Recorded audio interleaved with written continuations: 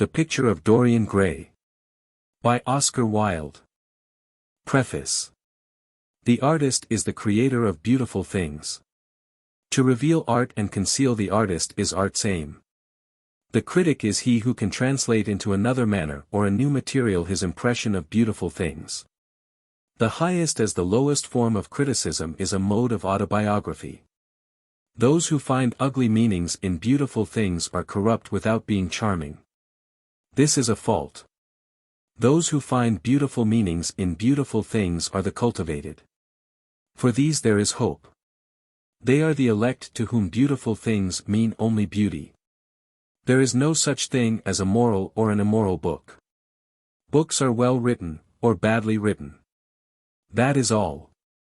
The 19th century dislike of realism is the rage of Caliban seeing his own face in a glass. The 19th century dislike of romanticism is the rage of Caliban not seeing his own face in a glass. The moral life of man forms part of the subject matter of the artist, but the morality of art consists in the perfect use of an imperfect medium. No artist desires to prove anything.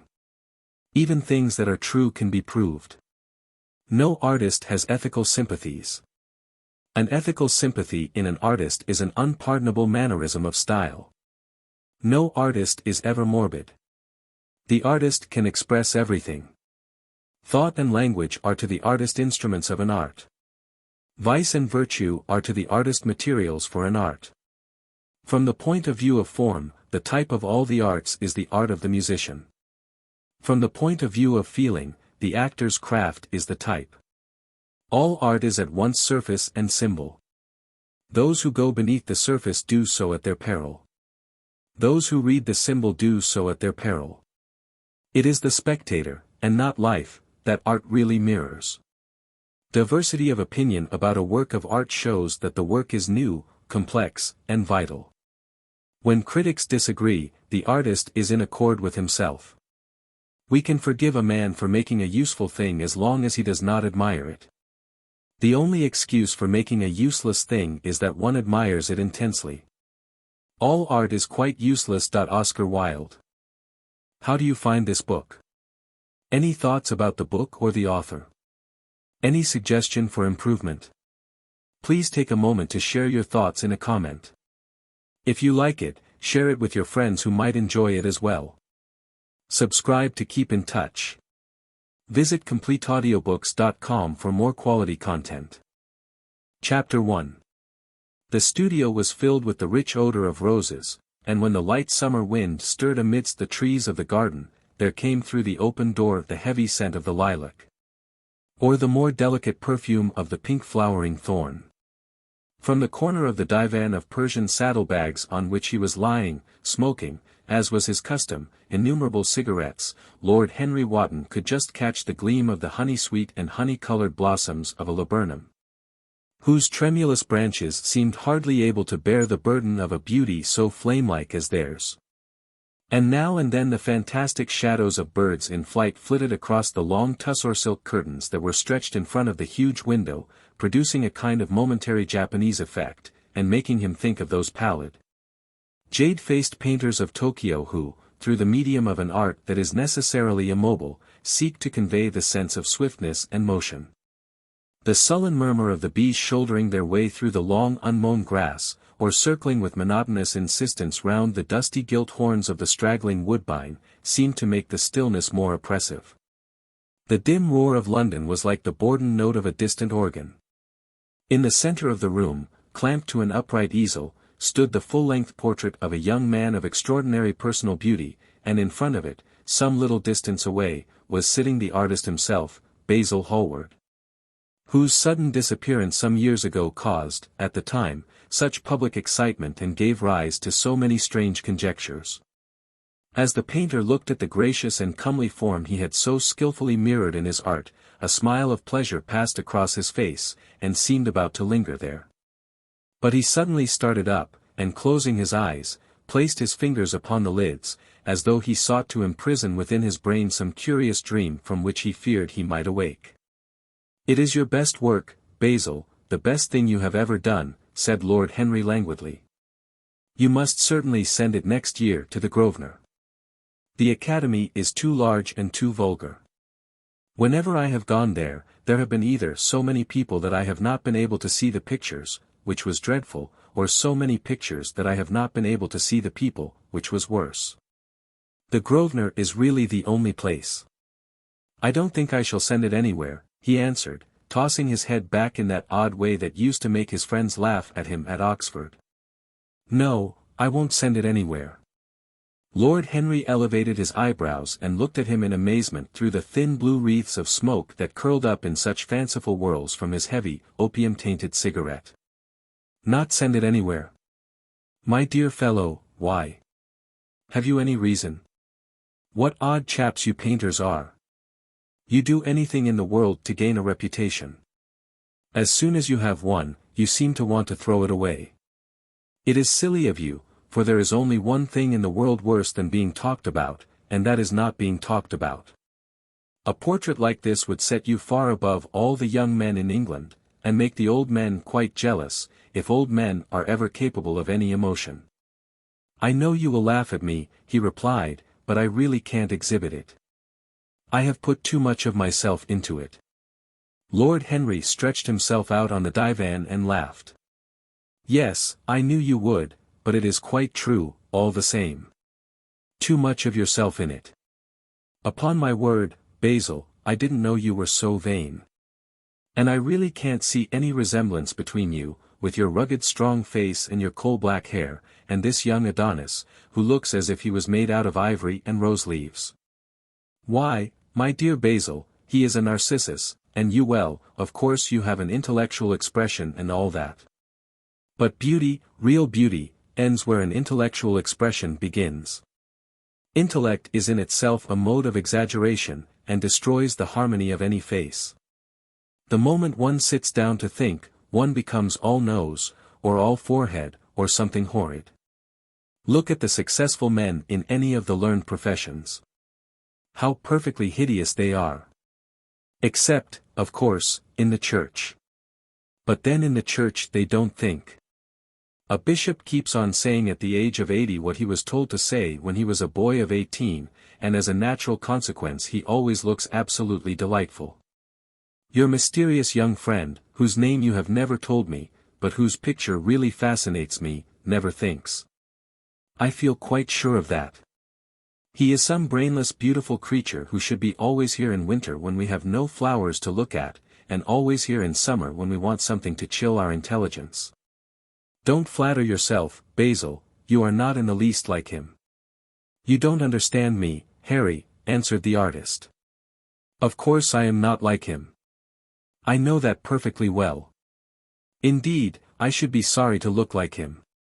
You shrug your shoulders. I am telling you the truth.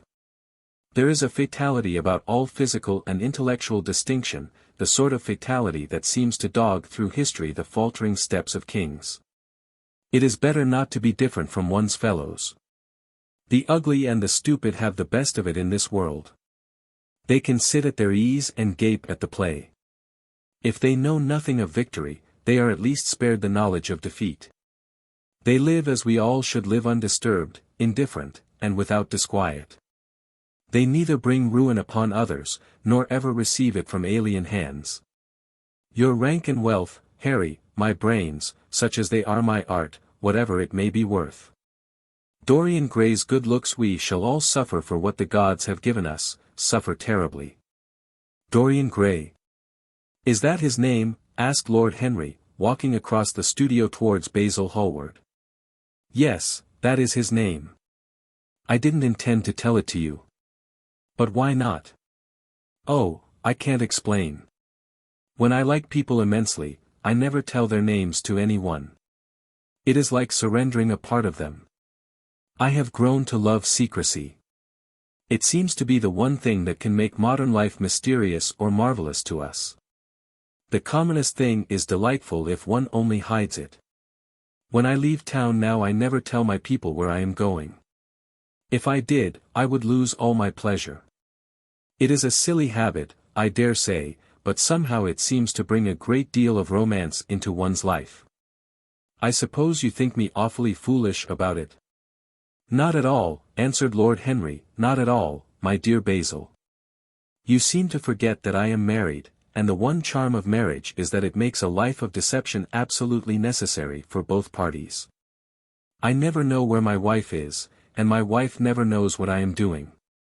When we do meet occasionally, when we dine out together, or go down to the Duke's we tell each other the most absurd stories with the most serious faces. My wife is very good at it, much better, in fact, than I am. She never gets confused over her dates, and I always do. But when she does find me out, she makes no row at all. I sometimes wish she would, but she merely laughs at me. I hate the way you talk about your married life, Harry, said Basil Hallward, strolling towards the door that led into the garden. I believe that you are really a very good husband, but that you are thoroughly ashamed of your own virtues. You are an extraordinary fellow. You never say a moral thing, and you never do a wrong thing. Your cynicism is simply a pose. Being natural is simply a pose, and the most irritating pose I know, cried Lord Henry, laughing. And the two young men went out into the garden together and ensconced themselves on a long bamboo seat that stood in the shade of a tall laurel bush. The sunlight slipped over the polished leaves. In the grass, white daisies were tremulous. After a pause, Lord Henry pulled out his watch. I am afraid I must be going, Basil, he murmured, and before I go, I insist on your answering a question I put to you some time ago. What is that? Said the painter, keeping his eyes fixed on the ground. You know quite well. I do not, Harry. Well, I will tell you what it is. I want you to explain to me why you won't exhibit Dorian Gray's picture. I want the real reason. I told you the real reason. No, you did not. You said it was because there was too much of yourself in it. Now, that is childish. Harry, said Basil Hallward, looking him straight in the face, every portrait that is painted with feeling is a portrait of the artist, not of the sitter. The sitter is merely the accident, the occasion. It is not he who is revealed by the painter, it is rather the painter who, on the colored canvas, reveals himself. The reason I will not exhibit this picture is that I am afraid that I have shown in it the secret of my own soul. Lord Henry laughed. And what is that? He asked. I will tell you, said Hallward, but an expression of perplexity came over his face. I am all expectation, Basil, continued his companion, glancing at him. Oh, there is really very little to tell, Harry, answered the painter, and I am afraid you will hardly understand it. Perhaps you will hardly believe it. Lord Henry smiled, and leaning down, plucked a pink-petaled daisy from the grass and examined it. I am quite sure I shall understand it, he replied, gazing intently at the little golden, white-feathered disc, and as for believing things, I can believe anything, provided that it is quite incredible. The wind shook some blossoms from the trees, and the heavy lilac blooms, with their clustering stars, moved to and fro in the languid air. A grasshopper began to chirrup by the wall, and like a blue thread a long thin dragonfly floated past on its brown gauze wings. Lord Henry felt as if he could hear Basil Hallward's heart beating, and wondered what was coming. The story is simply this, said the painter after some time. 2 months ago I went to a crush at Lady Brandon's. You know we poor artists have to show ourselves in society from time to time, just to remind the public that we are not savages. With an evening coat and a white tie, as you told me once, anybody, even a stockbroker, can gain a reputation for being civilized. Well, after I had been in the room about 10 minutes, talking to huge overdressed dowagers and tedious academicians, I suddenly became conscious that someone was looking at me. I turned halfway round and saw Dorian Gray for the first time. When our eyes met, I felt that I was growing pale. A curious sensation of terror came over me. I knew that I had come face to face with someone whose mere personality was so fascinating that, if I allowed it to do so, it would absorb my whole nature, my whole soul, my very art itself. I did not want any external influence in my life. You know yourself, Harry, how independent I am by nature. I have always been my own master, had at least always been so, till I met Dorian Gray. Then but I don't know how to explain it to you. Something seemed to tell me that I was on the verge of a terrible crisis in my life. I had a strange feeling that fate had in store for me exquisite joys and exquisite sorrows. I grew afraid and turned to quit the room. It was not conscience that made me do so, it was a sort of cowardice. I take no credit to myself for trying to escape. Conscience and cowardice are really the same things, Basil. Conscience is the trade name of the firm. That is all. I don't believe that, Harry, and I don't believe you do either. However, whatever was my motive, and it may have been pride, for I used to be very proud, I certainly struggled to the door. There, of course, I stumbled against Lady Brandon. "You are not going to run away so soon, Mr. Hallward," she screamed out. You know her curiously shrill voice. "Yes, she is a peacock in everything but beauty," said Lord Henry, pulling the daisy to bits with his long nervous fingers. "I could not get rid of her. She brought me up to royalties, and people with stars and garters, and elderly ladies with gigantic tiaras and parrot noses. She spoke of me as her dearest friend. I had only met her once before, but she took it into her head to Leonize me. I believe some picture of mine had made a great success at the time, at least had been chattered about in the penny newspapers, which is the 19th century standard of immortality. Suddenly I found myself face to face with the young man whose personality had so strangely stirred me. We were quite close, almost touching. Our eyes met again. It was reckless of me, but I asked Lady Brandon to introduce me to him. Perhaps it was not so reckless, after all. It was simply inevitable. We would have spoken to each other without any introduction. I am sure of that. Dorian told me so afterwards. He, too, felt that we were destined to know each other. "And how did Lady Brandon describe this wonderful young man?" asked his companion. "I know she goes in for giving a rapid précis of all her guests. I remember her bringing me up to a truculent and red-faced old gentleman covered all over with orders and ribbons, and hissing into my ear, in a tragic whisper which must have been perfectly audible to everybody in the room. The most astounding details. I simply fled. I like to find out people for myself. But Lady Brandon treats her guests exactly as an auctioneer treats his goods. She either explains them entirely away, or tells one everything about them except what one wants to know. Poor Lady Brandon. You are hard on her, Harry, said Hallward listlessly. My dear fellow, she tried to found a salon, and only succeeded in opening a restaurant. How could I admire her? But tell me, what did she say about Mr. Dorian Gray? Oh, something like, charming boy, poor dear mother, and I absolutely inseparable.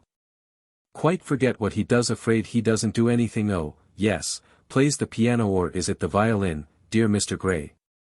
Neither of us could help laughing, and we became friends at once.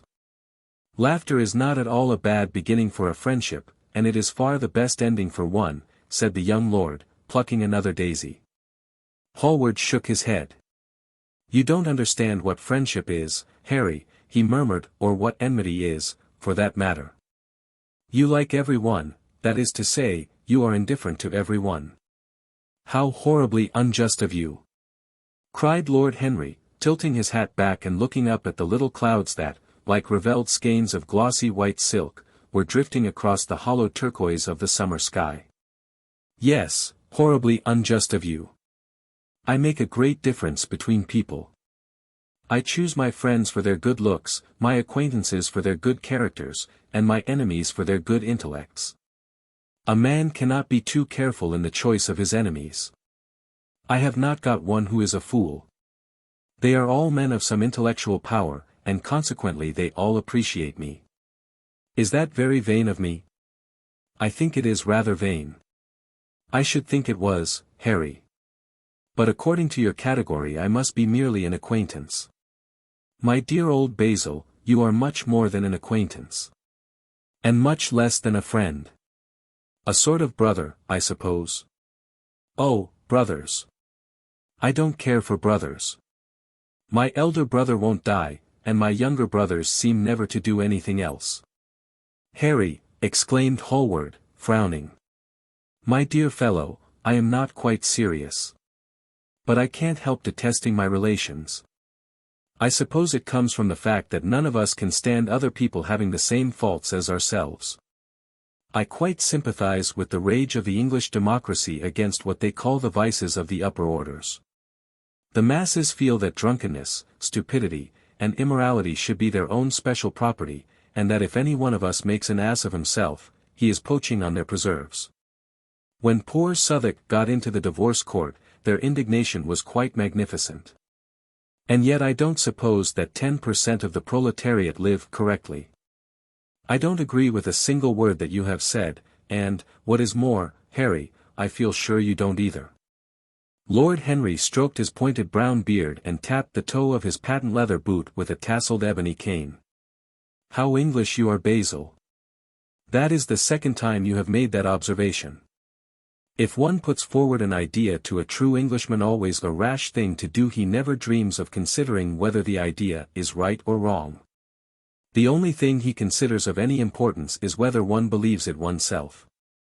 Now, the value of an idea has nothing whatsoever to do with the sincerity of the man who expresses it. Indeed, the probabilities are that the more insincere the man is, the more purely intellectual will the idea be, as in that case it will not be colored by either his wants, his desires, or his prejudices.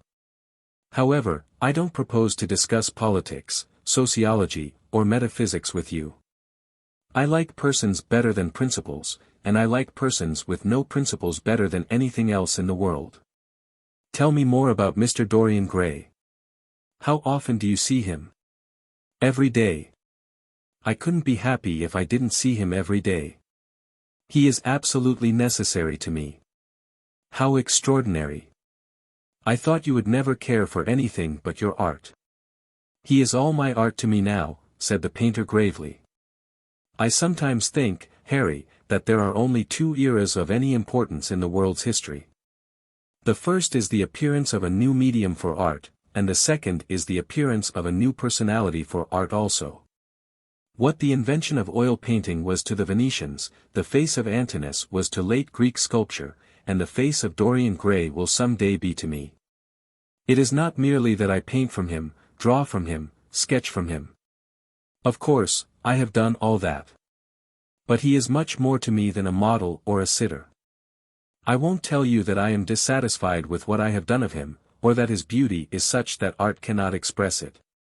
There is nothing that art cannot express, and I know that the work I have done, since I met Dorian Gray, is good work, is the best work of my life. But in some curious way I wonder, will you understand me? His personality has suggested to me an entirely new manner in art, an entirely new mode of style. I see things differently, I think of them differently. I can now recreate life in a way that was hidden from me before.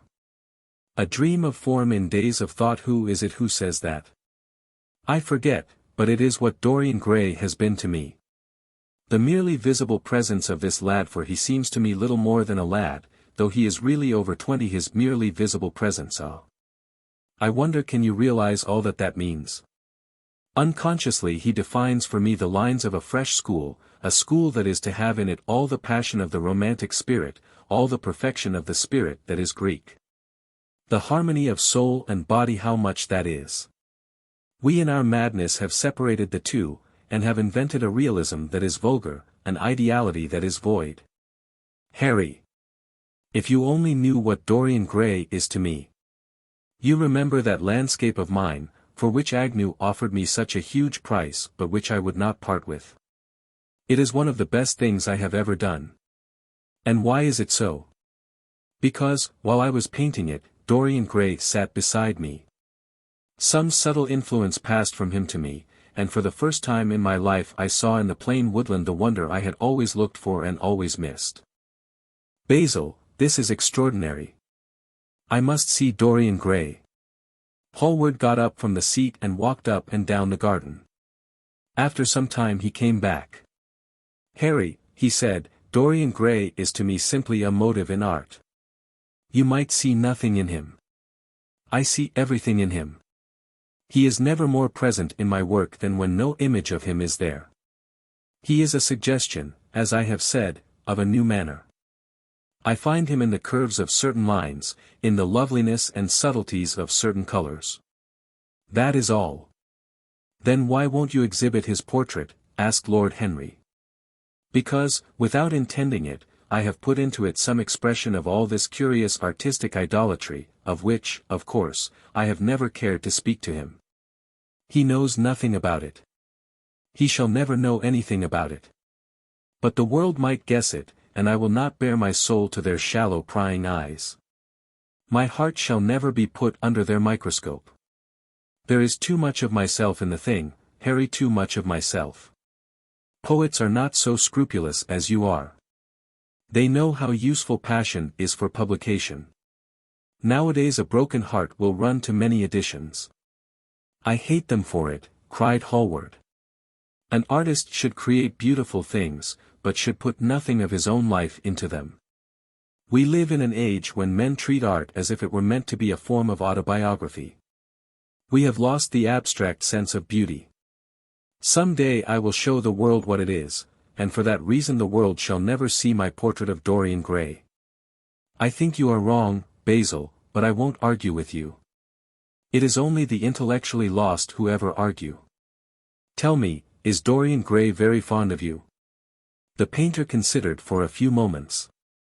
He likes me, he answered after a pause. I know he likes me. Of course I flatter him dreadfully.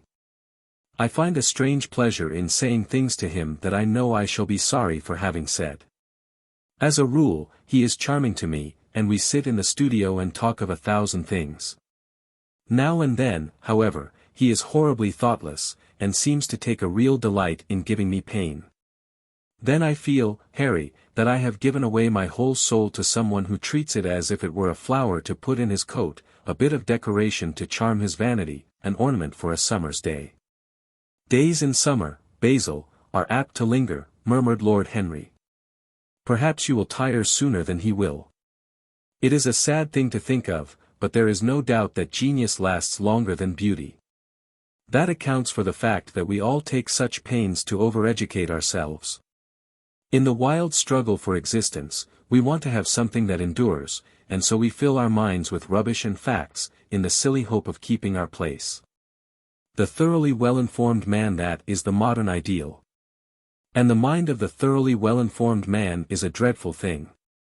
It is like a bric-a-brac shop, all monsters and dust, with everything priced above its proper value.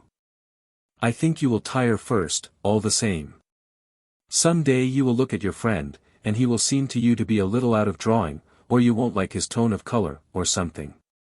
You will bitterly reproach him in your own heart, and seriously think that he has behaved very badly to you. The next time he calls, you will be perfectly cold and indifferent. It will be a great pity, for it will alter you. What you have told me is quite a romance of art one might call it, and the worst of having a romance of any kind is that it leaves one so unromantic. Harry, don't talk like that. As long as I live, the personality of Dorian Gray will dominate me. You can't feel what I feel. You change too often. Ah, my dear Basil, that is exactly why I can feel it. Those who are faithful know only the trivial side of love, it is the faithless who know love's tragedies. And Lord Henry struck a light on a dainty silver case and began to smoke a cigarette with a self-conscious and satisfied air, as if he had summed up the world in a phrase. There was a rustle of chirping sparrows in the green lacquer leaves of the ivy, and the blue cloud shadows chased themselves across the grass like swallows. How pleasant it was in the garden! And how delightful other people's emotions were! Much more delightful than their ideas, it seemed to him. One's own soul, and the passions of one's friends, those were the fascinating things in life. He pictured to himself with silent amusement the tedious luncheon that he had missed by staying so long with Basil Hallward. Had he gone to his aunt's, he would have been sure to have met Lord Goodbody there, and the whole conversation would have been about the feeding of the poor and the necessity for model lodging-houses. Each class would have preached the importance of those virtues, for whose exercise there was no necessity in their own lives. The rich would have spoken on the value of thrift, and the idle grown eloquent over the dignity of labor. It was charming to have escaped all that. As he thought of his aunt, an idea seemed to strike him. He turned to Hallward and said, "My dear fellow, I have just remembered." "Remembered what, Harry?" "Where I heard the name of Dorian Gray." "Where was it?" asked Hallward, with a slight frown. "Don't look so angry, Basil." "It was at my aunt, Lady Agatha's. She told me she had discovered a wonderful young man who was going to help her in the East End, and that his name was Dorian Gray. I am bound to state that she never told me he was good-looking. Women have no appreciation of good looks, at least, good women have not. She said that he was very earnest and had a beautiful nature. I at once pictured to myself a creature with spectacles and lank hair, horribly freckled, and tramping about on huge feet. I wish I had known it was your friend." "I am very glad you didn't, Harry." "Why?" "I don't want you to meet him." "You don't want me to meet him?" "No." "Mr. Dorian Gray is in the studio, sir," said the butler, coming into the garden. "You must introduce me now," cried Lord Henry, laughing. The painter turned to his servant, who stood blinking in the sunlight. "Ask Mr. Gray to wait, Parker, I shall be in a few moments." The man bowed and went up the walk. Then he looked at Lord Henry. "Dorian Gray is my dearest friend," he said. "He has a simple and a beautiful nature. Your aunt was quite right in what she said of him. Don't spoil him. Don't try to influence him. Your influence would be bad. The world is wide, and has many marvelous people in it. Don't take away from me the one person who gives to my art whatever charm it possesses. My life as an artist depends on him. Mind, Harry, I trust you." He spoke very slowly, and the words seemed wrung out of him almost against his will. "What nonsense you talk," said Lord Henry, smiling, and taking Hallward by the arm, he almost led him into the house. Chapter 2. As they entered they saw Dorian Gray. He was seated at the piano, with his back to them, turning over the pages of a volume of Schumann's Forest Scenes. "You must lend me these, Basil," he cried. "I want to learn them. They are perfectly charming." "That entirely depends on how you sit today, Dorian." "Oh, I am tired of sitting, and I don't want a life-sized portrait of myself," answered the lad, swinging round on the music-stool in a wilful, petulant manner. When he caught sight of Lord Henry, a faint blush colored his cheeks for a moment, and he started up. "I beg your pardon, Basil, but I didn't know you had anyone with you. This is Lord Henry Wotton, Dorian, an old Oxford friend of mine. I have just been telling him what a capital sitter you were, and now you have spoiled everything." "You have not spoiled my pleasure in meeting you, Mr. Gray," said Lord Henry, stepping forward and extending his hand. "My aunt has often spoken to me about you. You are one of her favorites, and, I am afraid, one of her victims also." "I am in Lady Agatha's black books at present," answered Dorian with a funny look of penitence. "I promised to go to a club in Whitechapel with her last Tuesday, and I really forgot all about it. We were to have played a duet together, 3 duets, I believe. I don't know what she will say to me. I am far too frightened to call." "Oh, I will make your peace with my aunt. She is quite devoted to you. And I don't think it really matters about your not being there. The audience probably thought it was a duet. When Aunt Agatha sits down to the piano, she makes quite enough noise for 2 people. That is very horrid to her, and not very nice to me," answered Dorian, laughing. Lord Henry looked at him. Yes, he was certainly wonderfully handsome, with his finely curved scarlet lips, his frank blue eyes, his crisp gold hair. There was something in his face that made one trust him at once. All the candor of youth was there, as well as all youth's passionate purity. One felt that he had kept himself unspotted from the world. No wonder Basil Hallward worshipped him. "You are too charming to go in for philanthropy, Mr. Gray, far too charming." And Lord Henry flung himself down on the divan and opened his cigarette case. The painter had been busy mixing his colors and getting his brushes ready. He was looking worried, and when he heard Lord Henry's last remark, he glanced at him, hesitated for a moment, and then said, "Harry, I want to finish this picture today. Would you think it awfully rude of me if I asked you to go away?" Lord Henry smiled and looked at Dorian Gray. "Am I to go, Mr. Gray?" he asked. "Oh, please don't, Lord Henry. I see that Basil is in one of his sulky moods, and I can't bear him when he sulks. Besides, I want you to tell me why I should not go in for philanthropy." "I don't know that I shall tell you that, Mr. Gray. It is so tedious a subject that one would have to talk seriously about it. But I certainly shall not run away, now that you have asked me to stop. You don't really mind, Basil, do you? You have often told me that you liked your sitters to have someone to chat to." Hallward bit his lip. "If Dorian wishes it, of course you must stay. Dorian's whims are laws to everybody, except himself." Lord Henry took up his hat and gloves. "You are very pressing, Basil, but I am afraid I must go. I have promised to meet a man at the Orleans. Goodbye, Mr. Gray. Come and see me some afternoon in Curzon Street.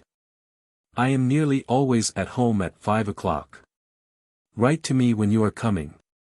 I should be sorry to miss you." "Basil," cried Dorian Gray, "if Lord Henry Wotton goes, I shall go, too. You never open your lips while you are painting, and it is horribly dull standing on a platform and trying to look pleasant. Ask him to stay. I insist upon it." "Stay, Harry, to oblige Dorian, and to oblige me," said Hallward, gazing intently at his picture. "It is quite true, I never talk when I am working, and never listen either, and it must be dreadfully tedious for my unfortunate sitters. I beg you to stay. But what about my man at the Orleans?" The painter laughed. "I don't think there will be any difficulty about that. Sit down again, Harry. And now, Dorian, get up on the platform, and don't move about too much, or pay any attention to what Lord Henry says. He has a very bad influence over all his friends, with the single exception of myself."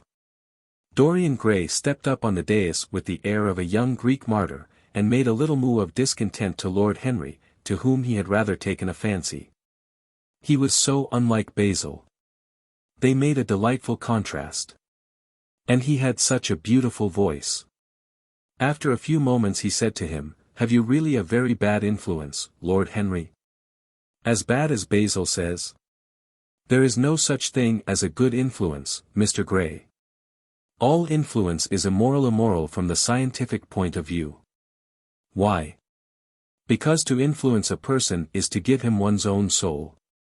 He does not think his natural thoughts, or burn with his natural passions. His virtues are not real to him. His sins, if there are such things as sins, are borrowed. He becomes an echo of someone else's music, an actor of a part that has not been written for him. The aim of life is self-development. To realize one's nature perfectly, that is what each of us is here for. People are afraid of themselves, nowadays. They have forgotten the highest of all duties, the duty that one owes to oneself. Of course, they are charitable. They feed the hungry and clothe the beggar. But their own souls starve, and are naked. Courage has gone out of our race. Perhaps we never really had it. The terror of society, which is the basis of morals, the terror of God, which is the secret of religion, these are the two things that govern us. And yet, just turn your head a little more to the right, Dorian, like a good boy, said the painter, deep in his work and conscious only that a look had come into the lad's face that he had never seen there before. "And yet," continued Lord Henry, in his low, musical voice, and with that graceful wave of the hand that was always so characteristic of him, and that he had even in his Eton days, "I believe that if one man were to live out his life fully and completely, were to give form to every feeling, expression to every thought, reality to every dream, I believe that the world would gain such a fresh impulse of joy that we would forget all the maladies of medievalism, and return to the Hellenic ideal, to something finer, richer than the Hellenic ideal, it may be. But the bravest man amongst us is afraid of himself. The mutilation of the savage has its tragic survival in the self-denial that mars our lives. We are punished for our refusals. Every impulse that we strive to strangle broods in the mind and poisons us.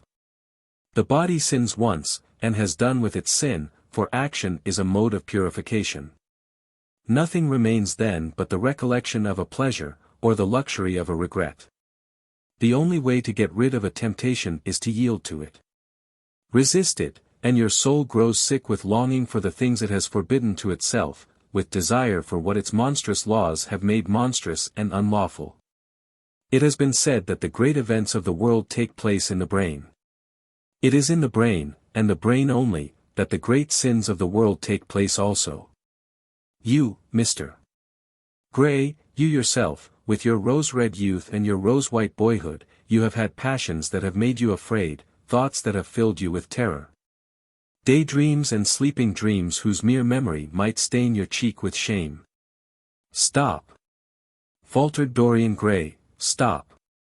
You bewilder me. I don't know what to say. There is some answer to you, but I cannot find it. Don't speak. Let me think. Or, rather, let me try not to think. For nearly 10 minutes he stood there, motionless, with parted lips and eyes strangely bright. He was dimly conscious that entirely fresh influences were at work within him. Yet they seemed to him to have come really from himself. The few words that Basil's friend had said to him, words spoken by chance, no doubt, and with willful paradox in them, had touched some secret chord that had never been touched before. But that he felt was now vibrating and throbbing to curious pulses. Music had stirred him like that. Music had troubled him many times.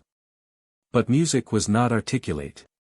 It was not a new world, but rather another chaos, that it created in us. Words. Mere words. How terrible they were.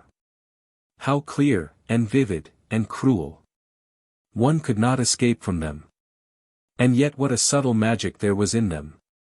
They seemed to be able to give a plastic form to formless things, and to have a music of their own as sweet as that of viol or of lute. Mere words. Was there anything so real as words? Yes, there had been things in his boyhood that he had not understood. He understood them now. Life suddenly became fiery-colored to him.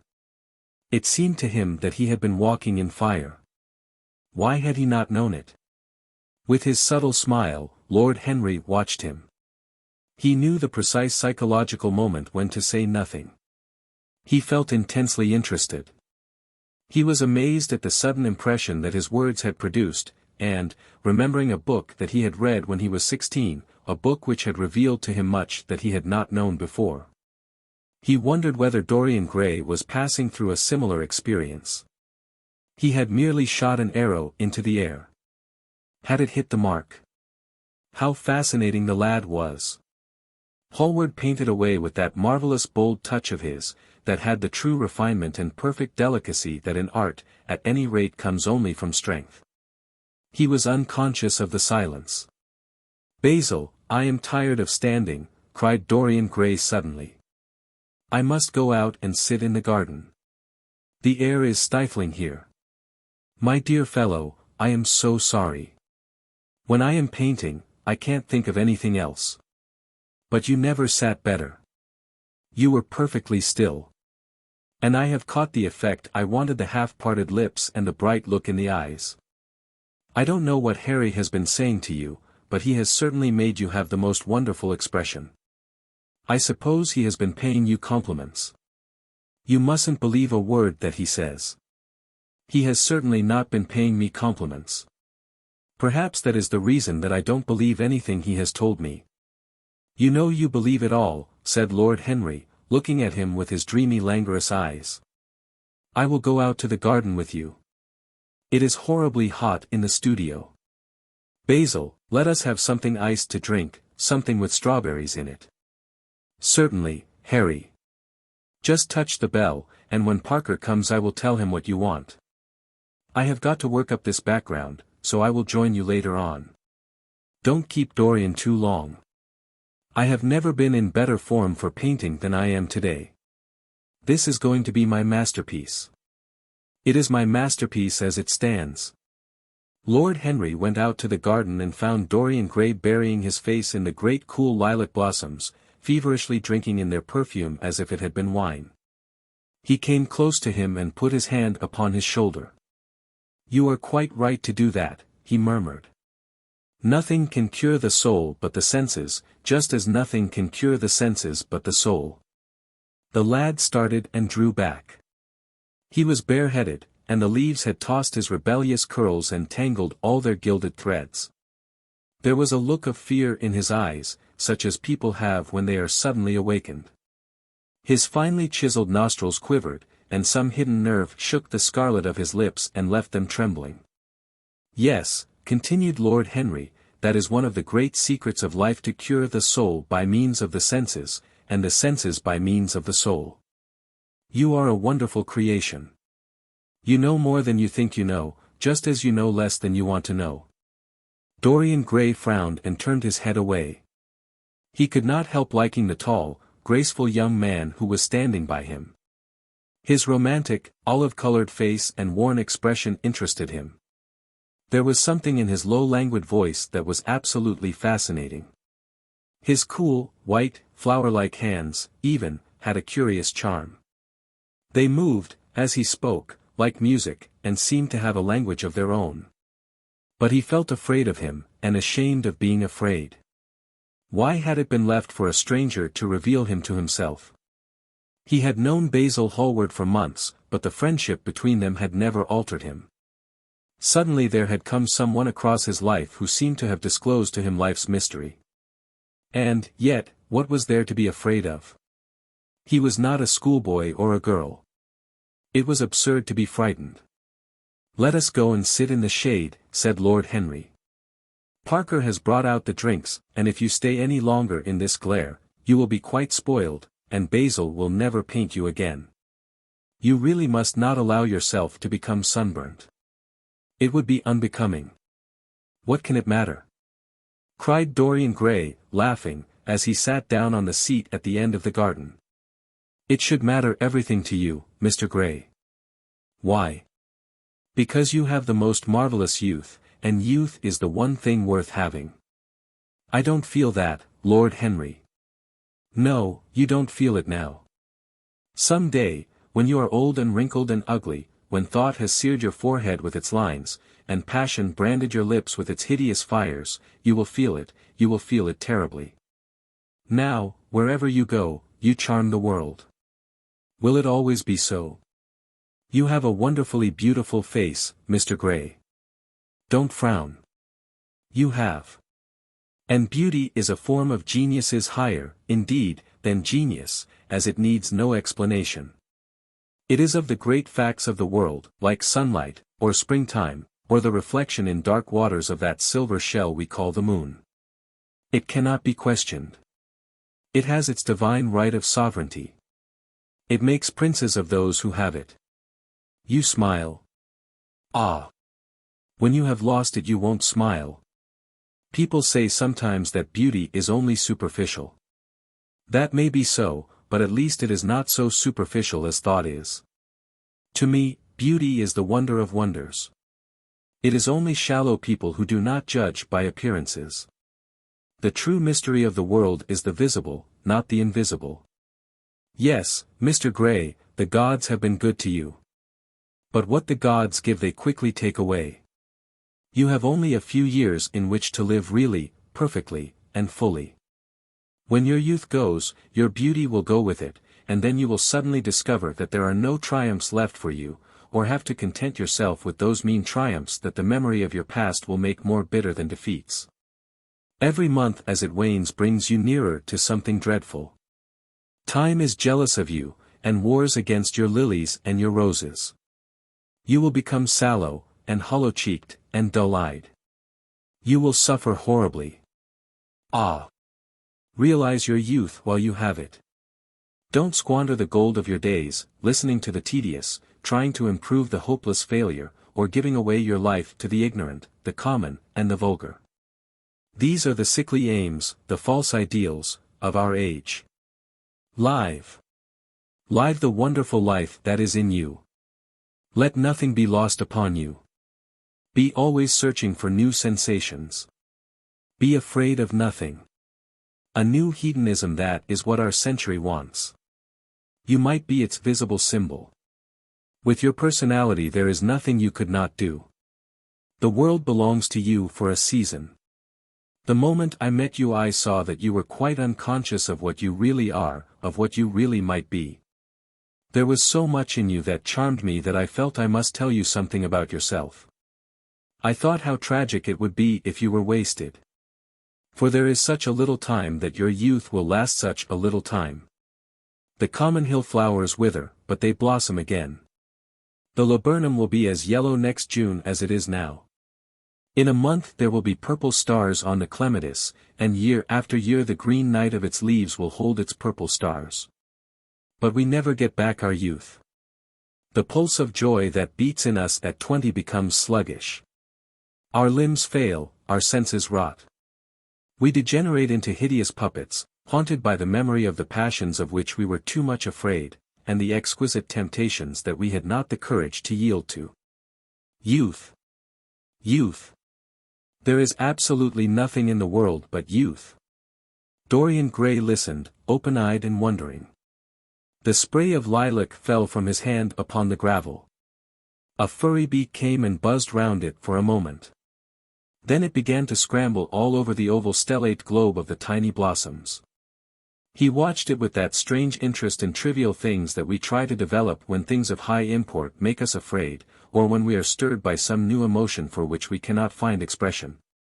Or when some thought that terrifies us lays sudden siege to the brain and calls on us to yield. After a time the bee flew away. He saw it creeping into the stained trumpet of a Tyrian convolvulus. The flower seemed to quiver, and then swayed gently to and fro. Suddenly the painter appeared at the door of the studio and made staccato signs for them to come in. They turned to each other and smiled. "I am waiting," he cried. "Do come in. The light is quite perfect, and you can bring your drinks." They rose up and sauntered down the walk together. 2 green and white butterflies fluttered past them, and in the pear tree at the corner of the garden a thrush began to sing. "You are glad you have met me, Mr. Gray," said Lord Henry, looking at him. "Yes, I am glad now. I wonder, shall I always be glad?" "Always. That is a dreadful word. It makes me shudder when I hear it. Women are so fond of using it. They spoil every romance by trying to make it last forever. It is a meaningless word, too. The only difference between a caprice and a lifelong passion is that the caprice lasts a little longer." As they entered the studio, Dorian Gray put his hand upon Lord Henry's arm. "In that case, let our friendship be a caprice," he murmured, flushing at his own boldness, then stepped up on the platform and resumed his pose. Lord Henry flung himself into a large wicker armchair and watched him. The sweep and dash of the brush on the canvas made the only sound that broke the stillness, except when, now and then, Hallward stepped back to look at his work from a distance. In the slanting beams that streamed through the open doorway the dust danced and was golden. The heavy scent of the roses seemed to brood over everything. After about a quarter of an hour Hallward stopped painting, looked for a long time at Dorian Gray, and then for a long time at the picture, biting the end of one of his huge brushes and frowning. "It is quite finished," he cried at last, and stooping down he wrote his name in long vermilion letters on the left-hand corner of the canvas. Lord Henry came over and examined the picture. It was certainly a wonderful work of art, and a wonderful likeness as well. "My dear fellow, I congratulate you most warmly," he said. "It is the finest portrait of modern times. Mr. Gray, come over and look at yourself." The lad started, as if awakened from some dream. "Is it really finished?" he murmured, stepping down from the platform. "Quite finished," said the painter. "And you have sat splendidly today. I am awfully obliged to you." "That is entirely due to me," broke in Lord Henry. "Isn't it, Mr. Gray?" Dorian made no answer, but passed listlessly in front of his picture and turned towards it. When he saw it he drew back, and his cheeks flushed for a moment with pleasure. A look of joy came into his eyes, as if he had recognized himself for the first time. He stood there motionless and in wonder, dimly conscious that Hallward was speaking to him, but not catching the meaning of his words. The sense of his own beauty came on him like a revelation. He had never felt it before. Basil Hallward's compliments had seemed to him to be merely the charming exaggeration of friendship. He had listened to them, laughed at them, forgotten them. They had not influenced his nature. Then had come Lord Henry Wotton with his strange panegyric on youth, his terrible warning of its brevity. That had stirred him at the time, and now, as he stood gazing at the shadow of his own loveliness, the full reality of the description flashed across him. Yes, there would be a day when his face would be wrinkled and wizen, his eyes dim and colorless, the grace of his figure broken and deformed. The scarlet would pass away from his lips and the gold steal from his hair. The life that was to make his soul would mar his body. He would become dreadful, hideous, and uncouth. As he thought of it, a sharp pang of pain struck through him like a knife and made each delicate fiber of his nature quiver. His eyes deepened into amethyst, and across them came a mist of tears. He felt as if a hand of ice had been laid upon his heart. "Don't you like it?" cried Hallward at last, stung a little by the lad's silence, not understanding what it meant. "Of course he likes it," said Lord Henry. "Who wouldn't like it? It is one of the greatest things in modern art. I will give you anything you like to ask for it. I must have it. It is not my property, Harry." "Whose property is it?" "Dorian's, of course," answered the painter. "He is a very lucky fellow." "How sad it is," murmured Dorian Gray with his eyes still fixed upon his own portrait. "How sad it is. I shall grow old, and horrible, and dreadful. But this picture will remain always young. It will never be older than this particular day of June. If it were only the other way. If it were I who was to be always young, and the picture that was to grow old. For that I would give everything. Yes, there is nothing in the whole world I would not give. I would give my soul for that." "You would hardly care for such an arrangement, Basil," cried Lord Henry, laughing. "It would be rather hard lines on your work." "I should object very strongly, Harry," said Hallward. Dorian Gray turned and looked at him. "I believe you would, Basil. You like your art better than your friends. I am no more to you than a green bronze figure." "Hardly as much, I dare say." The painter stared in amazement. It was so unlike Dorian to speak like that. What had happened? He seemed quite angry. His face was flushed and his cheeks burning. "Yes," he continued, "I am less to you than your ivory Hermes or your silver fawn. You will like them always. How long will you like me? Till I have my first wrinkle, I suppose. I know, now, that when one loses one's good looks, whatever they may be, one loses everything. Your picture has taught me that. Lord Henry Wotton is perfectly right. Youth is the only thing worth having. When I find that I am growing old, I shall kill myself."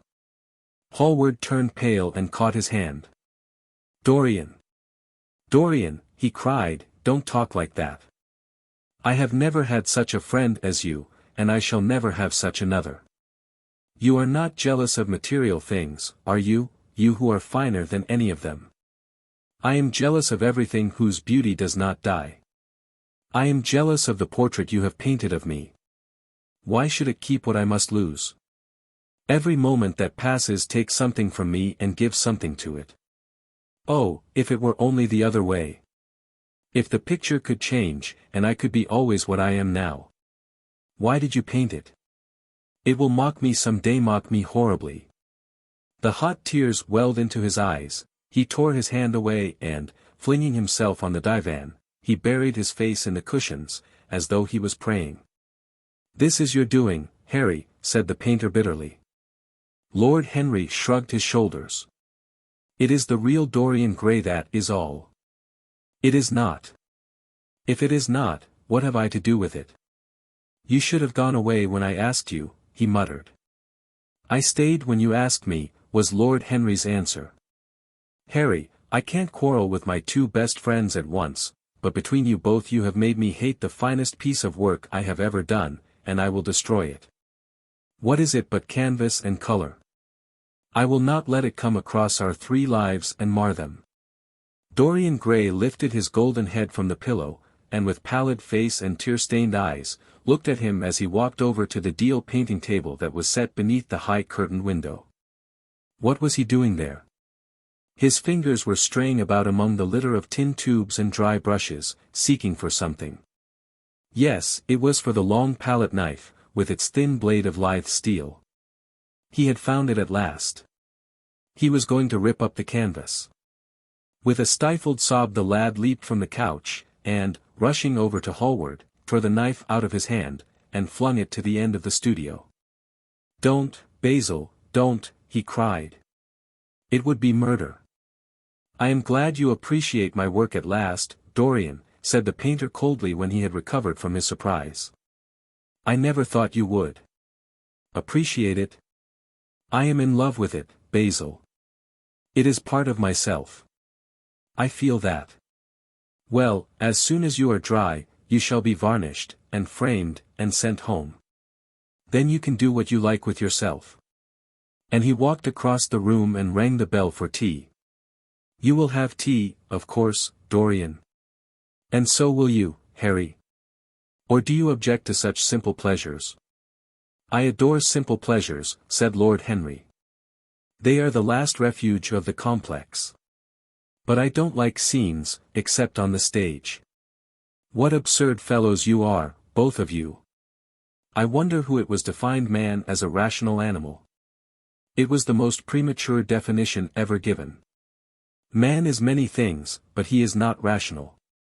I am glad he is not, after all, though I wish you chaps would not squabble over the picture. You had much better let me have it, Basil. This silly boy doesn't really want it, and I really do. If you let anyone have it but me, Basil, I shall never forgive you, cried Dorian Gray, and I don't allow people to call me a silly boy. You know the picture is yours, Dorian. I gave it to you before it existed. And you know you have been a little silly, Mr. Gray, and that you don't really object to being reminded that you are extremely young. I should have objected very strongly this morning, Lord Henry. Ah! This morning. You have lived since then. There came a knock at the door, and the butler entered with a laden tea tray and set it down upon a small Japanese table. There was a rattle of cups and saucers and the hissing of a fluted Georgian urn. 2 globe-shaped china dishes were brought in by a page. Dorian Gray went over and poured out the tea. The 2 men sauntered languidly to the table and examined what was under the covers. Let us go to the theatre tonight, said Lord Henry. There is sure to be something on, somewhere. I have promised to dine at White's, but it is only with an old friend, so I can send him a wire to say that I am ill, or that I am prevented from coming in consequence of a subsequent engagement. I think that would be a rather nice excuse, it would have all the surprise of candor. It is such a bore putting on one's dress clothes, muttered Hallward. And, when one has them on, they are so horrid. Yes, answered Lord Henry dreamily, the costume of the 19th century is detestable. It is so somber, so depressing. Sin is the only real color element left in modern life. You really must not say things like that before Dorian, Harry. Before which Dorian? The one who is pouring out tea for us, or the one in the picture? Before either. I should like to come to the theatre with you, Lord Henry, said the lad. Then you shall come, and you will come, too, Basil, won't you? I can't, really. I would sooner not. I have a lot of work to do. Well, then, you and I will go alone, Mr. Gray. I should like that awfully. The painter bit his lip and walked over, cup in hand, to the picture. I shall stay with the real Dorian, he said, sadly. Is it the real Dorian? Cried the original of the portrait, strolling across to him. Am I really like that? Yes, you are just like that. How wonderful, Basil. At least you are like it in appearance. But it will never alter, sighed Hallward. That is something. What a fuss people make about fidelity, exclaimed Lord Henry. Why, even in love it is purely a question for physiology. It has nothing to do with our own will. Young men want to be faithful, and are not, old men want to be faithless, and cannot, that is all one can say. Don't go to the theatre tonight, Dorian, said Hallward. Stop and dine with me. I can't, Basil. Why? Because I have promised Lord Henry Wotton to go with him. He won't like you the better for keeping your promises. He always breaks his own. I beg you not to go. Dorian Gray laughed and shook his head. I entreat you. The lad hesitated, and looked over at Lord Henry, who was watching them from the tea-table with an amused smile. I must go, Basil, he answered. Very well, said Hallward, and he went over and laid down his cup on the tray. It is rather late, and, as you have to dress, you had better lose no time. Goodbye, Harry. Goodbye, Dorian. Come and see me soon. Come tomorrow. Certainly. You won't forget. No, of course not, cried Dorian. And Harry. Yes, Basil. Remember what I asked you, when we were in the garden this morning. I have forgotten it. I trust you. I wish I could trust myself, said Lord Henry, laughing. Come, Mr. Gray, my hansom is outside, and I can drop you at your own place. Goodbye, Basil. It has been a most interesting afternoon. As the door closed behind them, the painter flung himself down on a sofa, and a look of pain came into his face. Chapter 3. At 12:30 next day Lord Henry Wotton strolled from Curzon Street over to the Albany to call on his uncle, Lord Fermor, a genial if somewhat rough-mannered old bachelor, whom the outside world called selfish because it derived no particular benefit from him, but who was considered generous by society as he fed the people who amused him. His father had been our ambassador at Madrid when Isabella was young and prim unthought of, but had retired from the diplomatic service in a capricious moment of annoyance on not being offered the embassy at Paris. A post to which he considered that he was fully entitled by reason of his birth, his indolence, the good English of his dispatches, and his inordinate passion for pleasure.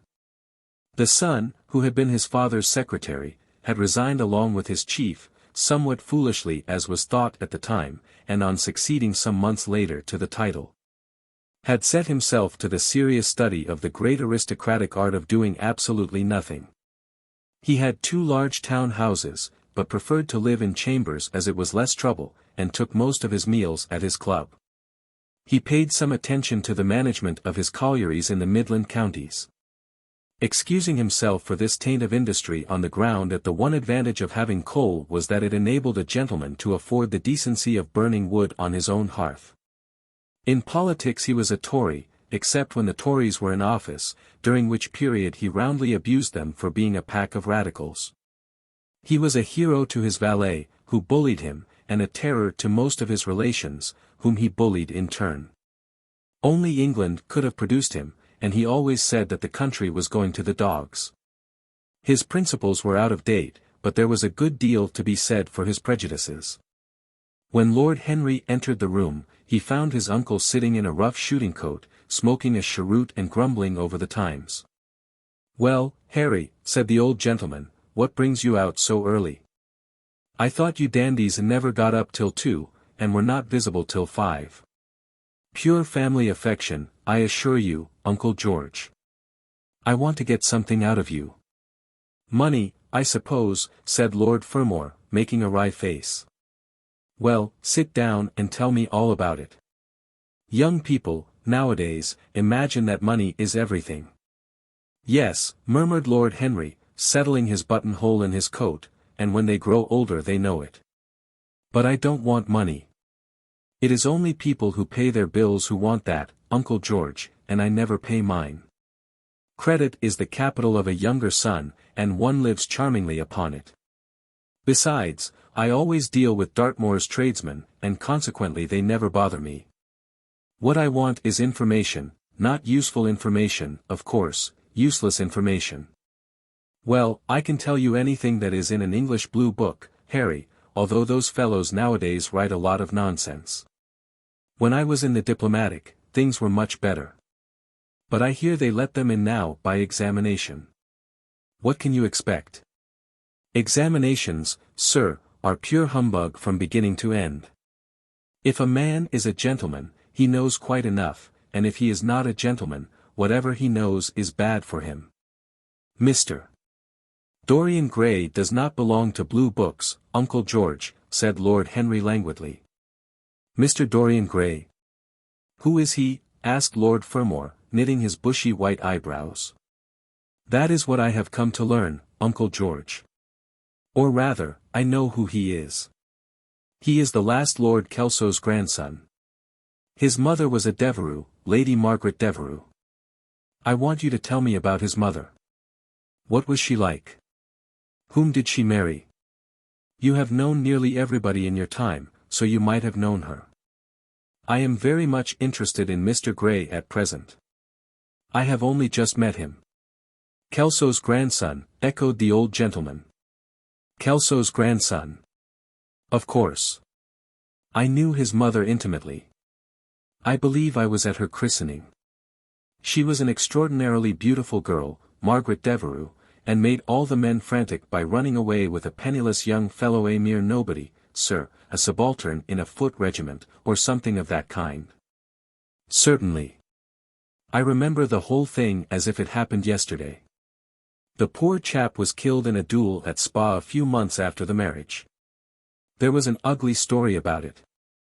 They said Kelso got some rascally adventurer, some Belgian brute, to insult his son-in-law in public, paid him, sir, to do it, paid him, and that the fellow spitted his man as if he had been a pigeon. The thing was hushed up, but, egad, Kelso ate his chop alone at the club for some time afterwards. He brought his daughter back with him, I was told, and she never spoke to him again. Oh, yes, it was a bad business. The girl died, too, died within a year. So she left a son, did she? I had forgotten that. What sort of boy is he? If he is like his mother, he must be a good-looking chap. He is very good-looking, assented Lord Henry. I hope he will fall into proper hands, continued the old man. He should have a pot of money waiting for him if Kelso did the right thing by him. His mother had money, too. All the Selby property came to her, through her grandfather. Her grandfather hated Kelso, thought him a mean dog. He was, too. Came to Madrid once when I was there. Egad, I was ashamed of him. The Queen used to ask me about the English noble who was always quarrelling with the cabman about their fares. They made quite a story of it. I didn't dare show my face at court for a month. I hope he treated his grandson better than he did the Jarvies. I don't know, answered Lord Henry. I fancy that the boy will be well off.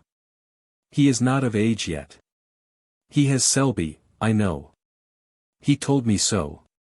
And, his mother was very beautiful.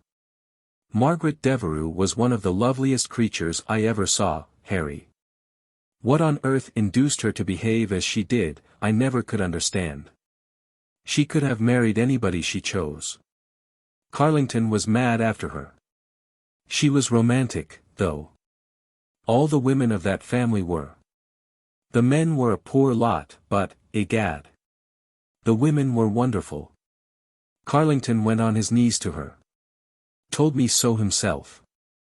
She laughed at him, and there wasn't a girl in London at the time who wasn't after him. And by the way, Harry, talking about silly marriages, what is this humbug your father tells me about Dartmoor wanting to marry an American? Ain't English girls good enough for him? It is rather fashionable to marry Americans just now, Uncle George.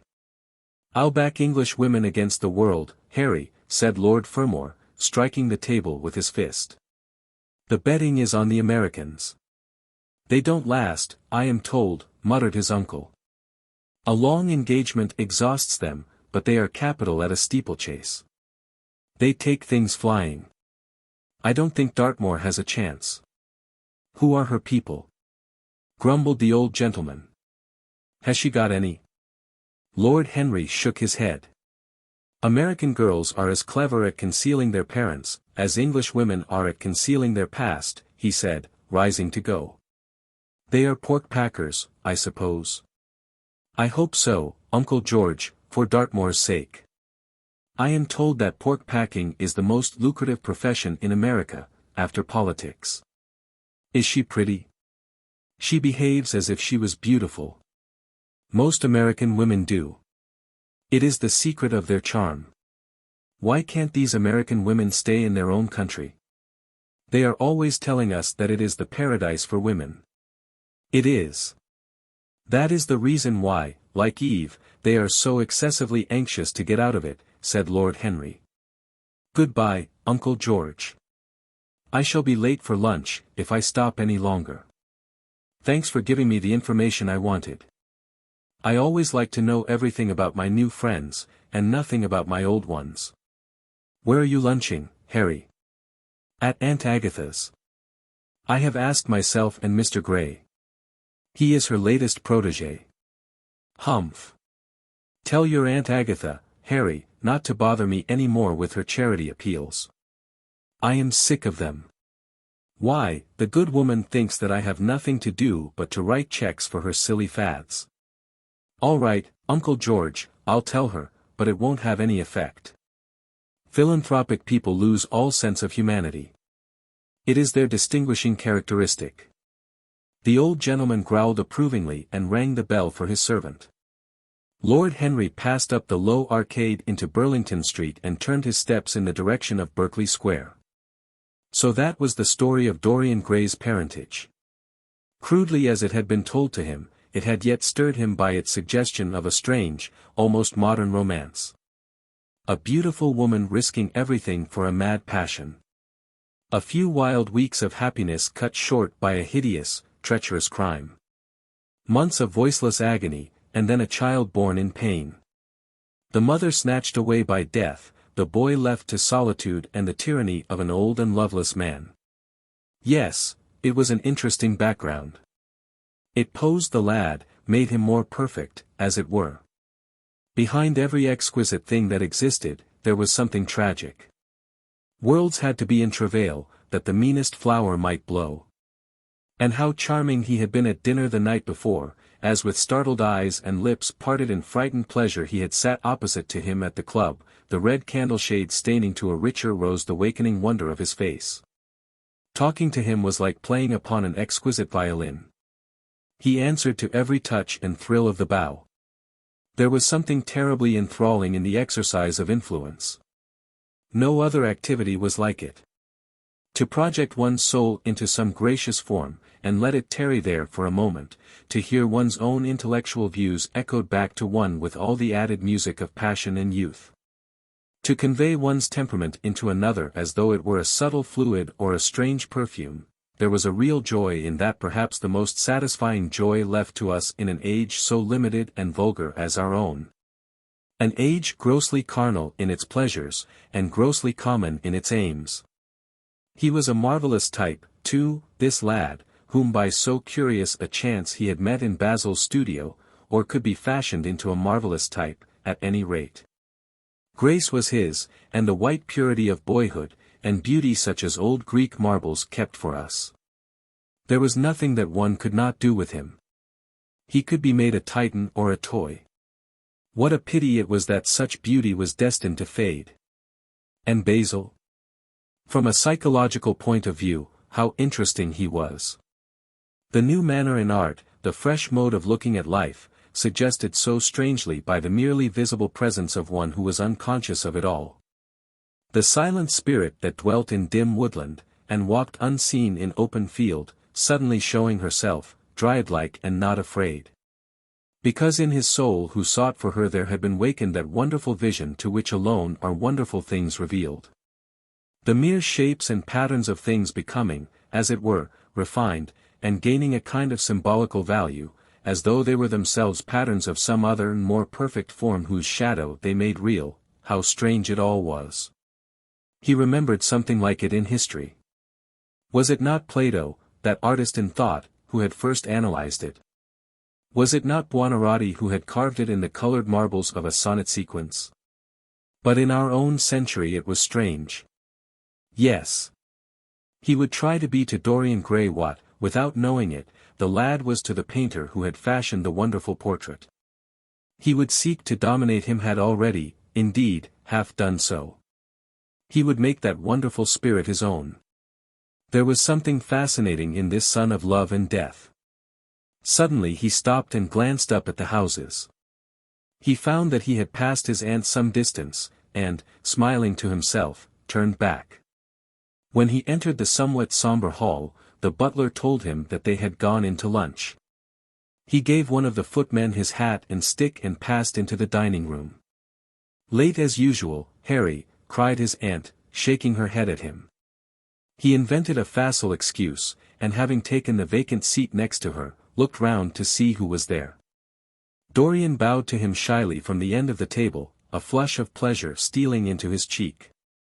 Opposite was the Duchess of Harley, a lady of admirable good nature and good temper, much liked by everyone who knew her.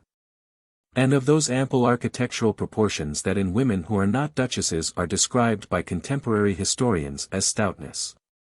Next to her sat, on her right, Sir Thomas Burton, a radical member of Parliament, who followed his leader in public life and in private life followed the best cooks, dining with the Tories and thinking with the Liberals.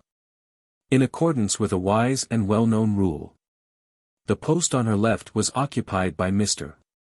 Erskine of Treadley, an old gentleman of considerable charm and culture, who had fallen, however, into bad habits of silence, having, as he explained once to Lady Agatha, said everything that he had to say before he was 30.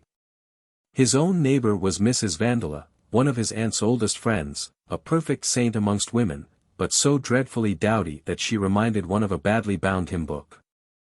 Fortunately for him she had on the other side Lord Fodle, a most intelligent middle-aged mediocrity, as bald as a ministerial statement in the House of Commons. With whom she was conversing in that intensely earnest manner which is the one unpardonable error, as he remarked once himself, that all really good people fall into, and from which none of them ever quite escape.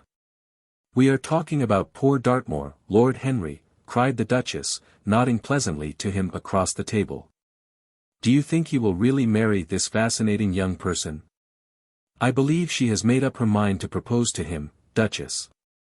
"How dreadful!" exclaimed Lady Agatha. "Really, some one should interfere. I am told, on excellent authority, that her father keeps an American dry goods store," said Sir Thomas Burton, looking supercilious. "My uncle has already suggested pork packing, Sir Thomas." "Dry goods. What are American dry goods?" asked the Duchess, raising her large hands in wonder and accentuating the verb. "American novels," answered Lord Henry, helping himself to some quail. The Duchess looked puzzled. "Don't mind him, my dear," whispered Lady Agatha. "He never means anything that he says."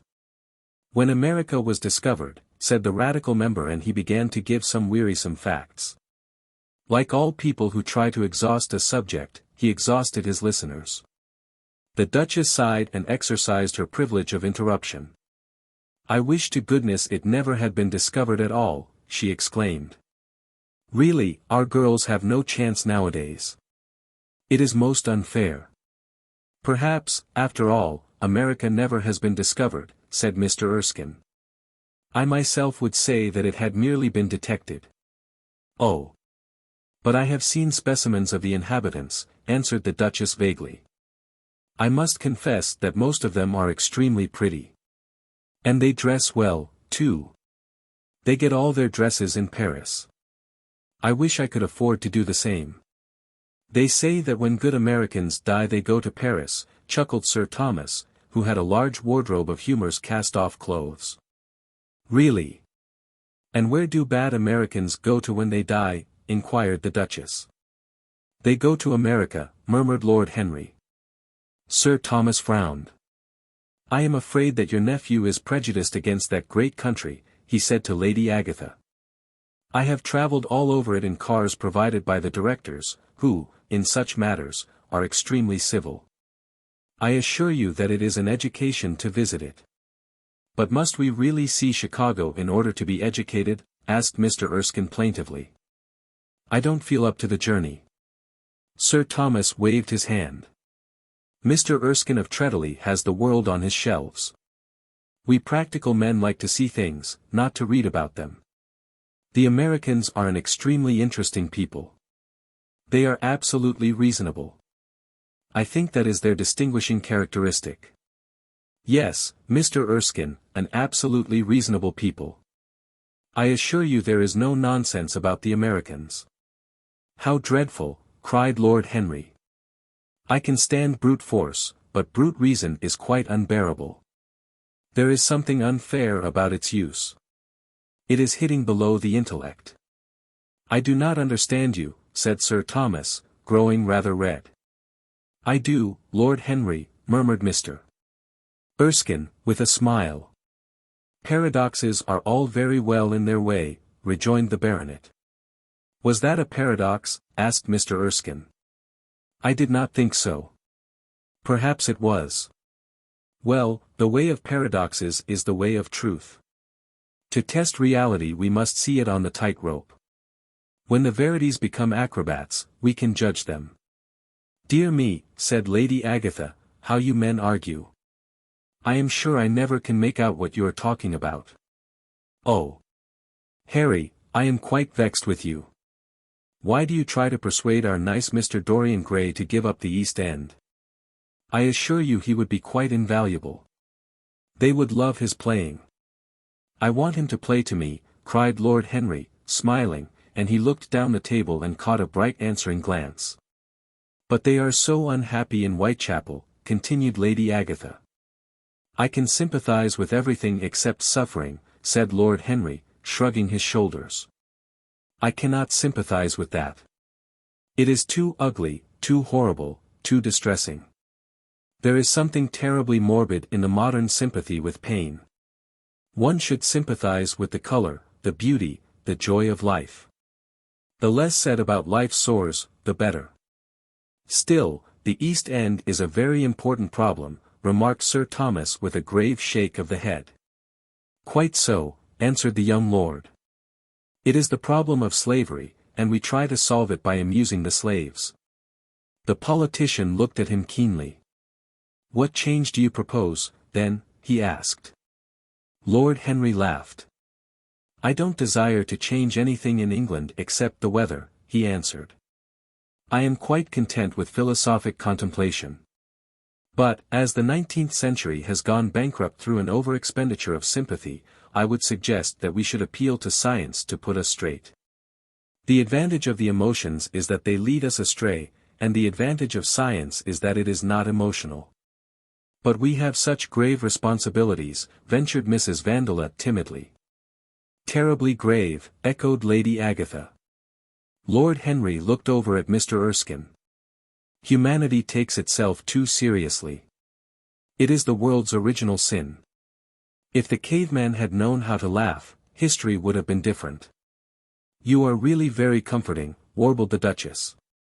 I have always felt rather guilty when I came to see your dear aunt, for I take no interest at all in the East End. For the future I shall be able to look her in the face without a blush. A blush is very becoming, Duchess, remarked Lord Henry. Only when one is young, she answered. When an old woman like myself blushes, it is a very bad sign. Ah! Lord Henry, I wish you would tell me how to become young again. He thought for a moment. Can you remember any great error that you committed in your early days, Duchess? He asked, looking at her across the table. A great many, I fear, she cried. Then commit them over again, he said gravely. To get back one's youth, one has merely to repeat one's follies. A delightful theory, she exclaimed. I must put it into practice. A dangerous theory, came from Sir Thomas's tight lips. Lady Agatha shook her head, but could not help being amused. Mr. Erskine listened. Yes, he continued, that is one of the great secrets of life.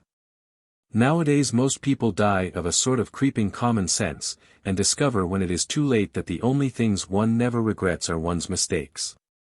A laugh ran round the table. He played with the idea and grew willful. Tossed it into the air and transformed it, let it escape and recaptured it, made it iridescent with fancy and winged it with paradox.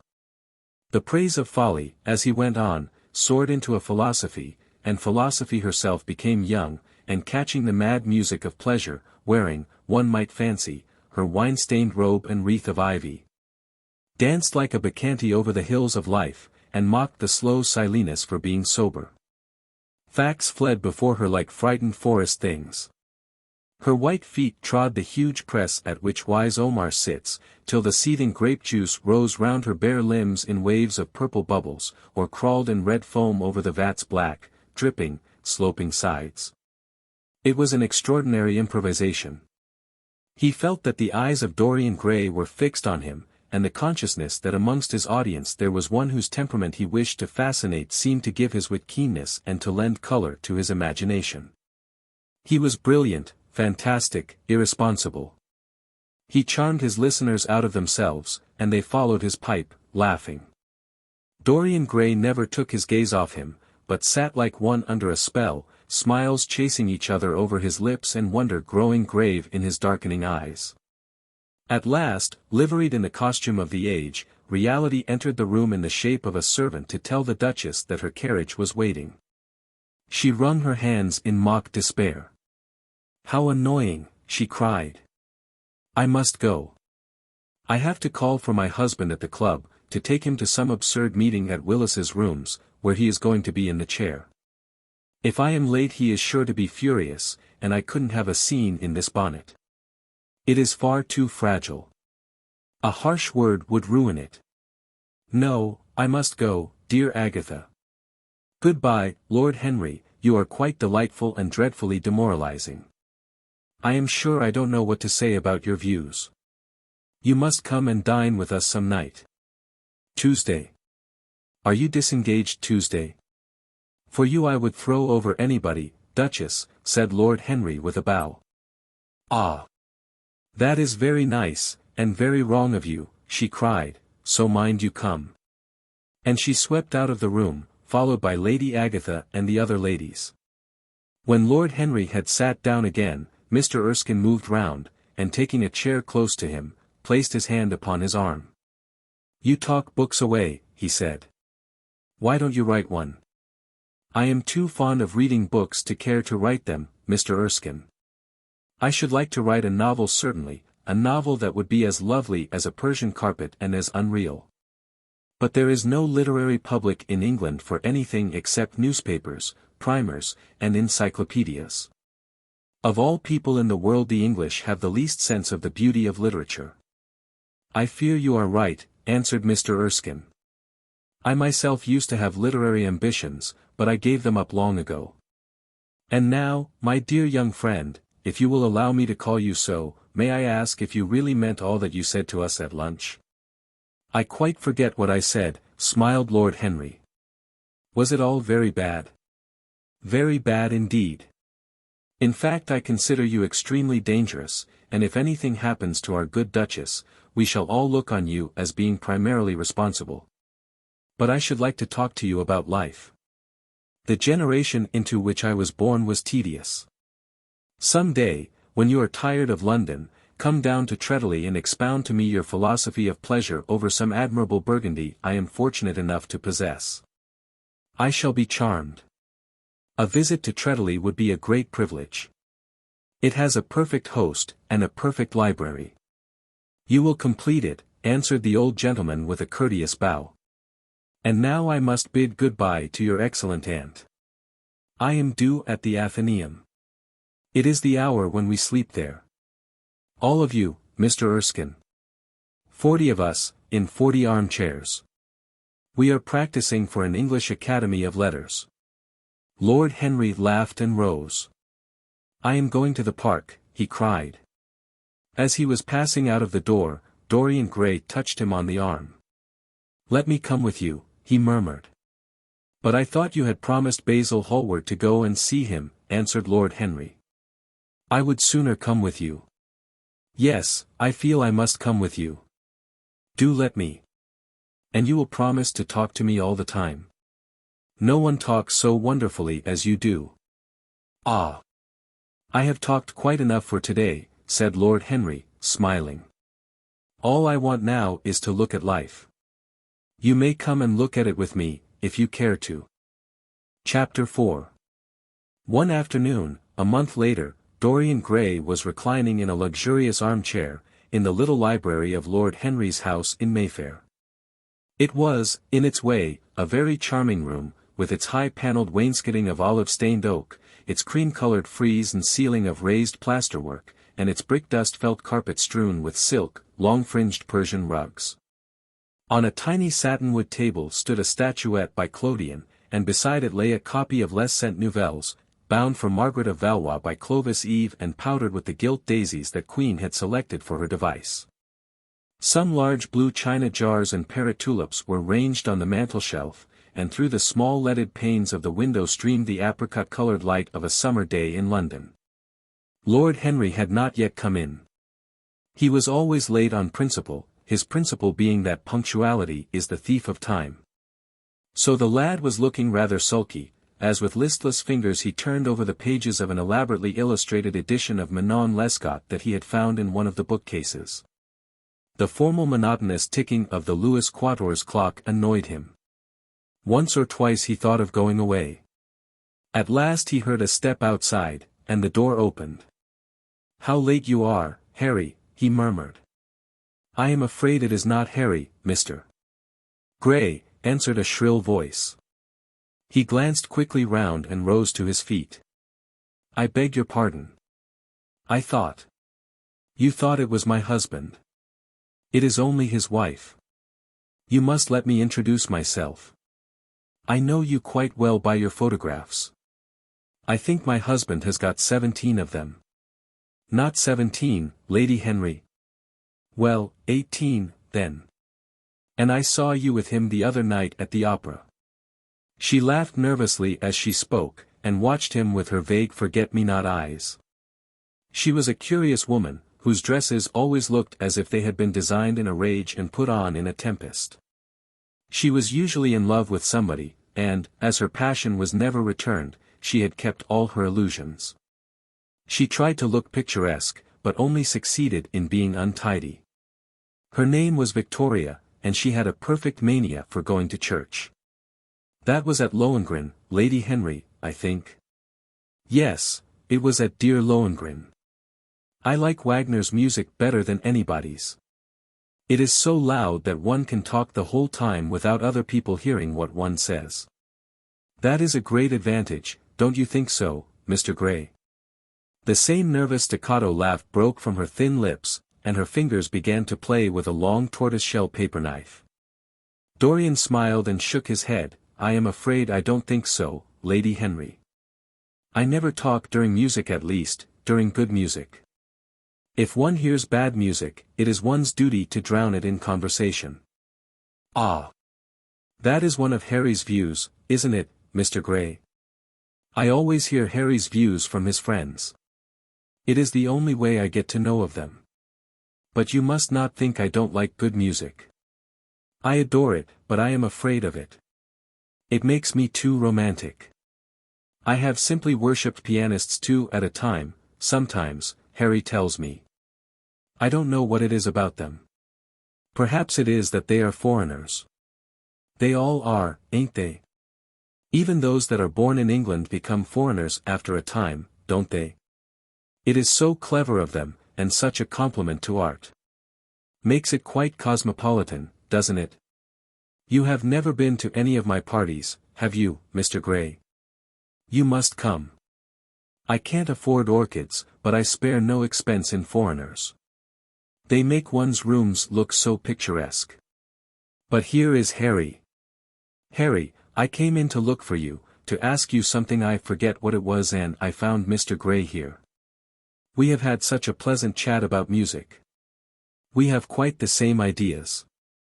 No, I think our ideas are quite different. But he has been most pleasant. I am so glad I've seen him. I am charmed, my love, quite charmed, said Lord Henry, elevating his dark, crescent-shaped eyebrows and looking at them both with an amused smile. So sorry I am late, Dorian. I went to look after a piece of old brocade in Wardour Street and had to bargain for hours for it. Nowadays people know the price of everything and the value of nothing. I am afraid I must be going, exclaimed Lady Henry, breaking an awkward silence with her silly sudden laugh. I have promised to drive with the Duchess. Goodbye, Mr. Gray. Goodbye, Harry. You are dining out, I suppose. So am I. Perhaps I shall see you at Lady Thornberry's. I dare say, my dear, said Lord Henry, shutting the door behind her as, looking like a bird of paradise that had been out all night in the rain, she flitted out of the room, leaving a faint odor of frangipani. Then he lit a cigarette and flung himself down on the sofa. Never marry a woman with straw-colored hair, Dorian, he said after a few puffs. Why, Harry? Because they are so sentimental. But I like sentimental people. Never marry at all, Dorian. Men marry because they are tired, women, because they are curious, both are disappointed. I don't think I am likely to marry, Harry. I am too much in love. That is one of your aphorisms. I am putting it into practice, as I do everything that you say. Who are you in love with? Asked Lord Henry after a pause. With an actress, said Dorian Gray, blushing. Lord Henry shrugged his shoulders. That is a rather commonplace debut. You would not say so if you saw her, Harry. Who is she? Her name is Sybil Vane. Never heard of her. No one has. People will some day, however. She is a genius. My dear boy, no woman is a genius. Women are a decorative sex. They never have anything to say, but they say it charmingly. Women represent the triumph of matter over mind, just as men represent the triumph of mind over morals. Harry, how can you? My dear Dorian, it is quite true. I am analyzing women at present, so I ought to know. The subject is not so abstruse as I thought it was. I find that, ultimately, there are only two kinds of women, the plain and the colored. The plain women are very useful. If you want to gain a reputation for respectability, you have merely to take them down to supper. The other women are very charming. They commit one mistake, however. They paint in order to try and look young. Our grandmothers painted in order to try and talk brilliantly. Rouge and esprit used to go together. That is all over now. As long as a woman can look 10 years younger than her own daughter, she is perfectly satisfied. As for conversation, there are only 5 women in London worth talking to, and 2 of these can't be admitted into decent society. However, tell me about your genius. How long have you known her? Ah! Harry, your views terrify me. Never mind that. How long have you known her? About 3 weeks. And where did you come across her? I will tell you, Harry, but you mustn't be unsympathetic about it. After all, it never would have happened if I had not met you. You filled me with a wild desire to know everything about life. For days after I met you, something seemed to throb in my veins. As I lounged in the park or strolled down Piccadilly, I used to look at everyone who passed me and wonder, with a mad curiosity, what sort of lives they led. Some of them fascinated me. Others filled me with terror. There was an exquisite poison in the air. I had a passion for sensations. Well, one evening about 7 o'clock, I determined to go out in search of some adventure. I felt that this grey monstrous London of ours, with its myriads of people, its sordid sinners, and its splendid sins, as you once phrased it, must have something in store for me. I fancied 1,000 things. The mere danger gave me a sense of delight. I remembered what you had said to me on that wonderful evening when we first dined together, about the search for beauty being the real secret of life. I don't know what I expected, but I went out and wandered eastward, soon losing my way in a labyrinth of grimy streets and black grassless squares. About 8:30 I passed by an absurd little theatre, with great flaring gas jets and gaudy playbills. A hideous Jew, in the most amazing waistcoat I ever beheld in my life, was standing at the entrance, smoking a vile cigar. He had greasy ringlets, and an enormous diamond blazed in the center of a soiled shirt. "Have a box, my lord," he said, when he saw me, and he took off his hat with an air of gorgeous servility. There was something about him, Harry, that amused me. He was such a monster. You will laugh at me, I know, but I really went in and paid a whole guinea for the stage box. To the present day I can't make out why I did so. And yet if I hadn't, my dear Harry, if I hadn't, I should have missed the greatest romance of my life. I see you are laughing. It is horrid of you. I am not laughing, Dorian, at least I am not laughing at you. But you should not say the greatest romance of your life. You should say the first romance of your life. You will always be loved, and you will always be in love with love. A grande passion is the privilege of people who have nothing to do. That is the one use of the idle classes of a country. Don't be afraid. There are exquisite things in store for you. This is merely the beginning. Do you think my nature so shallow? Cried Dorian Gray angrily. No, I think your nature so deep. How do you mean? My dear boy, the people who love only once in their lives are really the shallow people. What they call their loyalty, and their fidelity, I call either the lethargy of custom or their lack of imagination. Faithfulness is to the emotional life what consistency is to the life of the intellect, simply a confession of failure. Faithfulness. I must analyze it some day. The passion for property is in it. There are many things that we would throw away if we were not afraid that others might pick them up. But I don't want to interrupt you. Go on with your story.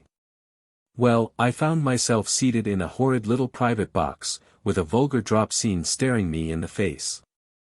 I looked out from behind the curtain and surveyed the house. It was a tawdry affair, all cupids and cornucopias, like a third-rate wedding cake. The gallery and pit were fairly full, but the 2 rows of dingy stalls were quite empty, and there was hardly a person in what I suppose they called the dress circle. Women went about with oranges and ginger beer, and there was a terrible consumption of nuts going on. It must have been just like the palmy days of the British drama. Just like, I should fancy, and very depressing. I began to wonder what on earth I should do when I caught sight of the playbill. What do you think the play was, Harry? I should think The Idiot Boy, or Dumb but Innocent. Our fathers used to like that sort of piece, I believe. The longer I live, Dorian, the more keenly I feel that whatever was good enough for our fathers is not good enough for us. In art, as in politics, les grands-pères ont toujours tort. This play was good enough for us, Harry. It was Romeo and Juliet. I must admit that I was rather annoyed at the idea of seeing Shakespeare done in such a wretched hole of a place. Still, I felt interested, in a sort of way.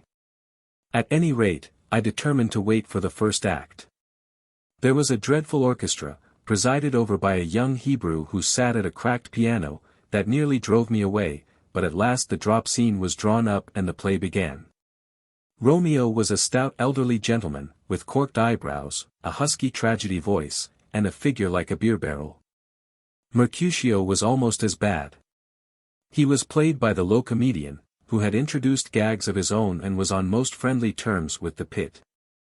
They were both as grotesque as the scenery, and that looked as if it had come out of a country booth. But Juliet. Harry, imagine a girl, hardly 17 years of age, with a little, flower-like face, a small Greek head with plaited coils of dark brown hair, eyes that were violet wells of passion, lips that were like the petals of a rose. She was the loveliest thing I had ever seen in my life. You said to me once that pathos left you unmoved, but that beauty, mere beauty, could fill your eyes with tears. I tell you, Harry, I could hardly see this girl for the mist of tears that came across me. And her voice, I never heard such a voice. It was very low at first, with deep mellow notes that seemed to fall singly upon one's ear. Then it became a little louder, and sounded like a flute or a distant hautboy. In the garden scene it had all the tremulous ecstasy that one hears just before dawn when nightingales are singing.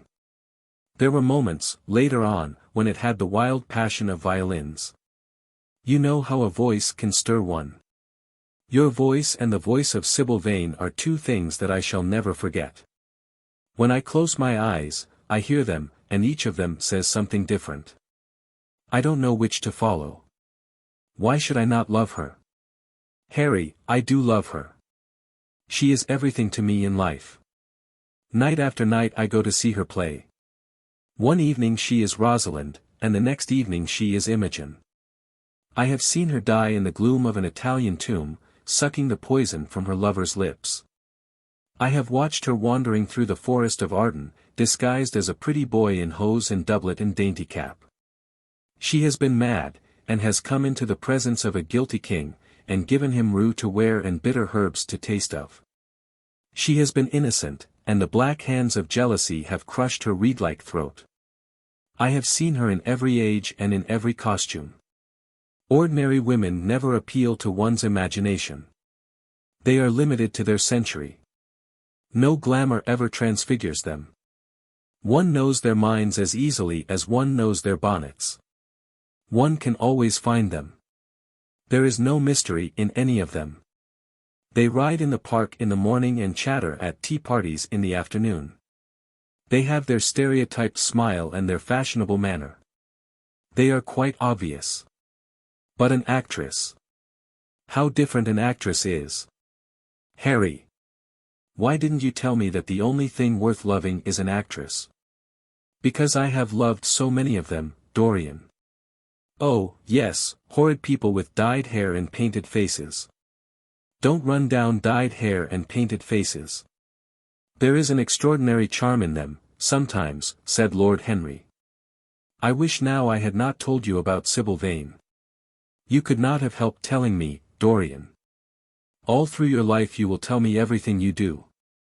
Yes, Harry, I believe that is true. I cannot help telling you things. You have a curious influence over me. If I ever did a crime, I would come and confess it to you. You would understand me. People like you, the willful sunbeams of life, don't commit crimes, Dorian. But I am much obliged for the compliment, all the same. And now tell me, reach me the matches, like a good boy. Thanks. What are your actual relations with Sybil Vane? Dorian Gray leaped to his feet, with flushed cheeks and burning eyes. Harry. Sybil Vane is sacred. It is only the sacred things that are worth touching, Dorian, said Lord Henry, with a strange touch of pathos in his voice. But why should you be annoyed? I suppose she will belong to you some day. When one is in love, one always begins by deceiving oneself, and one always ends by deceiving others. That is what the world calls a romance. You know her, at any rate, I suppose. Of course I know her. On the first night I was at the theatre, the horrid old Jew came round to the box after the performance was over and offered to take me behind the scenes and introduce me to her. I was furious with him, and told him that Juliet had been dead for hundreds of years and that her body was lying in a marble tomb in Verona. I think, from his blank look of amazement, that he was under the impression that I had taken too much champagne, or something. I am not surprised. Then he asked me if I wrote for any of the newspapers. I told him I never even read them. He seemed terribly disappointed at that, and confided to me that all the dramatic critics were in a conspiracy against him, and that they were every one of them to be bought.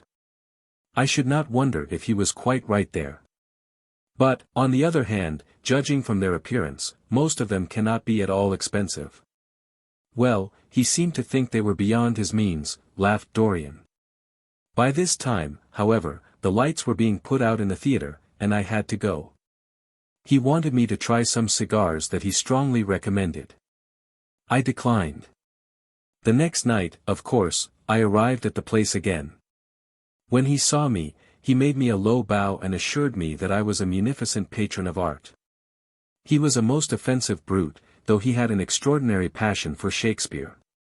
He told me once, with an air of pride, that his 5 bankruptcies were entirely due to the bard, as he insisted on calling him. He seemed to think it a distinction.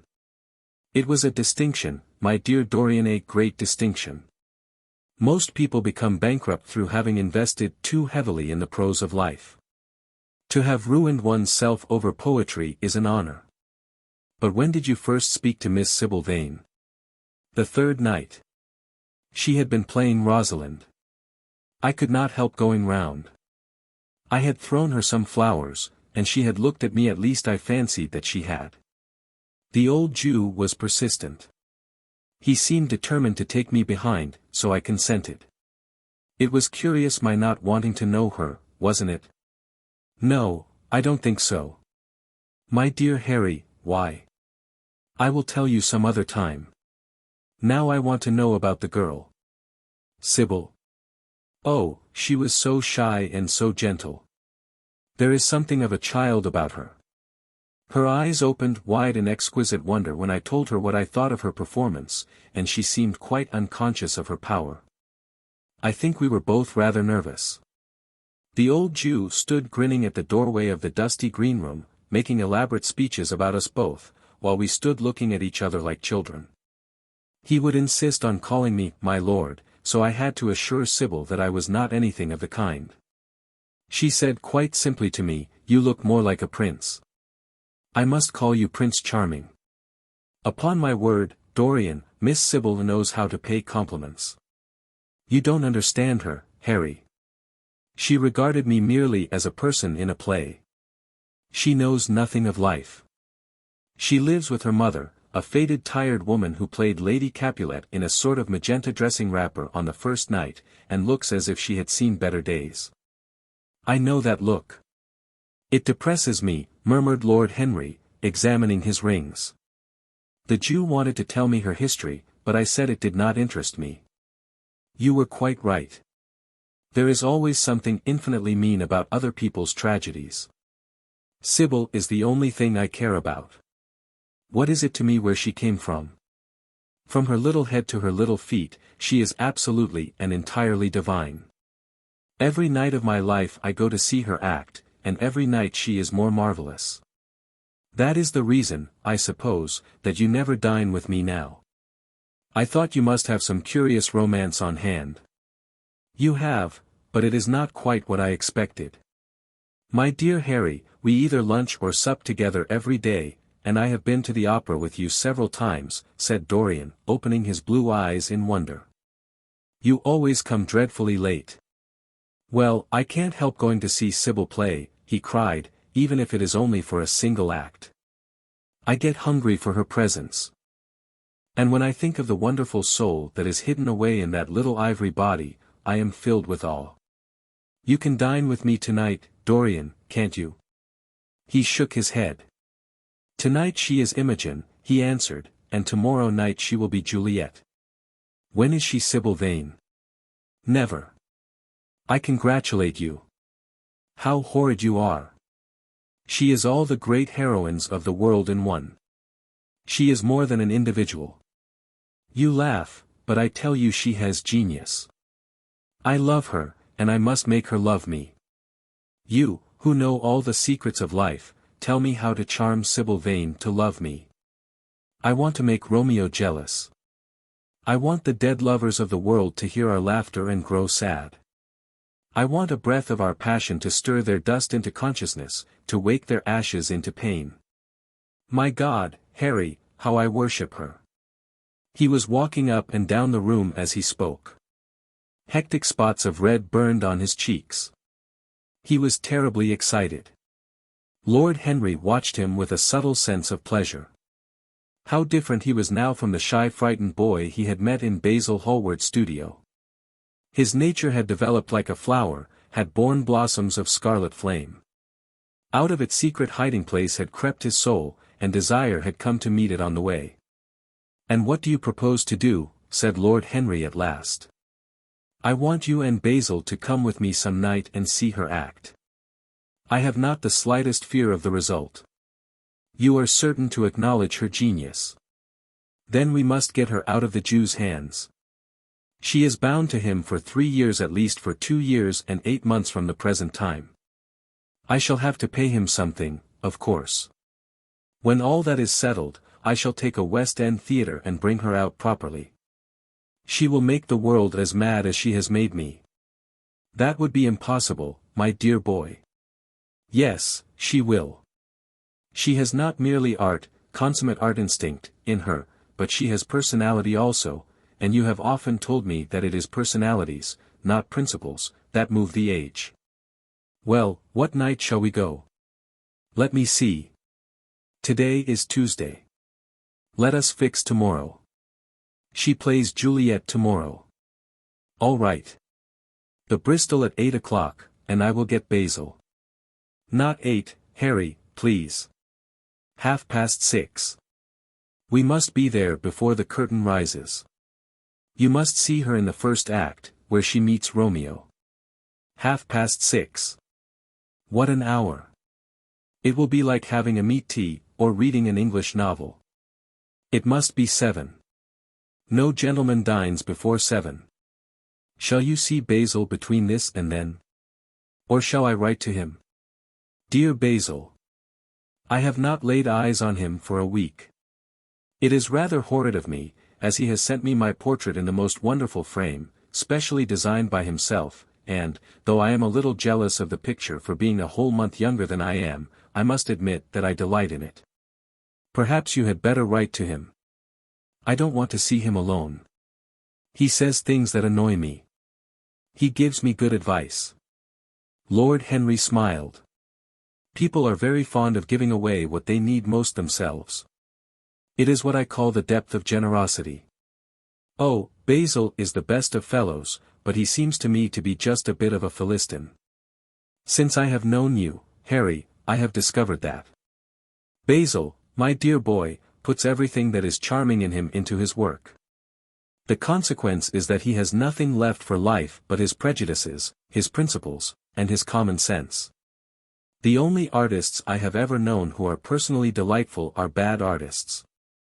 Good artists exist simply in what they make, and consequently are perfectly uninteresting in what they are. A great poet, a really great poet, is the most unpoetical of all creatures. But inferior poets are absolutely fascinating. The worse their rhymes are, the more picturesque they look. The mere fact of having published a book of second-rate sonnets makes a man quite irresistible. He lives the poetry that he cannot write. The others write the poetry that they dare not realize. I wonder, is that really so, Harry?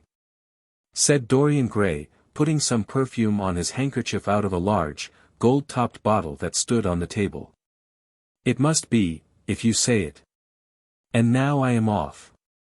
Imogen is waiting for me. Don't forget about tomorrow. Goodbye. As he left the room, Lord Henry's heavy eyelids drooped, and he began to think. Certainly few people had ever interested him so much as Dorian Gray, and yet the lad's mad adoration of someone else caused him not the slightest pang of annoyance or jealousy. He was pleased by it. It made him a more interesting study.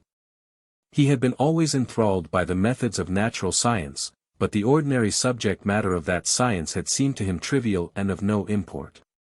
And so he had begun by vivisecting himself, as he had ended by vivisecting others. Human life, that appeared to him the one thing worth investigating. Compared to it there was nothing else of any value. It was true that as one watched life in its curious crucible of pain and pleasure, one could not wear over one's face a mask of glass. Nor keep the sulphurous fumes from troubling the brain and making the imagination turbid with monstrous fancies and misshapen dreams. There were poisons so subtle that to know their properties one had to sicken of them. There were maladies so strange that one had to pass through them if one sought to understand their nature. And yet, what a great reward one received! How wonderful the whole world became to one! To note the curious hard logic of passion, and the emotional colored life of the intellect, to observe where they met, and where they separated, at what point they were in unison, and at what point they were at discord, there was a delight in that. What matter what the cost was? One could never pay too high a price for any sensation. He was conscious, and the thought brought a gleam of pleasure into his brown agate eyes, that it was through certain words of his, musical words said with musical utterance, that Dorian Gray's soul had turned to this white girl and bowed in worship before her. To a large extent the lad was his own creation. He had made him premature. That was something. Ordinary people waited till life disclosed to them its secrets, but to the few, to the elect, the mysteries of life were revealed before the veil was drawn away. Sometimes this was the effect of art, and chiefly of the art of literature, which dealt immediately with the passions and the intellect. But now and then a complex personality took the place and assumed the office of art, was indeed, in its way, a real work of art, life having its elaborate masterpieces, just as poetry has, or sculpture, or painting. Yes, the lad was premature. He was gathering his harvest while it was yet spring. The pulse and passion of youth were in him, but he was becoming self-conscious. It was delightful to watch him. With his beautiful face, and his beautiful soul, he was a thing to wonder at. It was no matter how it all ended, or was destined to end. He was like one of those gracious figures in a pageant or a play, whose joys seem to be remote from one, but whose sorrows stir one's sense of beauty, and whose wounds are like red roses. Soul and body, body and soul, how mysterious they were. There was animalism in the soul, and the body had its moments of spirituality. The senses could refine, and the intellect could degrade. Who could say where the fleshly impulse ceased, or the psychical impulse began? How shallow were the arbitrary definitions of ordinary psychologists! And yet how difficult to decide between the claims of the various schools. Was the soul a shadow seated in the house of sin? Or was the body really in the soul, as Giordano Bruno thought? The separation of spirit from matter was a mystery, and the union of spirit with matter was a mystery also. He began to wonder whether we could ever make psychology so absolute a science that each little spring of life would be revealed to us. As it was, we always misunderstood ourselves and rarely understood others. Experience was of no ethical value. It was merely the name men gave to their mistakes. Moralists had, as a rule, regarded it as a mode of warning, had claimed for it a certain ethical efficacy in the formation of character, had praised it as something that taught us what to follow and showed us what to avoid. But there was no motive power in experience. It was as little of an active cause as conscience itself. All that it really demonstrated was that our future would be the same as our past, and that the sin we had done once, and with loathing, we would do many times, and with joy. It was clear to him that the experimental method was the only method by which one could arrive at any scientific analysis of the passions, and certainly Dorian Gray was a subject made to his hand, and seemed to promise rich and fruitful results. His sudden mad love for Sybil Vane was a psychological phenomenon of no small interest. There was no doubt that curiosity had much to do with it, curiosity in the desire for new experiences, yet it was not a simple, but rather a very complex passion. What there was in it of the purely sensuous instinct of boyhood had been transformed by the workings of the imagination, changed into something that seemed to the lad himself to be remote from sense. And was for that very reason all the more dangerous. It was the passions about whose origin we deceived ourselves that tyrannized most strongly over us. Our weakest motives were those of whose nature we were conscious. It often happened that when we thought we were experimenting on others we were really experimenting on ourselves. While Lord Henry sat dreaming on these things, a knock came to the door, and his valet entered and reminded him it was time to dress for dinner. He got up and looked out into the street. The sunset had smitten into scarlet gold the upper windows of the houses opposite. The panes glowed like plates of heated metal. The sky above was like a faded rose. He thought of his friend's young fiery-colored life and wondered how it was all going to end. When he arrived home, about 12:30, he saw a telegram lying on the hall table. He opened it and found it was from Dorian Gray. It was to tell him that he was engaged to be married to Sybil Vane. Chapter 5. Mother, mother, I am so happy, whispered the girl, burying her face in the lap of the faded, tired-looking woman who, with back turned to the shrill intrusive light, was sitting in the one armchair that their dingy sitting room contained. "I am so happy," she repeated, "and you must be happy, too." Mrs. Vane winced and put her thin, bismuth-whitened hands on her daughter's head. "Happy," she echoed, "I am only happy, Sybil, when I see you act. You must not think of anything but your acting. Mr. Isaacs has been very good to us, and we owe him money." The girl looked up and pouted. "Money, mother," she cried, "what does money matter? Love is more than money. Mr. Isaacs has advanced us £50 to pay off our debts and to get a proper outfit for James. You must not forget that, Sybil. £50 is a very large sum. Mr. Isaacs has been most considerate. He is not a gentleman, mother, and I hate the way he talks to me," said the girl, rising to her feet and going over to the window. "I don't know how we could manage without him," answered the elder woman querulously. Sybil Vane tossed her head and laughed. "We don't want him any more, mother. Prince Charming rules life for us now." Then she paused. A rose shook in her blood and shadowed her cheeks. Quick breath parted the petals of her lips. They trembled. Some southern wind of passion swept over her and stirred the dainty folds of her dress. "I love him," she said simply. "Foolish child." "Foolish child," was the parrot phrase flung in answer. The waving of crooked, false-jeweled fingers gave grotesqueness to the words. The girl laughed again. The joy of a caged bird was in her voice. Her eyes caught the melody and echoed it in radiance, then closed for a moment, as though to hide their secret. When they opened, the mist of a dream had passed across them. Thin-lipped wisdom spoke at her from the worn chair, hinted at prudence, quoted from that book of cowardice whose author apes the name of common sense. She did not listen. She was free in her prison of passion. Her prince, Prince Charming, was with her. She had called on memory to remake him. She had sent her soul to search for him, and it had brought him back. His kiss burned again upon her mouth. Her eyelids were warm with his breath. Then wisdom altered its method and spoke of espial and discovery. This young man might be rich. If so, marriage should be thought of. Against the shell of her ear broke the waves of worldly cunning. The arrows of craft shot by her. She saw the thin lips moving, and smiled. Suddenly she felt the need to speak. The wordy silence troubled her. "Mother, mother," she cried, "why does he love me so much? I know why I love him. I love him because he is like what love himself should be. But what does he see in me? I am not worthy of him. And yet why, I cannot tell, though I feel so much beneath him, I don't feel humble. I feel proud, terribly proud. Mother, did you love my father as I love Prince Charming?" The elder woman grew pale beneath the coarse powder that daubed her cheeks, and her dry lips twitched with a spasm of pain. Sybil rushed to her, flung her arms round her neck, and kissed her. "Forgive me, mother. I know it pains you to talk about our father.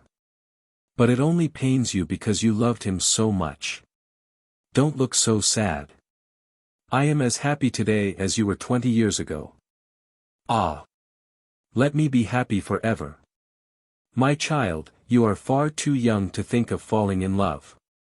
Besides, what do you know of this young man? You don't even know his name. The whole thing is most inconvenient, and really, when James is going away to Australia, and I have so much to think of, I must say that you should have shown more consideration. However, as I said before, if he is rich. Ah! Mother, mother, let me be happy." Mrs. Vane glanced at her, and with one of those false theatrical gestures that so often become a mode of second nature to a stage player, clasped her in her arms. At this moment, the door opened and a young lad with rough brown hair came into the room. He was thick-set of figure, and his hands and feet were large and somewhat clumsy in movement. He was not so finely bred as his sister. One would hardly have guessed the close relationship that existed between them. Mrs. Vane fixed her eyes on him and intensified her smile. She mentally elevated her son to the dignity of an audience. She felt sure that the tableau was interesting. "You might keep some of your kisses for me, Sybil, I think," said the lad with a good-natured grumble. "Ah! But you don't like being kissed, Jim," she cried. "You are a dreadful old bear." And she ran across the room and hugged him. James Vane looked into his sister's face with tenderness. "I want you to come out with me for a walk, Sybil. I don't suppose I shall ever see this horrid London again. I am sure I don't want to." "My son, don't say such dreadful things," murmured Mrs. Vane, taking up a tawdry theatrical dress, with a sigh, and beginning to patch it. She felt a little disappointed that he had not joined the group. It would have increased the theatrical picturesqueness of the situation. "Why not, mother? I mean it. You pain me, my son. I trust you will return from Australia in a position of affluence. I believe there is no society of any kind in the colonies, nothing that I would call society, so when you have made your fortune, you must come back and assert yourself in London." "Society," muttered the lad. "I don't want to know anything about that. I should like to make some money to take you and Sybil off the stage. I hate it." "Oh, Jim," said Sybil, laughing, "how unkind of you. But are you really going for a walk with me? That will be nice. I was afraid you were going to say good-bye to some of your friends, to Tom Hardy, who gave you that hideous pipe, or Ned Langton, who makes fun of you for smoking it. It is very sweet of you to let me have your last afternoon. Where shall we go?" "Let us go to the park." "I am too shabby," he answered, frowning. "Only swell people go to the park." "Nonsense, Jim," she whispered, stroking the sleeve of his coat. He hesitated for a moment. "Very well," he said at last, "but don't be too long dressing." She danced out of the door. One could hear her singing as she ran upstairs. Her little feet pattered overhead. He walked up and down the room 2 or 3 times. Then he turned to the still figure in the chair. "Mother, are my things ready?" he asked. "Quite ready, James," she answered, keeping her eyes on her work. For some months past she had felt ill at ease when she was alone with this rough, stern son of hers. Her shallow, secret nature was troubled when their eyes met. She used to wonder if he suspected anything. The silence, for he made no other observation, became intolerable to her. She began to complain. Women defend themselves by attacking, just as they attack by sudden and strange surrenders. "I hope you will be contented, James, with your seafaring life," she said. "You must remember that it is your own choice. You might have entered a solicitor's office. Solicitors are a very respectable class, and in the country often dine with the best families." "I hate offices, and I hate clerks," he replied. "But you are quite right. I have chosen my own life. All I say is, watch over Sybil. Don't let her come to any harm. Mother, you must watch over her. James, you really talk very strangely." "Of course I watch over Sybil. I hear a gentleman comes every night to the theatre and goes behind to talk to her." "Is that right?" "What about that?" "You are speaking about things you don't understand, James. In the profession we are accustomed to receive a great deal of most gratifying attention. I myself used to receive many bouquets at one time. That was when acting was really understood. As for Sybil, I do not know at present whether her attachment is serious or not. But there is no doubt that the young man in question is a perfect gentleman. He is always most polite to me. Besides, he has the appearance of being rich, and the flowers he sends are lovely." "You don't know his name, though," said the lad harshly. "No," answered his mother with a placid expression in her face. "He has not yet revealed his real name. I think it is quite romantic of him. He is probably a member of the aristocracy." James Vane bit his lip. "Watch over Sybil, mother," he cried, "watch over her. My son, you distress me very much. Sybil is always under my special care. Of course, if this gentleman is wealthy, there is no reason why she should not contract an alliance with him. I trust he is one of the aristocracy. He has all the appearance of it, I must say. It might be a most brilliant marriage for Sybil. They would make a charming couple. His good looks are really quite remarkable, everybody notices them." The lad muttered something to himself and drummed on the window pane with his coarse fingers. He had just turned round to say something when the door opened and Sybil ran in. "How serious you both are," she cried. "What is the matter?" "Nothing," he answered. "I suppose one must be serious sometimes. Goodbye, mother. I will have my dinner at 5 o'clock. Everything is packed, except my shirts, so you need not trouble." "Goodbye, my son," she answered with a bow of strained stateliness. She was extremely annoyed at the tone he had adopted with her, and there was something in his look that had made her feel afraid. "Kiss me, mother," said the girl. Her flower-like lips touched the withered cheek and warmed its frost. "My child! My child!" cried Mrs. Vane, looking up to the ceiling in search of an imaginary gallery. "Come, Sybil," said her brother impatiently. He hated his mother's affectations. They went out into the flickering, wind-blown sunlight and strolled down the dreary Euston Road. The passers-by glanced in wonder at the sullen heavy youth who, in coarse, ill-fitting clothes, was in the company of such a graceful, refined-looking girl. He was like a common gardener walking with a rose. Jim frowned from time to time when he caught the inquisitive glance of some stranger. He had that dislike of being stared at, which comes on geniuses late in life and never leaves the commonplace. Sybil, however, was quite unconscious of the effect she was producing. Her love was trembling in laughter on her lips. She was thinking of Prince Charming, and, that she might think of him all the more, she did not talk of him, but prattled on about the ship in which Jim was going to sail, about the gold he was certain to find. About the wonderful heiress whose life he was to save from the wicked, red-shirt bushrangers. For he was not to remain a sailor, or a supercargo, or whatever he was going to be. Oh, no. A sailor's existence was dreadful. Fancy being cooped up in a horrid ship, with the hoarse, humpbacked waves trying to get in, and a black wind blowing the masts down and tearing the sails into long screaming ribbons. He was to leave the vessel at Melbourne, bid a polite good-bye to the captain, and go off at once to the gold fields.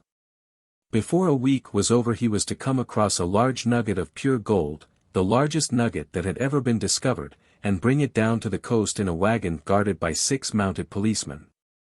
The bushrangers were to attack them 3 times, and be defeated with immense slaughter. Or, no. He was not to go to the gold fields at all. They were horrid places, where men got intoxicated, and shot each other in barrooms, and used bad language. He was to be a nice sheep farmer, and one evening, as he was riding home, he was to see the beautiful heiress being carried off by a robber on a black horse, and give chase, and rescue her. Of course, she would fall in love with him, and he with her, and they would get married, and come home, and live in an immense house in London. Yes, there were delightful things in store for him.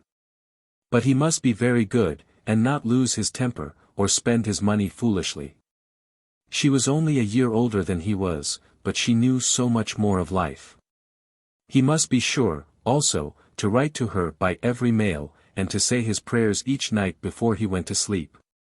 God was very good, and would watch over him. She would pray for him, too, and in a few years he would come back quite rich and happy. The lad listened sulkily to her and made no answer. He was heartsick at leaving home. Yet it was not this alone that made him gloomy and morose. Inexperienced though he was, he had still a strong sense of the danger of Sybil's position. This young dandy who was making love to her could mean her no good. He was a gentleman, and he hated him for that, hated him through some curious race instinct for which he could not account, and which for that reason was all the more dominant within him. He was conscious also of the shallowness and vanity of his mother's nature, and in that saw infinite peril for Sybil and Sybil's happiness. Children begin by loving their parents, as they grow older they judge them, sometimes they forgive them. His mother. He had something on his mind to ask of her, something that he had brooded on for many months of silence. A chance phrase that he had heard at the theatre, a whispered sneer that had reached his ears one night as he waited at the stage door, had set loose a train of horrible thoughts. He remembered it as if it had been the lash of a hunting crop across his face.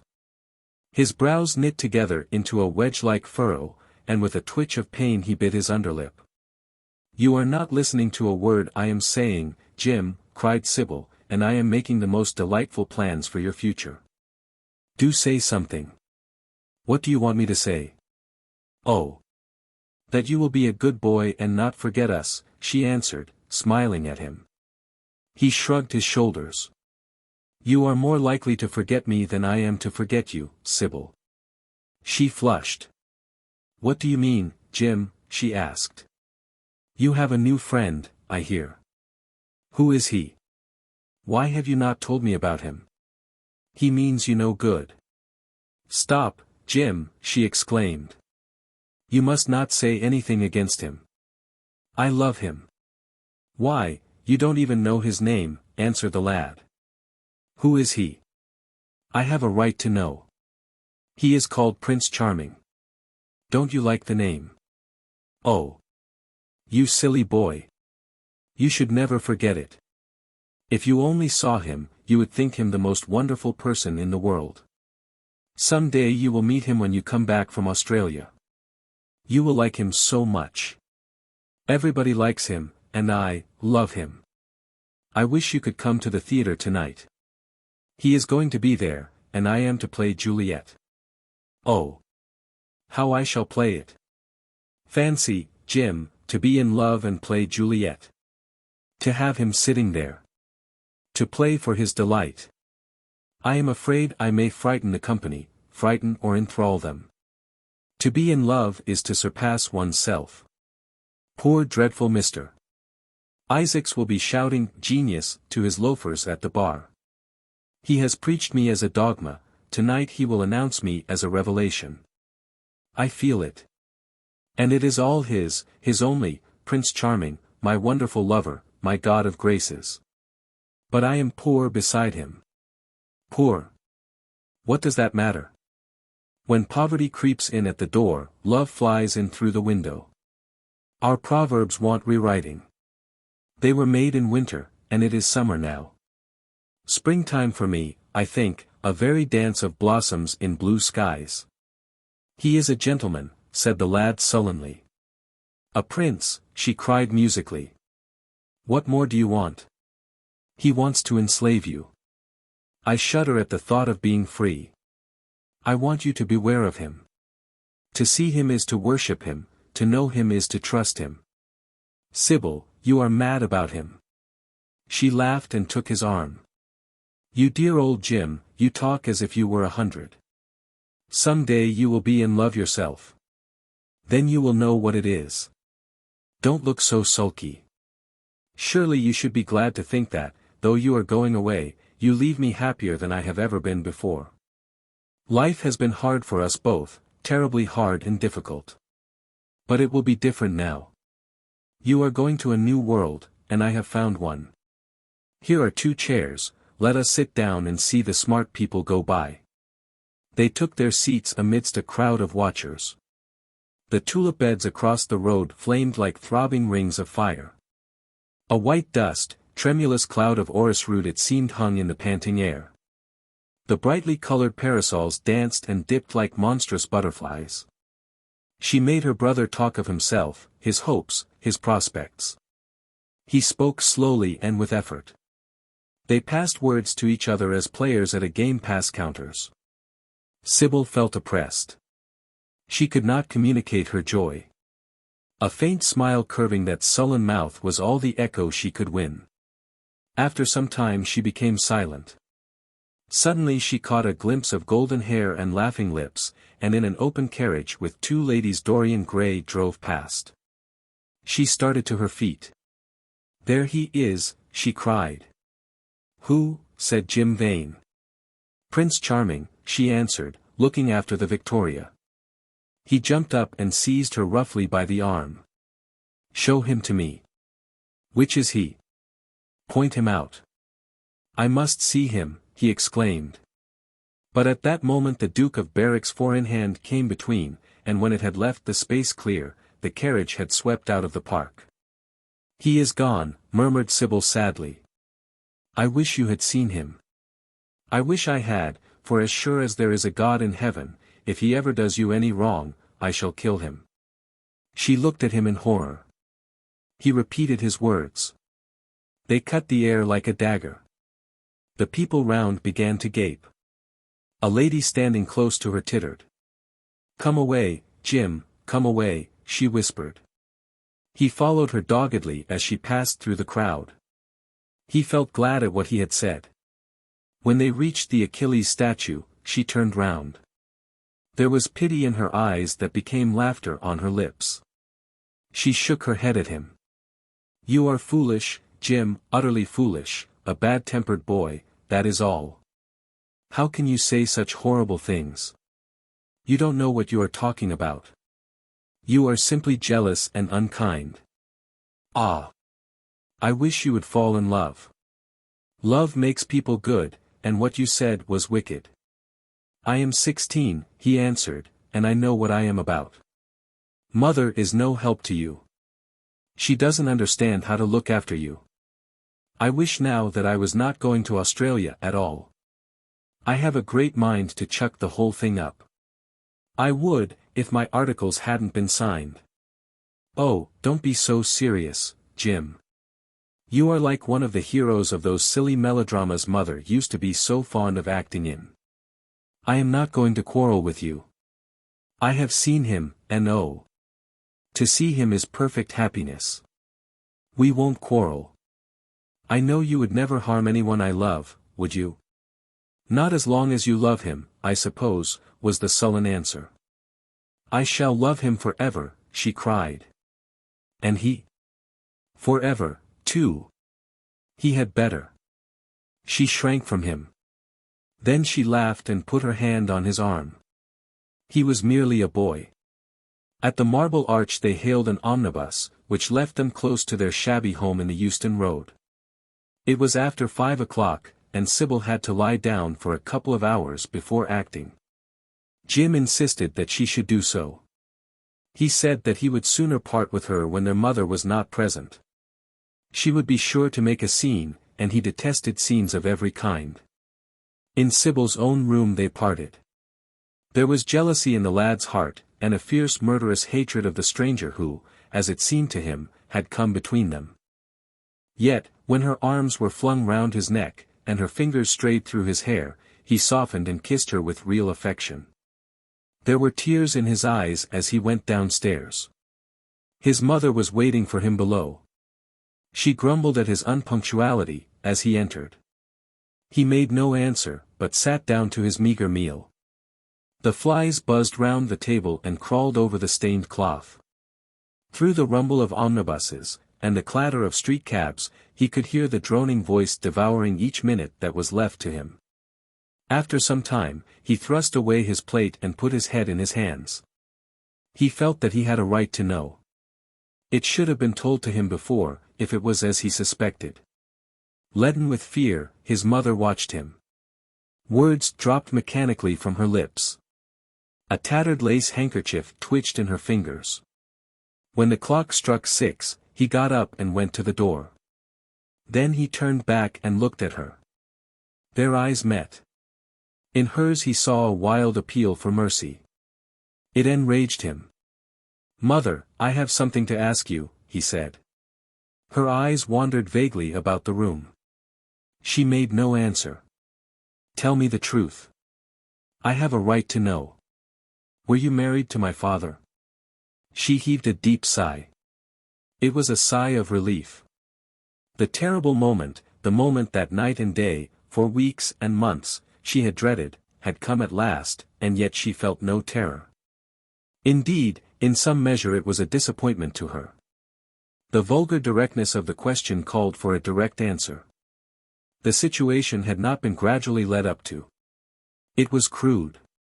It reminded her of a bad rehearsal. No, she answered, wondering at the harsh simplicity of life. My father was a scoundrel then, cried the lad, clenching his fists. She shook her head. I knew he was not free. We loved each other very much. If he had lived, he would have made provision for us. Don't speak against him, my son. He was your father, and a gentleman. Indeed, he was highly connected. An oath broke from his lips. I don't care for myself, he exclaimed, but don't let Sybil. It is a gentleman, isn't it, who is in love with her, or says he is. Highly connected, too, I suppose. For a moment a hideous sense of humiliation came over the woman. Her head drooped. She wiped her eyes with shaking hands. Sybil has a mother, she murmured, I had none. The lad was touched. He went towards her, and stooping down, he kissed her. I am sorry if I have pained you by asking about my father, he said, but I could not help it. I must go now. Goodbye.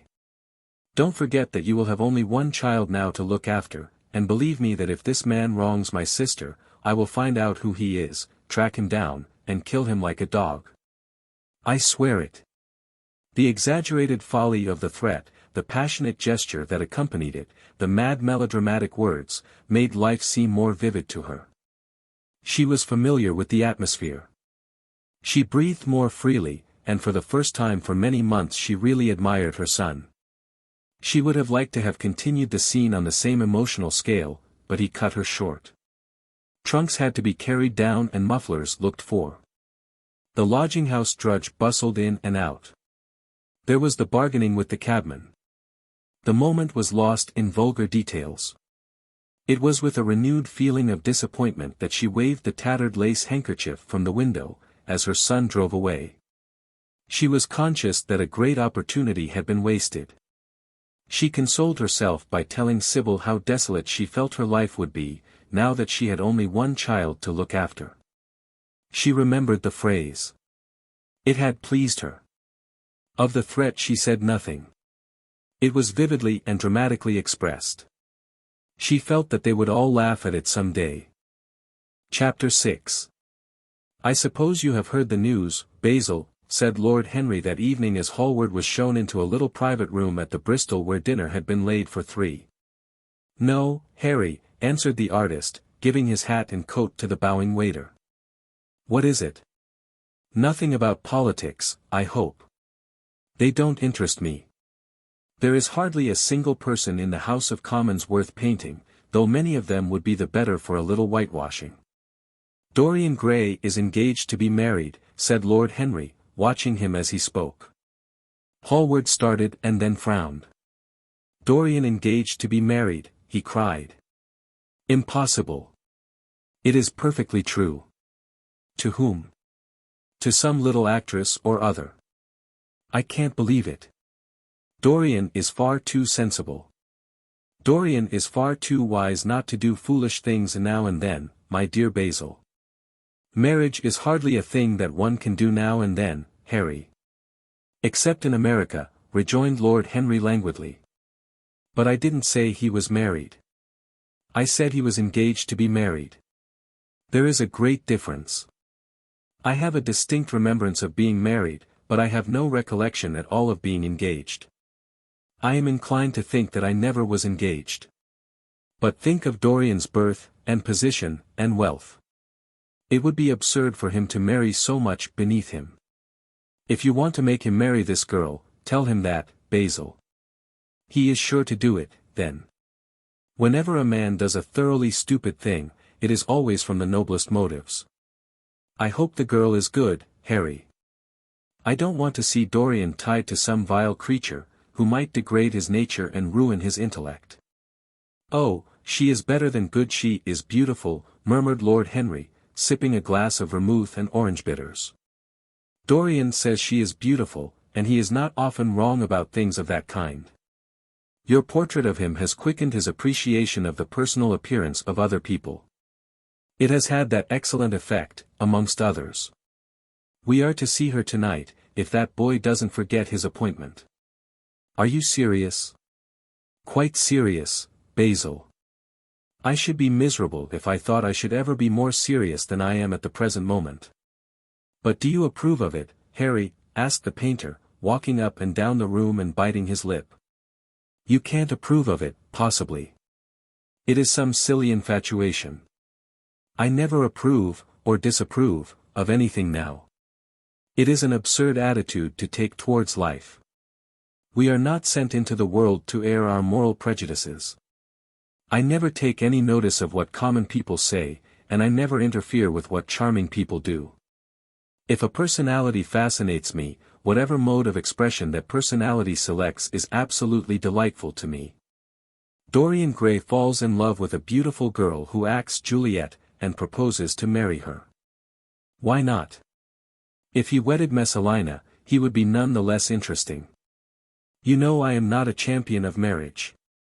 The real drawback to marriage is that it makes one unselfish. And unselfish people are colorless. They lack individuality. Still, there are certain temperaments that marriage makes more complex. They retain their egotism, and add to it many other egos. They are forced to have more than one life. They become more highly organized, and to be highly organized is, I should fancy, the object of man's existence.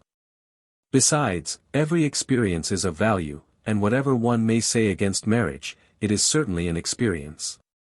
I hope that Dorian Gray will make this girl his wife, passionately adore her for 6 months, and then suddenly become fascinated by someone else. He would be a wonderful study. You don't mean a single word of all that, Harry, you know you don't. If Dorian Gray's life were spoiled, no one would be sorrier than yourself. You are much better than you pretend to be. Lord Henry laughed. The reason we all like to think so well of others is that we are all afraid for ourselves. The basis of optimism is sheer terror. We think that we are generous because we credit our neighbor with the possession of those virtues that are likely to be a benefit to us. We praise the banker that we may overdraw our account, and find good qualities in the highwayman in the hope that he may spare our pockets. I mean everything that I have said. I have the greatest contempt for optimism. As for a spoiled life, no life is spoiled but one whose growth is arrested. If you want to mar a nature, you have merely to reform it. As for marriage, of course that would be silly, but there are other and more interesting bonds between men and women. I will certainly encourage them. They have the charm of being fashionable. But here is Dorian himself. He will tell you more than I can.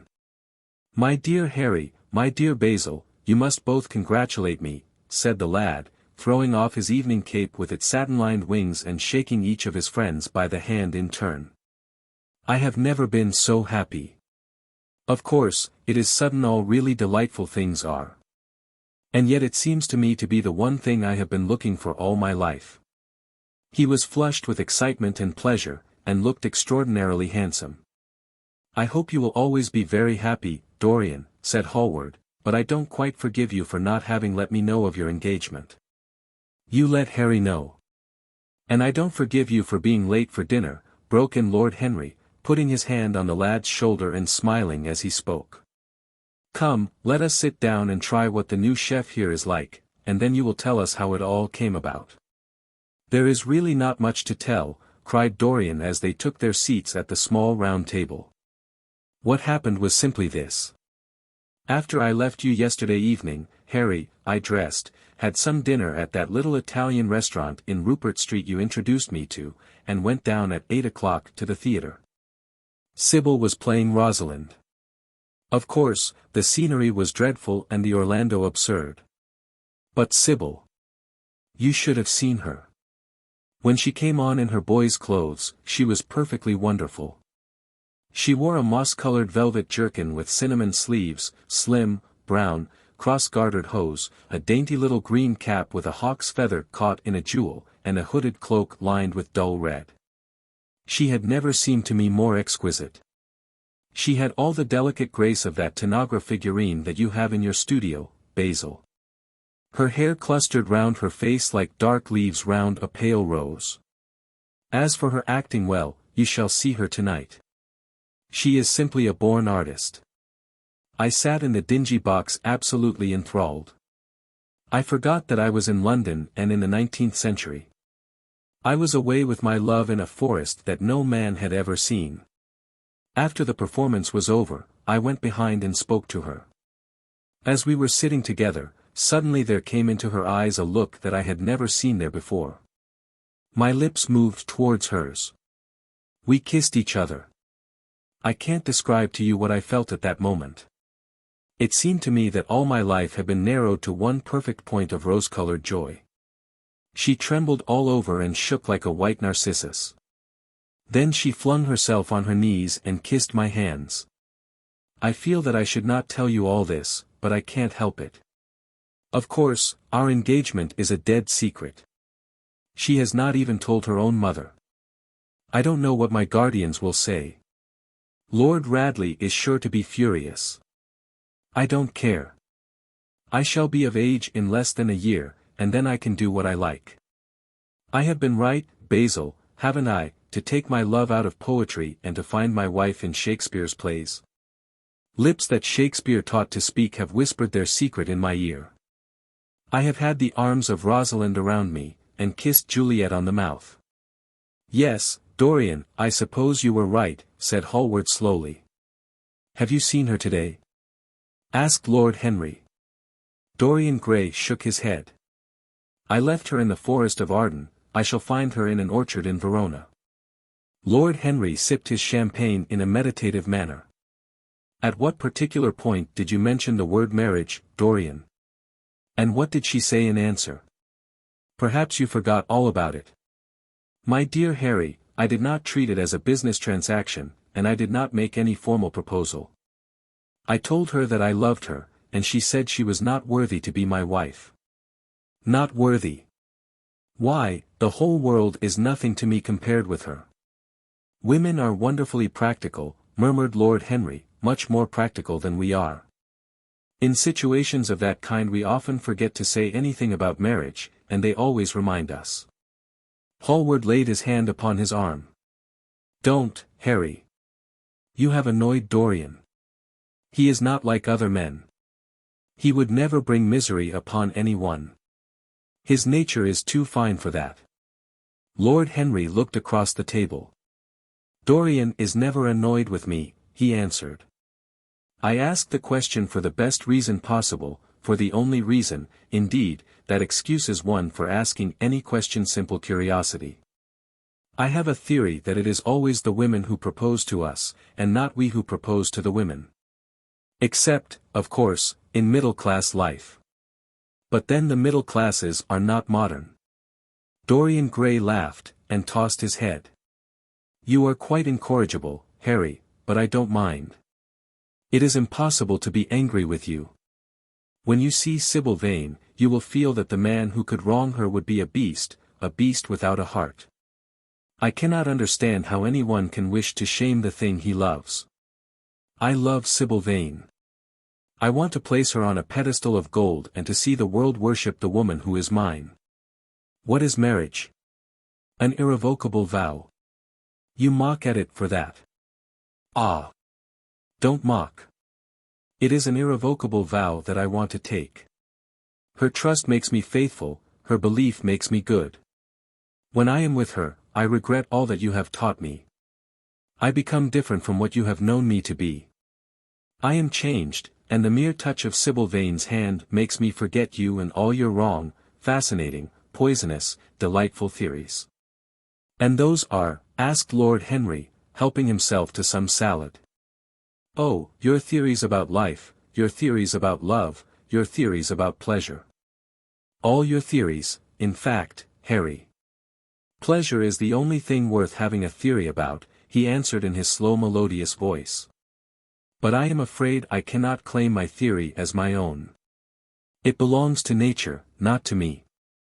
Pleasure is nature's test, her sign of approval. When we are happy, we are always good, but when we are good, we are not always happy. Ah! But what do you mean by good? Cried Basil Hallward. Yes, echoed Dorian, leaning back in his chair and looking at Lord Henry over the heavy clusters of purple-lipped irises that stood in the center of the table. What do you mean by good, Harry? To be good is to be in harmony with one's self, he replied, touching the thin stem of his glass with his pale, fine-pointed fingers.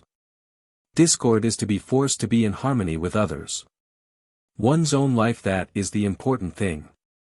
As for the lives of one's neighbors, if one wishes to be a prig or a Puritan, one can flaunt one's moral views about them, but they are not one's concern. Besides, individualism has really the higher aim. Modern morality consists in accepting the standard of one's age. I consider that for any man of culture to accept the standard of his age is a form of the grossest immorality. But, surely, if one lives merely for oneself, Harry, one pays a terrible price for doing so, suggested the painter. Yes, we are overcharged for everything nowadays. I should fancy that the real tragedy of the poor is that they can afford nothing but self-denial. Beautiful sins, like beautiful things, are the privilege of the rich. One has to pay in other ways but money. What sort of ways, Basil? Oh! I should fancy in remorse, in suffering, in the consciousness of degradation. Lord Henry shrugged his shoulders. My dear fellow, medieval art is charming, but medieval emotions are out of date. One can use them in fiction, of course. But then the only things that one can use in fiction are the things that one has ceased to use in fact. Believe me, no civilized man ever regrets a pleasure, and no uncivilized man ever knows what a pleasure is. I know what pleasure is, cried Dorian Gray. It is to adore someone. That is certainly better than being adored, he answered, toying with some fruits. Being adored is a nuisance. Women treat us just as humanity treats its gods. They worship us, and are always bothering us to do something for them. I should have said that whatever they ask for they had first given to us, murmured the lad gravely. They create love in our natures. They have a right to demand it back. That is quite true, Dorian, cried Hallward. Nothing is ever quite true, said Lord Henry. This is, interrupted Dorian. You must admit, Harry, that women give to men the very gold of their lives. Possibly, he sighed, but they invariably want it back in such very small change. That is the worry. Women, as some witty Frenchman once put it, inspire us with the desire to do masterpieces and always prevent us from carrying them out. Harry, you are dreadful. I don't know why I like you so much. You will always like me, Dorian, he replied. Will you have some coffee, you fellows? Waiter, bring coffee, and fine champagne, and some cigarettes. No, don't mind the cigarettes, I have some. Basil, I can't allow you to smoke cigars. You must have a cigarette. A cigarette is the perfect type of a perfect pleasure. It is exquisite, and it leaves one unsatisfied. What more can one want? Yes, Dorian, you will always be fond of me. I represent to you all the sins you have never had the courage to commit. What nonsense you talk, Harry, cried the lad, taking a light from a fire-breathing silver dragon that the waiter had placed on the table. Let us go down to the theatre. When Sybil comes on the stage you will have a new ideal of life. She will represent something to you that you have never known. I have known everything, said Lord Henry, with a tired look in his eyes, but I am always ready for a new emotion. I am afraid, however, that, for me at any rate, there is no such thing. Still, your wonderful girl may thrill me. I love acting. It is so much more real than life. Let us go. Dorian, you will come with me. I am so sorry, Basil, but there is only room for two in the brougham. You must follow us in a hansom. They got up and put on their coats, sipping their coffee standing. The painter was silent and preoccupied. There was a gloom over him. He could not bear this marriage, and yet it seemed to him to be better than many other things that might have happened. After a few minutes, they all passed downstairs. He drove off by himself, as had been arranged, and watched the flashing lights of the little brougham in front of him. A strange sense of loss came over him. He felt that Dorian Gray would never again be to him all that he had been in the past. Life had come between them. His eyes darkened, and the crowded flaring streets became blurred to his eyes. When the cab drew up at the theatre, it seemed to him that he had grown years older. Chapter 7. For some reason or other, the house was crowded that night, and the fat Jew manager who met them at the door was beaming from ear to ear with an oily tremulous smile. He escorted them to their box with a sort of pompous humility, waving his fat jeweled hands and talking at the top of his voice. Dorian Gray loathed him more than ever. He felt as if he had come to look for Miranda and had been met by Caliban. Lord Henry, upon the other hand, rather liked him. At least he declared he did, and insisted on shaking him by the hand and assuring him that he was proud to meet a man who had discovered a real genius and gone bankrupt over a poet. Hallward amused himself with watching the faces in the pit. The heat was terribly oppressive, and the huge sunlight flamed like a monstrous dahlia with petals of yellow fire. The youths in the gallery had taken off their coats and waistcoats and hung them over the side. They talked to each other across the theatre and shared their oranges with the tawdry girls who sat beside them. Some women were laughing in the pit. Their voices were horribly shrill and discordant. The sound of the popping of corks came from the bar. "What a place to find one's divinity in," said Lord Henry. "Yes," answered Dorian Gray. "It was here I found her, and she is divine beyond all living things. When she acts, you will forget everything. These common rough people, with their coarse faces and brutal gestures, become quite different when she is on the stage. They sit silently and watch her. They weep and laugh as she wills them to do. She makes them as responsive as a violin. She spiritualizes them, and one feels that they are of the same flesh and blood as oneself. The same flesh and blood as oneself." "Oh, I hope not," exclaimed Lord Henry, who was scanning the occupants of the gallery through his opera glass. "Don't pay any attention to him, Dorian," said the painter. "I understand what you mean, and I believe in this girl. Anyone you love must be marvelous, and any girl who has the effect you describe must be fine and noble. To spiritualize one's age, that is something worth doing. If this girl can give a soul to those who have lived without one, if she can create the sense of beauty in people whose lives have been sordid and ugly. If she can strip them of their selfishness and lend them tears for sorrows that are not their own, she is worthy of all your adoration, worthy of the adoration of the world. This marriage is quite right. I did not think so at first, but I admit it now. The gods made Sybil Vane for you. Without her you would have been incomplete." "Thanks, Basil," answered Dorian Gray, pressing his hand. "I knew that you would understand me. Harry is so cynical, he terrifies me. But here is the orchestra. It is quite dreadful, but it only lasts for about 5 minutes. Then the curtain rises, and you will see the girl to whom I am going to give all my life, to whom I have given everything that is good in me." A quarter of an hour afterwards, amidst an extraordinary turmoil of applause, Sybil Vane stepped on to the stage. Yes, she was certainly lovely to look at, one of the loveliest creatures, Lord Henry thought, that he had ever seen. There was something of the fawn in her shy grace and startled eyes. A faint blush, like the shadow of a rose in a mirror of silver, came to her cheeks as she glanced at the crowded enthusiastic house. She stepped back a few paces and her lips seemed to tremble. Basil Hallward leaped to his feet and began to applaud. Motionless, and as one in a dream, sat Dorian Gray, gazing at her. Lord Henry peered through his glasses, murmuring, "Charming. Charming." The scene was the hall of Capulet's house, and Romeo in his pilgrim's dress had entered with Mercutio and his other friends. The band, such as it was, struck up a few bars of music, and the dance began. Through the crowd of ungainly, shabbily dressed actors, Sybil Vane moved like a creature from a finer world. Her body swayed, while she danced, as a plant sways in the water. The curves of her throat were the curves of a white lily. Her hands seemed to be made of cool ivory. Yet she was curiously listless. She showed no sign of joy when her eyes rested on Romeo. The few words she had to speak. "Good pilgrim, you do wrong your hand too much. Which mannerly devotion shows in this.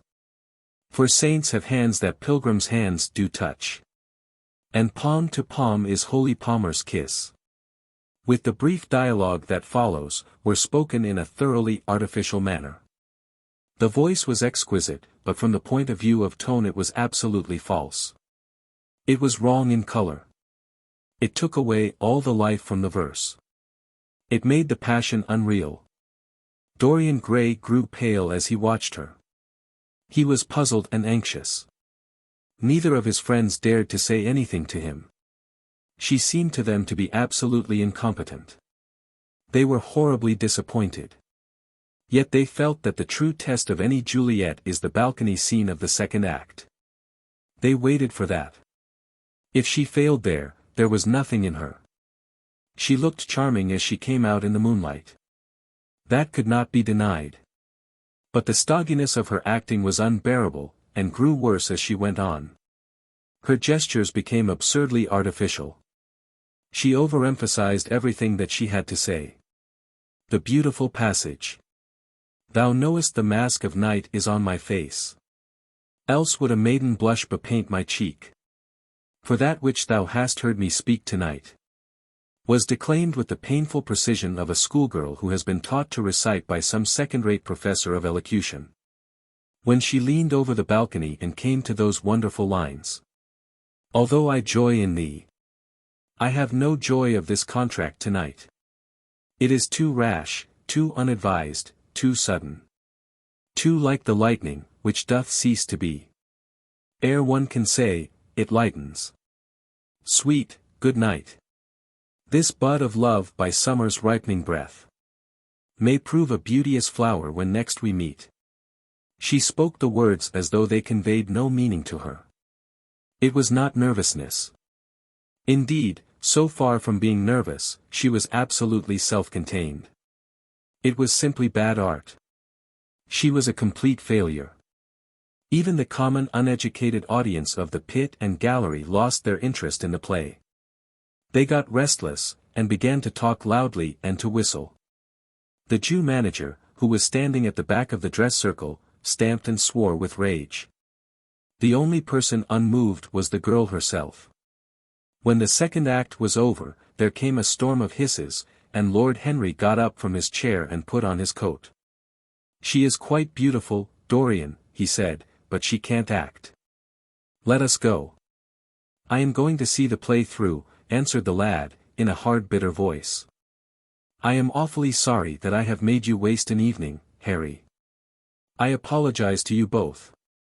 "My dear Dorian, I should think Miss Vane was ill," interrupted Hallward. "We will come some other night." "I wish she were ill," he rejoined. "But she seems to me to be simply callous and cold. She has entirely altered. Last night she was a great artist. This evening she is merely a commonplace mediocre actress. Don't talk like that about anyone you love, Dorian. Love is a more wonderful thing than art." "They are both simply forms of imitation," remarked Lord Henry. "But do let us go. Dorian, you must not stay here any longer. It is not good for one's morals to see bad acting.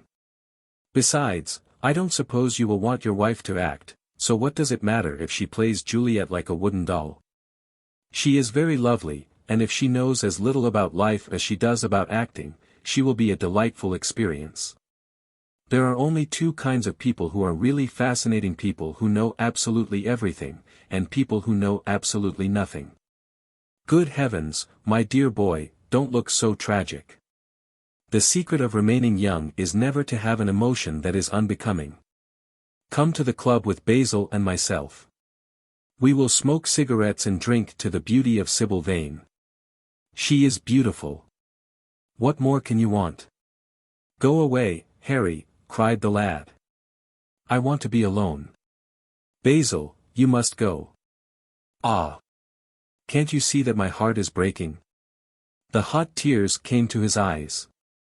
His lips trembled, and rushing to the back of the box, he leaned up against the wall, hiding his face in his hands. "Let us go, Basil," said Lord Henry with a strange tenderness in his voice, and the two young men passed out together. A few moments afterwards the footlights flared up and the curtain rose on the third act. Dorian Gray went back to his seat. He looked pale, and proud, and indifferent. The play dragged on, and seemed interminable. Half of the audience went out, tramping in heavy boots and laughing. The whole thing was a fiasco.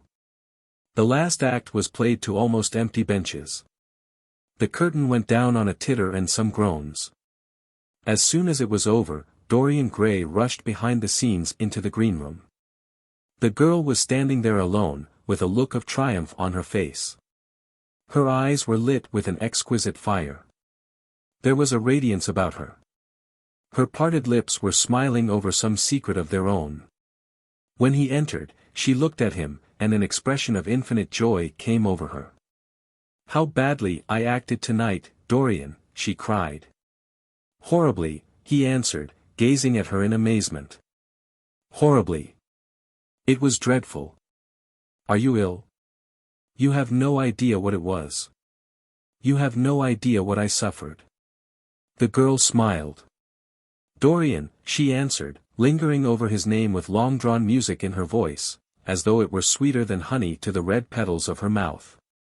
"Dorian, you should have understood. But you understand now, don't you?" "Understand what?" he asked, angrily. "Why I was so bad tonight. Why I shall always be bad. Why I shall never act well again." He shrugged his shoulders. "You are ill, I suppose. When you are ill you shouldn't act. You make yourself ridiculous. My friends were bored. I was bored." She seemed not to listen to him. She was transfigured with joy. An ecstasy of happiness dominated her. "Dorian, Dorian," she cried, "before I knew you, acting was the one reality of my life. It was only in the theater that I lived. I thought that it was all true. I was Rosalind one night and Portia the other. The joy of Beatrice was my joy, and the sorrows of Cordelia were mine also. I believed in everything. The common people who acted with me seemed to me to be godlike. The painted scenes were my world. I knew nothing but shadows, and I thought them real. You came, oh, my beautiful love, and you freed my soul from prison. You taught me what reality really is.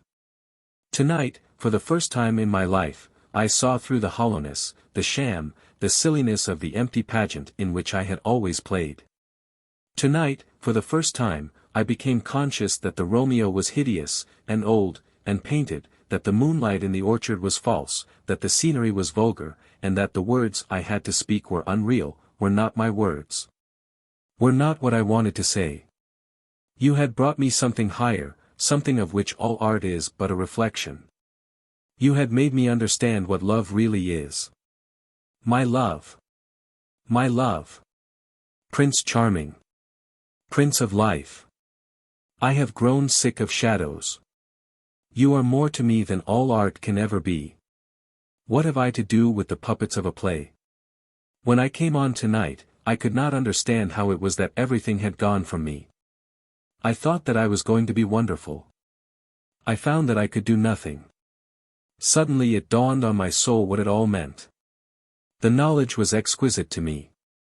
I heard them hissing, and I smiled.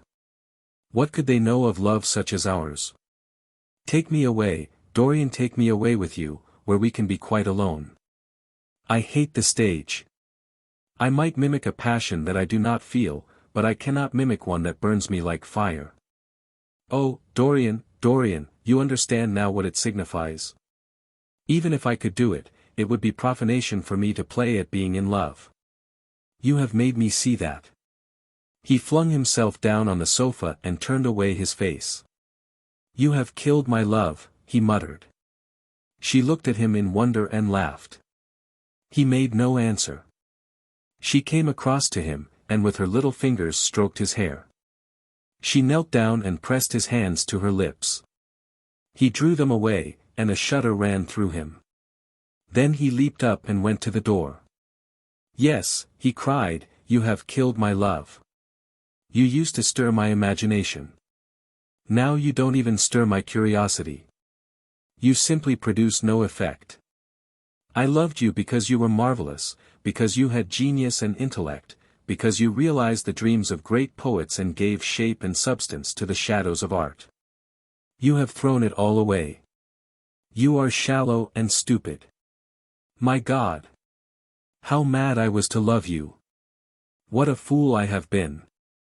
You are nothing to me now. I will never see you again.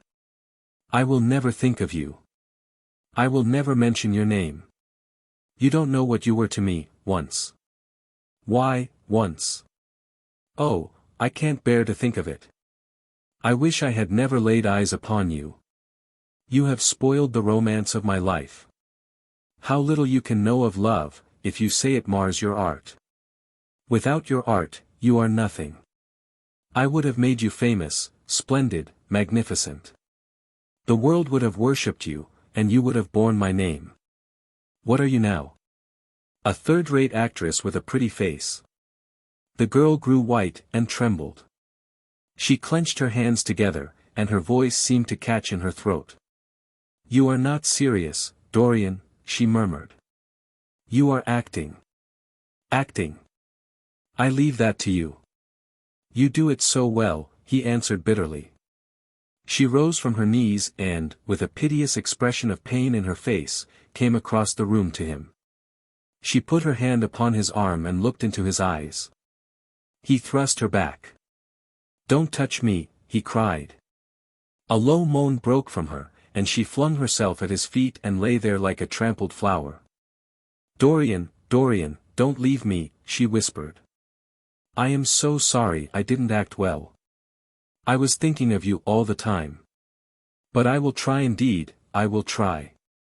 It came so suddenly across me, my love for you. I think I should never have known it if you had not kissed me, if we had not kissed each other. Kiss me again, my love. Don't go away from me. I couldn't bear it. Oh. Don't go away from me. My brother. No, never mind. He didn't mean it. He was in jest. But you, oh. Can't you forgive me for tonight? I will work so hard and try to improve. Don't be cruel to me, because I love you better than anything in the world. After all, it is only once that I have not pleased you. But you are quite right, Dorian. I should have shown myself more of an artist. It was foolish of me, and yet I couldn't help it.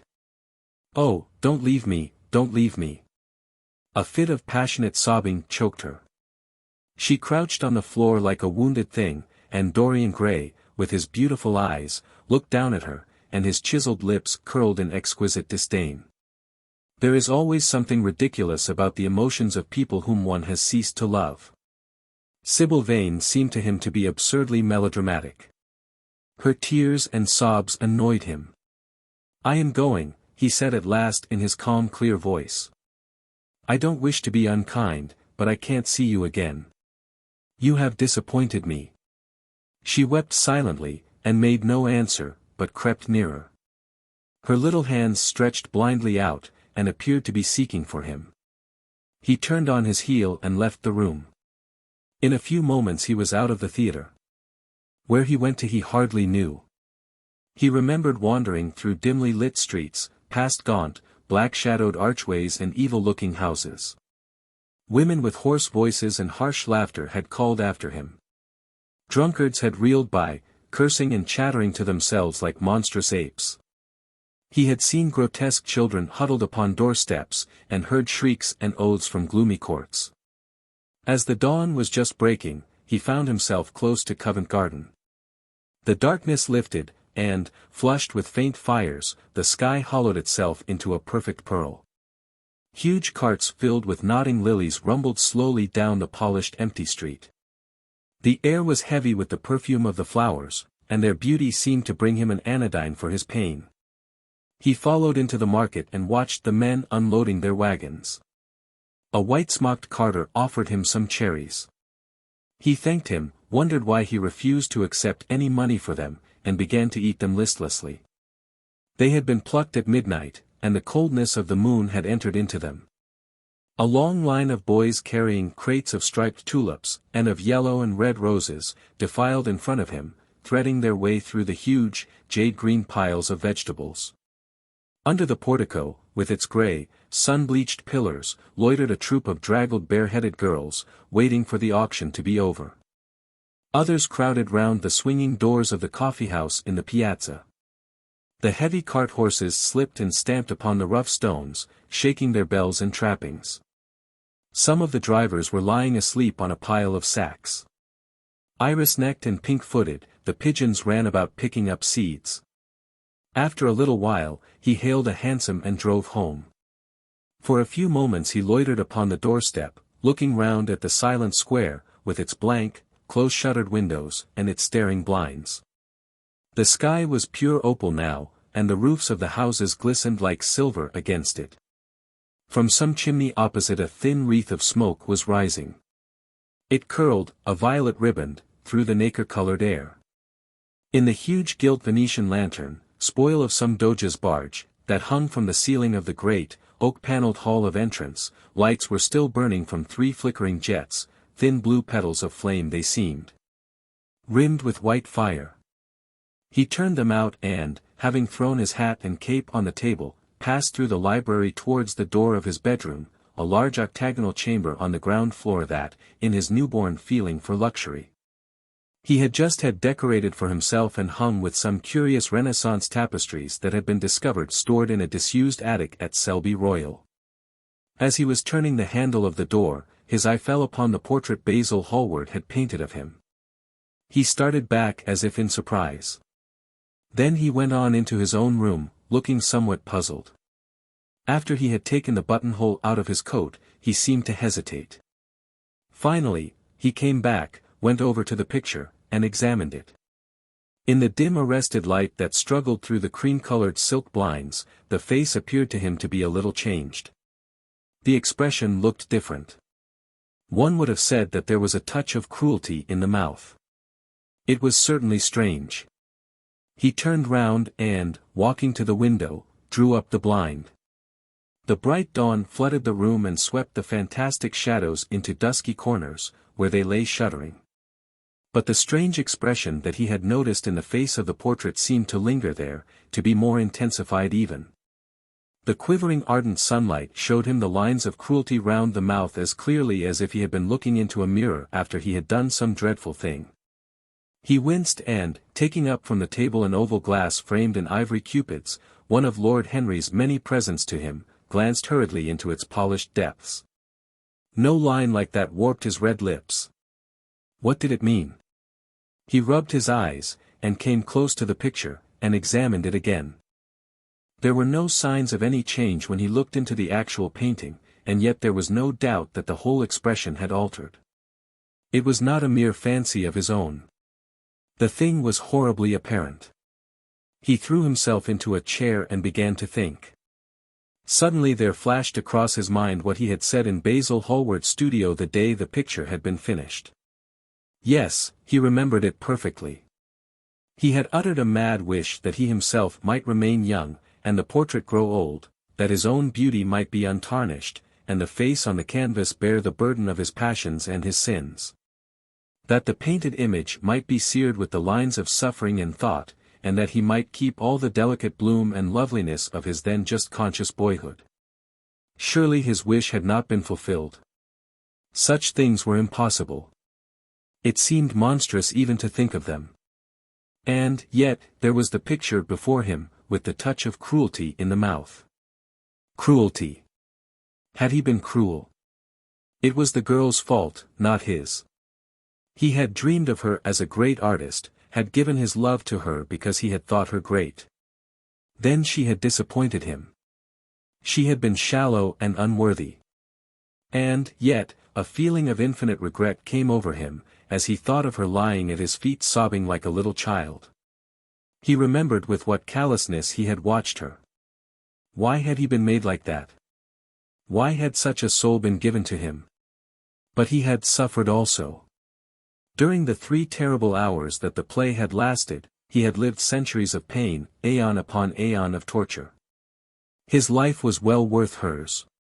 She had marred him for a moment, if he had wounded her for an age. Besides, women were better suited to bear sorrow than men.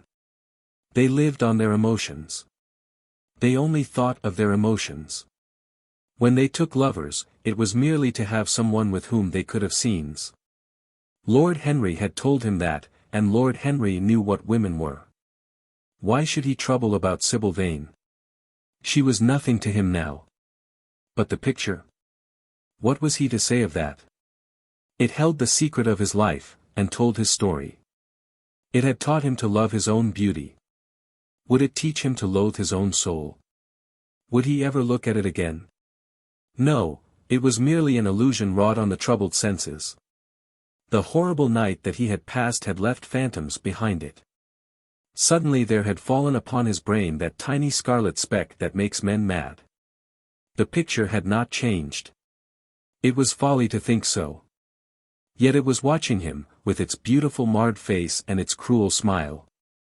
Its bright hair gleamed in the early sunlight. Its blue eyes met his own. A sense of infinite pity, not for himself, but for the painted image of himself, came over him. It had altered already, and would alter more. Its gold would wither into grey. Its red and white roses would die. For every sin that he committed, a stain would fleck and wreck its fairness. But he would not sin. The picture, changed or unchanged, would be to him the visible emblem of conscience. He would resist temptation. He would not see Lord Henry any more, would not, at any rate, listen to those subtle poisonous theories that in Basil Hallward's garden had first stirred within him the passion for impossible things. He would go back to Sybil Vane, make her amends, marry her, try to love her again. Yes, it was his duty to do so. She must have suffered more than he had. Poor child. He had been selfish and cruel to her. The fascination that she had exercised over him would return. They would be happy together. His life with her would be beautiful and pure. He got up from his chair and drew a large screen right in front of the portrait, shuddering as he glanced at it. How horrible, he murmured to himself, and he walked across to the window and opened it. When he stepped out onto the grass, he drew a deep breath. The fresh morning air seemed to drive away all his somber passions. He thought only of Sybil. A faint echo of his love came back to him. He repeated her name over and over again. The birds that were singing in the dew-drenched garden seemed to be telling the flowers about her. Chapter 8. It was long past noon when he awoke. His valet had crept several times on tiptoe into the room to see if he was stirring, and had wondered what made his young master sleep so late. Finally his bell sounded, and Victor came in softly with a cup of tea, and a pile of letters, on a small tray of old Sèvres china, and drew back the olive satin curtains, with their shimmering blue lining. That hung in front of the 3 tall windows. "Monsieur has well slept this morning," he said, smiling. "What o'clock is it, Victor?" asked Dorian Gray drowsily. 1 hour and a quarter, monsieur." How late it was. He sat up, and having sipped some tea, turned over his letters. One of them was from Lord Henry, and had been brought by hand that morning.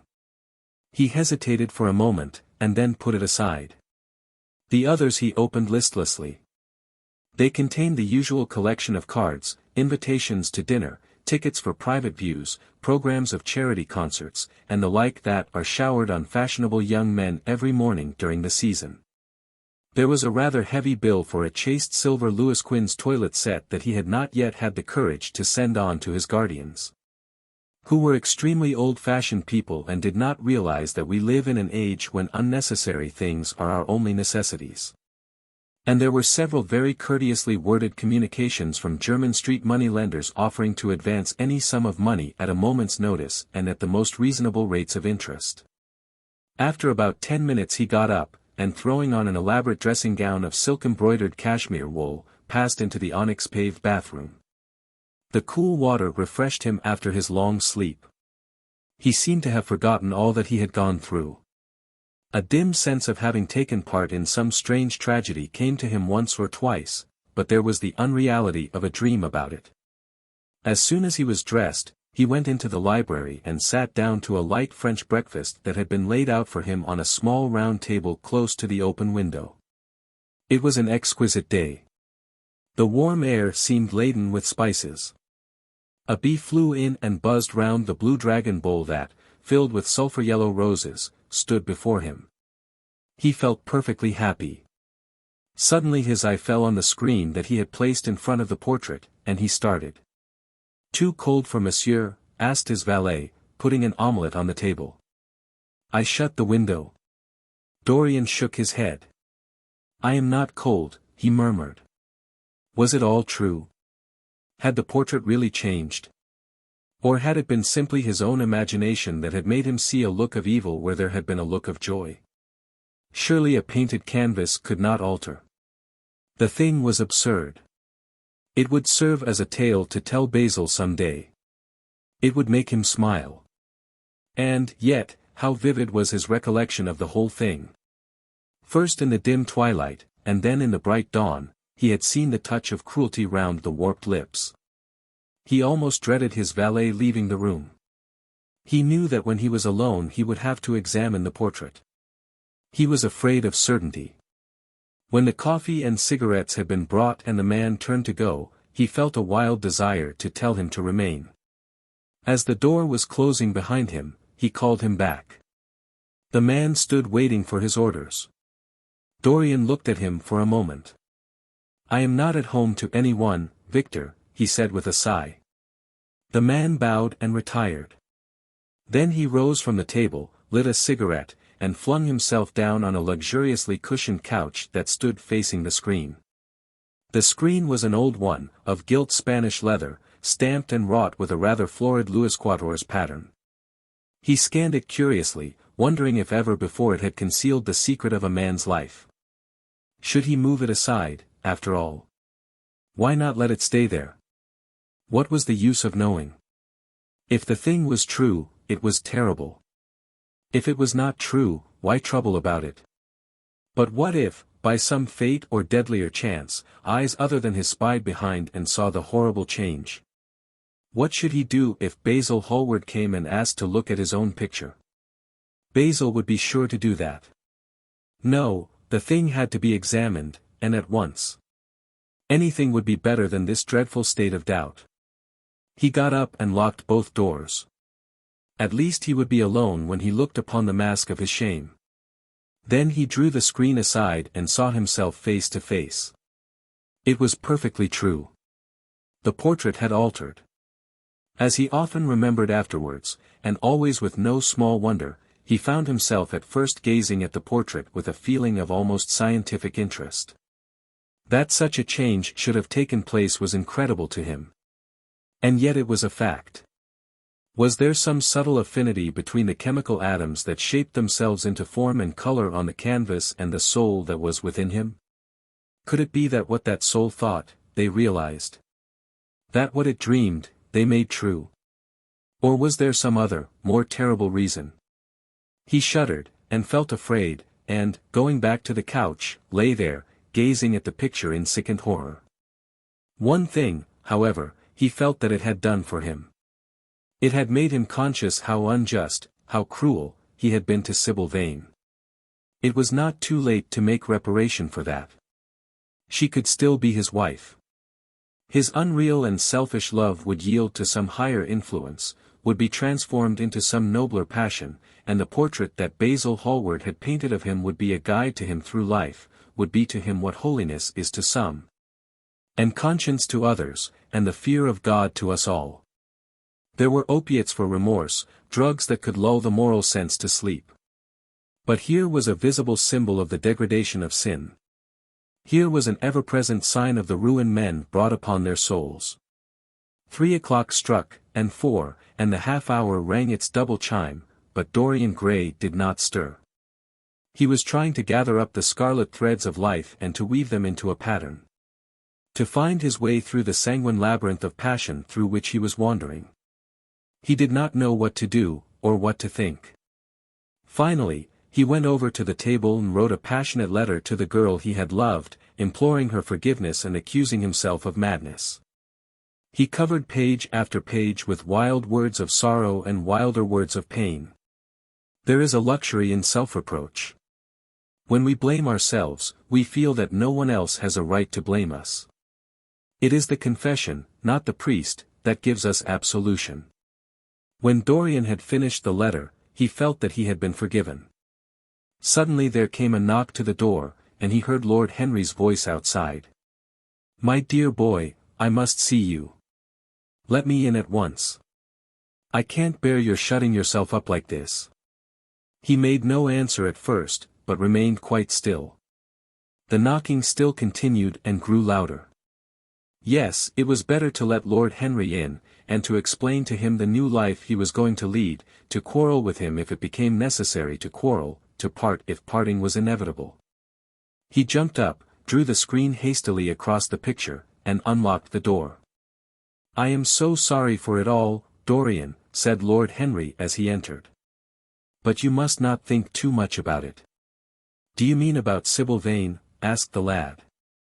"Yes, of course," answered Lord Henry, sinking into a chair and slowly pulling off his yellow gloves. "It is dreadful, from one point of view, but it was not your fault. Tell me, did you go behind and see her, after the play was over?" "Yes. I felt sure you had. Did you make a scene with her?" "I was brutal, Harry, perfectly brutal. But it is all right now. I am not sorry for anything that has happened. It has taught me to know myself better." "Ah, Dorian, I am so glad you take it in that way. I was afraid I would find you plunged in remorse and tearing that nice curly hair of yours." "I have got through all that," said Dorian, shaking his head and smiling. "I am perfectly happy now. I know what conscience is, to begin with. It is not what you told me it was. It is the divinest thing in us. Don't sneer at it, Harry, any more, at least not before me. I want to be good. I can't bear the idea of my soul being hideous. A very charming artistic basis for ethics, Dorian. I congratulate you on it. But how are you going to begin?" "By marrying Sybil Vane." "Marrying Sybil Vane," cried Lord Henry, standing up and looking at him in perplexed amazement. "But, my dear Dorian." "Yes, Harry, I know what you are going to say. Something dreadful about marriage. Don't say it. Don't ever say things of that kind to me again. 2 days ago I asked Sybil to marry me. I am not going to break my word to her. She is to be my wife." "Your wife? Dorian. Didn't you get my letter? I wrote to you this morning, and sent the note down by my own man." "Your letter? Oh, yes, I remember. I have not read it yet, Harry. I was afraid there might be something in it that I wouldn't like.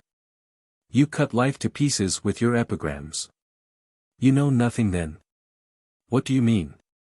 Lord Henry walked across the room, and sitting down by Dorian Gray, took both his hands in his own and held them tightly. "Dorian," he said, "my letter, don't be frightened, was to tell you that Sybil Vane is dead." A cry of pain broke from the lad's lips, and he leaped to his feet, tearing his hands away from Lord Henry's grasp. "Dead? Sybil dead? It is not true. It is a horrible lie. How dare you say it?" "It is quite true, Dorian," said Lord Henry, gravely. "It is in all the morning papers. I wrote down to you to ask you not to see anyone till I came. There will have to be an inquest, of course, and you must not be mixed up in it. Things like that make a man fashionable in Paris. But in London people are so prejudiced. Here, one should never make one's debut with a scandal. One should reserve that to give an interest to one's old age. I suppose they don't know your name at the theatre. If they don't, it is all right. Did anyone see you going round to her room?" That is an important point. Dorian did not answer for a few moments. He was dazed with horror.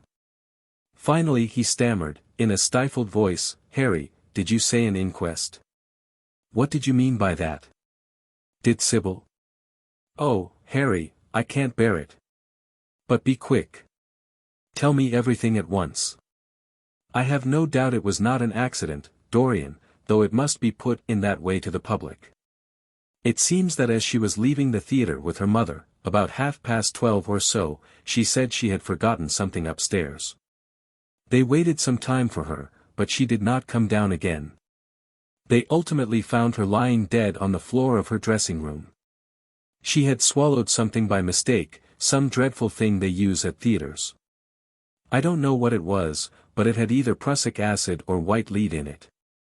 I should fancy it was prussic acid, as she seems to have died instantaneously." "Harry, Harry, it is terrible," cried the lad. "Yes.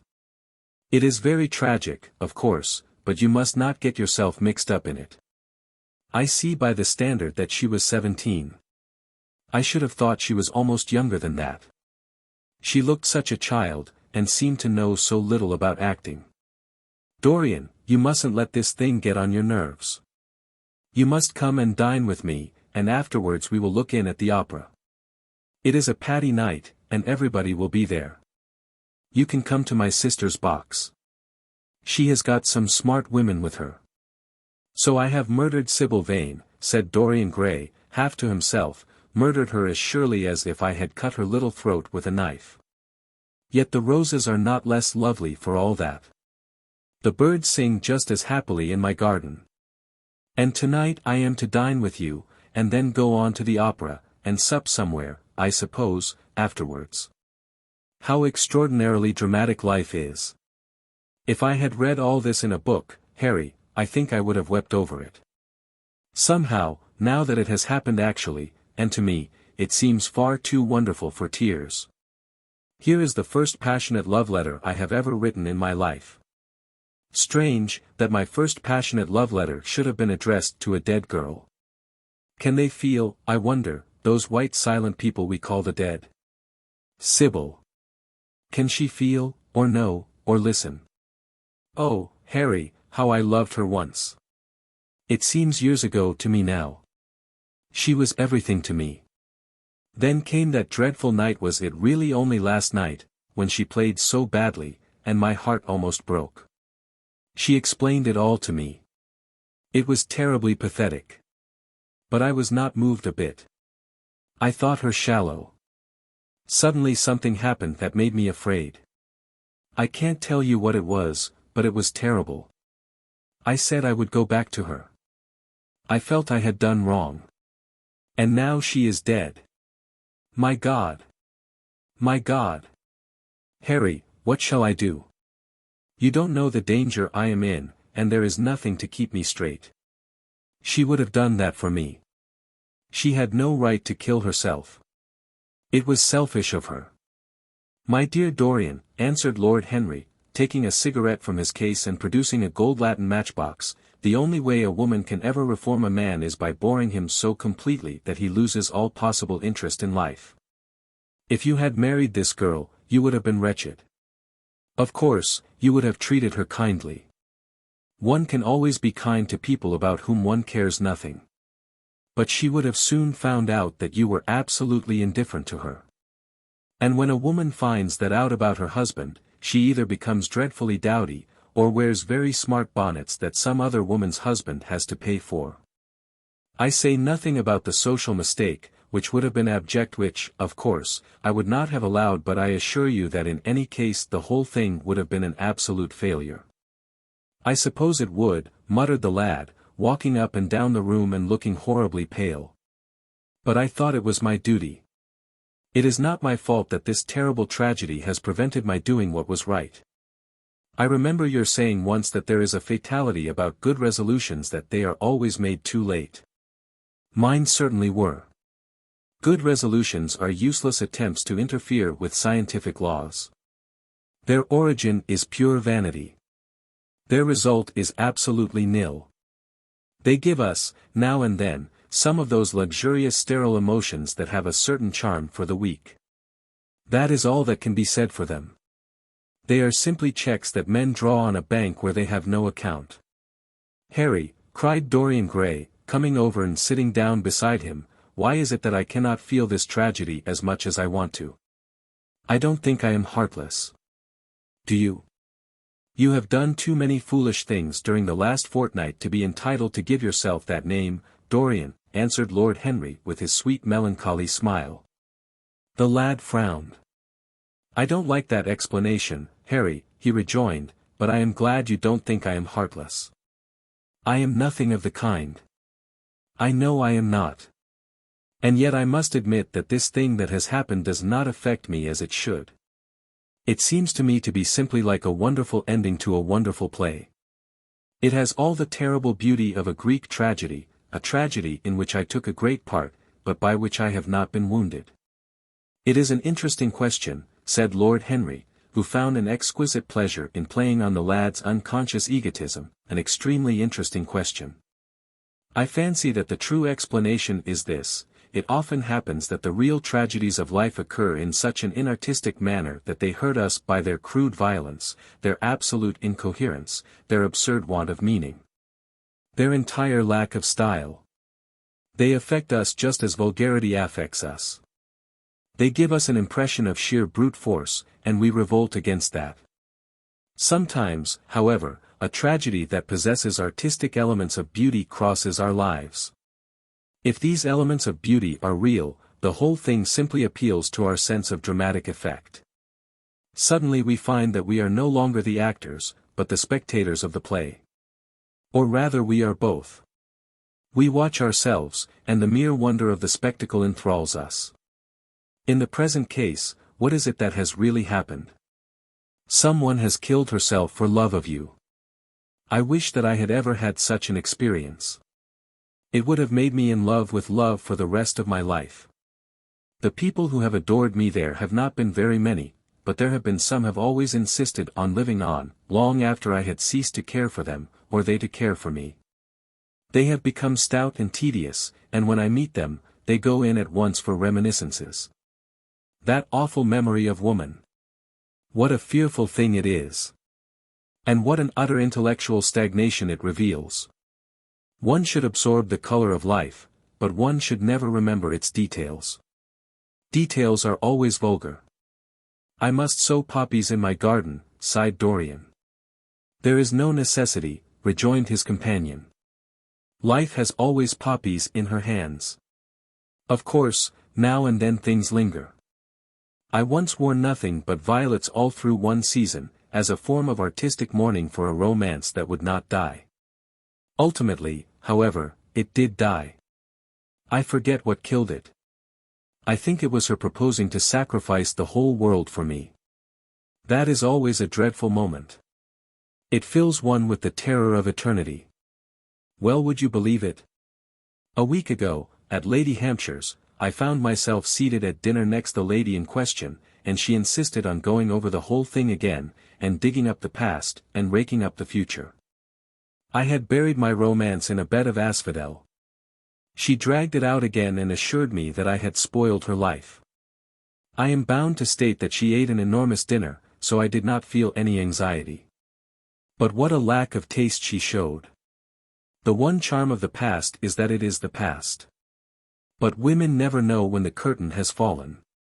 They always want a sixth act, and as soon as the interest of the play is entirely over, they propose to continue it. If they were allowed their own way, every comedy would have a tragic ending, and every tragedy would culminate in a farce. They are charmingly artificial, but they have no sense of art. You are more fortunate than I am. I assure you, Dorian, that not one of the women I have known would have done for me what Sybil Vane did for you. Ordinary women always console themselves. Some of them do it by going in for sentimental colors.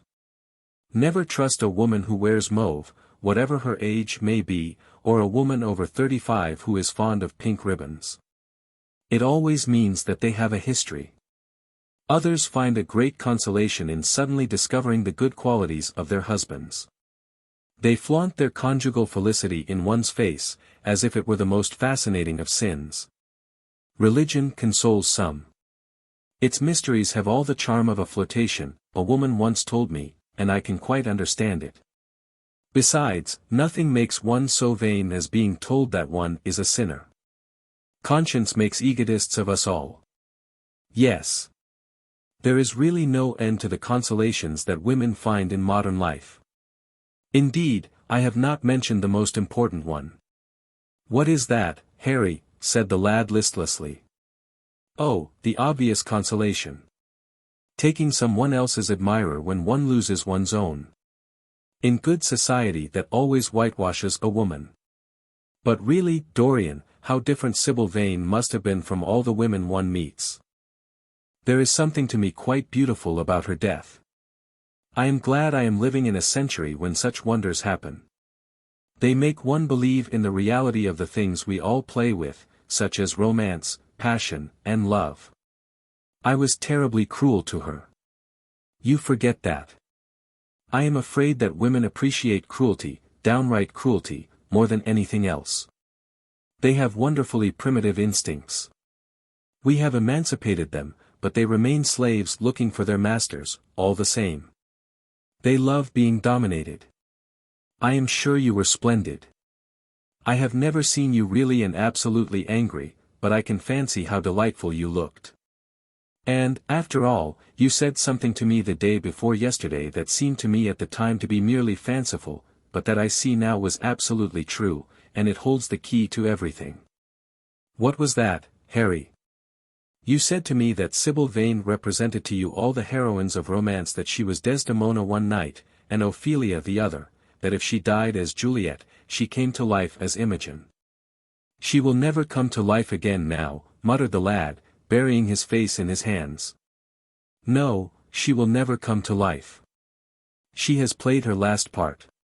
But you must think of that lonely death in the tawdry dressing-room simply as a strange lurid fragment from some Jacobean tragedy, as a wonderful scene from Webster, or Ford, or Cyril Turner.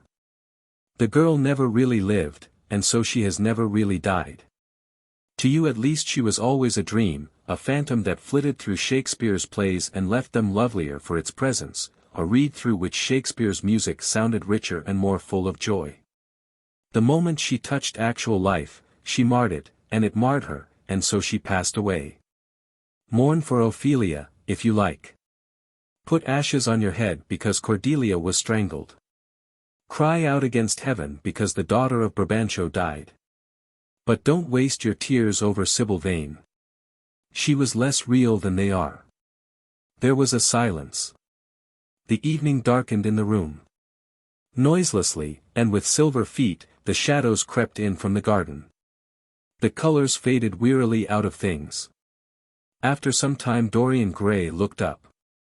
You have explained me to myself, Harry, he murmured with something of a sigh of relief. I felt all that you have said, but somehow I was afraid of it, and I could not express it to myself. How well you know me. But we will not talk again of what has happened. It has been a marvelous experience. That is all. I wonder if life has still in store for me anything as marvelous. Life has everything in store for you, Dorian. There is nothing that you, with your extraordinary good looks, will not be able to do. But suppose, Harry, I became haggard, and old, and wrinkled. What then? Ah, then, said Lord Henry, rising to go, then, my dear Dorian, you would have to fight for your victories. As it is, they are brought to you. No, you must keep your good looks. We live in an age that reads too much to be wise, and that thinks too much to be beautiful. We cannot spare you. And now you had better dress and drive down to the club. We are rather late, as it is. I think I shall join you at the opera, Harry. I feel too tired to eat anything. What is the number of your sister's box? 27, I believe. It is on the grand tier. You will see her name on the door. But I am sorry you won't come and dine. I don't feel up to it, said Dorian listlessly. But I am awfully obliged to you for all that you have said to me. You are certainly my best friend. No one has ever understood me as you have. We are only at the beginning of our friendship, Dorian, answered Lord Henry, shaking him by the hand. Goodbye. I shall see you before 9:30, I hope. Remember, Patty is singing. As he closed the door behind him, Dorian Gray touched the bell, and in a few minutes Victor appeared with the lamps and drew the blinds down. He waited impatiently for him to go. The man seemed to take an interminable time over everything. As soon as he had left, he rushed to the screen and drew it back. No, there was no further change in the picture. It had received the news of Sybil Vane's death before he had known of it himself. It was conscious of the events of life as they occurred. The vicious cruelty that marred the fine lines of the mouth had, no doubt, appeared at the very moment that the girl had drunk the poison, whatever it was. Or was it indifferent to results? Did it merely take cognizance of what passed within the soul? He wondered, and hoped that some day he would see the change taking place before his very eyes, shuddering as he hoped it. Poor Sybil! What a romance it had all been! She had often mimicked death on the stage. Then death himself had touched her and taken her with him. How had she played that dreadful last scene? Had she cursed him, as she died? No. She had died for love of him, and love would always be a sacrament to him now. She had atoned for everything by the sacrifice she had made of her life. He would not think any more of what she had made him go through, on that horrible night at the theatre. When he thought of her, it would be as a wonderful tragic figure sent on to the world's stage to show the supreme reality of love. A wonderful tragic figure. Tears came to his eyes as he remembered her childlike look, and winsome fanciful ways, and shy tremulous grace. He brushed them away hastily and looked again at the picture. He felt that the time had really come for making his choice. Or had his choice already been made? Yes, life had decided that for him life, and his own infinite curiosity about life. Eternal youth, infinite passion, pleasures subtle and secret, wild joys and wilder sins, he was to have all these things. The portrait was to bear the burden of his shame, that was all.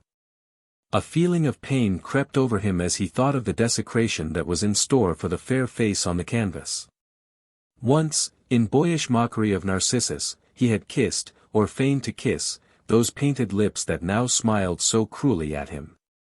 Morning after morning he had sat before the portrait wondering at its beauty, almost enamored of it, as it seemed to him at times. Was it to alter now with every mood to which he yielded? Was it to become a monstrous and loathsome thing, to be hidden away in a locked room, to be shut out from the sunlight that had so often touched to brighter gold the waving wonder of its hair? The pity of it! The pity of it! For a moment, he thought of praying that the horrible sympathy that existed between him and the picture might cease. It had changed in answer to a prayer, perhaps in answer to a prayer it might remain unchanged. And yet, who, that knew anything about life, would surrender the chance of remaining always young, however fantastic that chance might be, or with what fateful consequences it might be fraught? Besides, was it really under his control? Had it indeed been prayer that had produced the substitution? Might there not be some curious scientific reason for it all? If thought could exercise its influence upon a living organism, might not thought exercise an influence upon dead and inorganic things? Nay, without thought or conscious desire, might not things external to ourselves vibrate in unison with our moods and passions, atom calling to atom in secret love or strange affinity? But the reason was of no importance. He would never again tempt by a prayer any terrible power. If the picture was to alter, it was to alter. That was all. Why inquire too closely into it? For there would be a real pleasure in watching it. He would be able to follow his mind into its secret places. This portrait would be to him the most magical of mirrors. As it had revealed to him his own body, so it would reveal to him his own soul. And when winter came upon it, he would still be standing where spring trembles on the verge of summer. When the blood crept from its face, and left behind a pallid mask of chalk with leaden eyes, he would keep the glamour of boyhood. Not one blossom of his loveliness would ever fade. Not one pulse of his life would ever weaken. Like the gods of the Greeks, he would be strong, and fleet, and joyous. What did it matter what happened to the colored image on the canvas? He would be safe. That was everything. He drew the screen back into its former place in front of the picture, smiling as he did so, and passed into his bedroom, where his valet was already waiting for him. An hour later he was at the opera, and Lord Henry was leaning over his chair. Chapter 9. As he was sitting at breakfast next morning, Basil Hallward was shown into the room. "I am so glad I have found you, Dorian," he said gravely. "I called last night, and they told me you were at the opera. Of course, I knew that was impossible. But I wish you had left word where you had really gone to. I passed a dreadful evening, half afraid that one tragedy might be followed by another. I think you might have telegraphed for me when you heard of it first. I read of it quite by chance in a late edition of the Globe that I picked up at the club. I came here at once and was miserable at not finding you. I can't tell you how heartbroken I am about the whole thing. I know what you must suffer. But where were you? Did you go down and see the girl's mother? For a moment I thought of following you there. They gave the address in the paper. Somewhere in the Euston Road, isn't it? But I was afraid of intruding upon a sorrow that I could not lighten. Poor woman! What a state she must be in. And her only child, too. What did she say about it all?" "My dear Basil, how do I know?"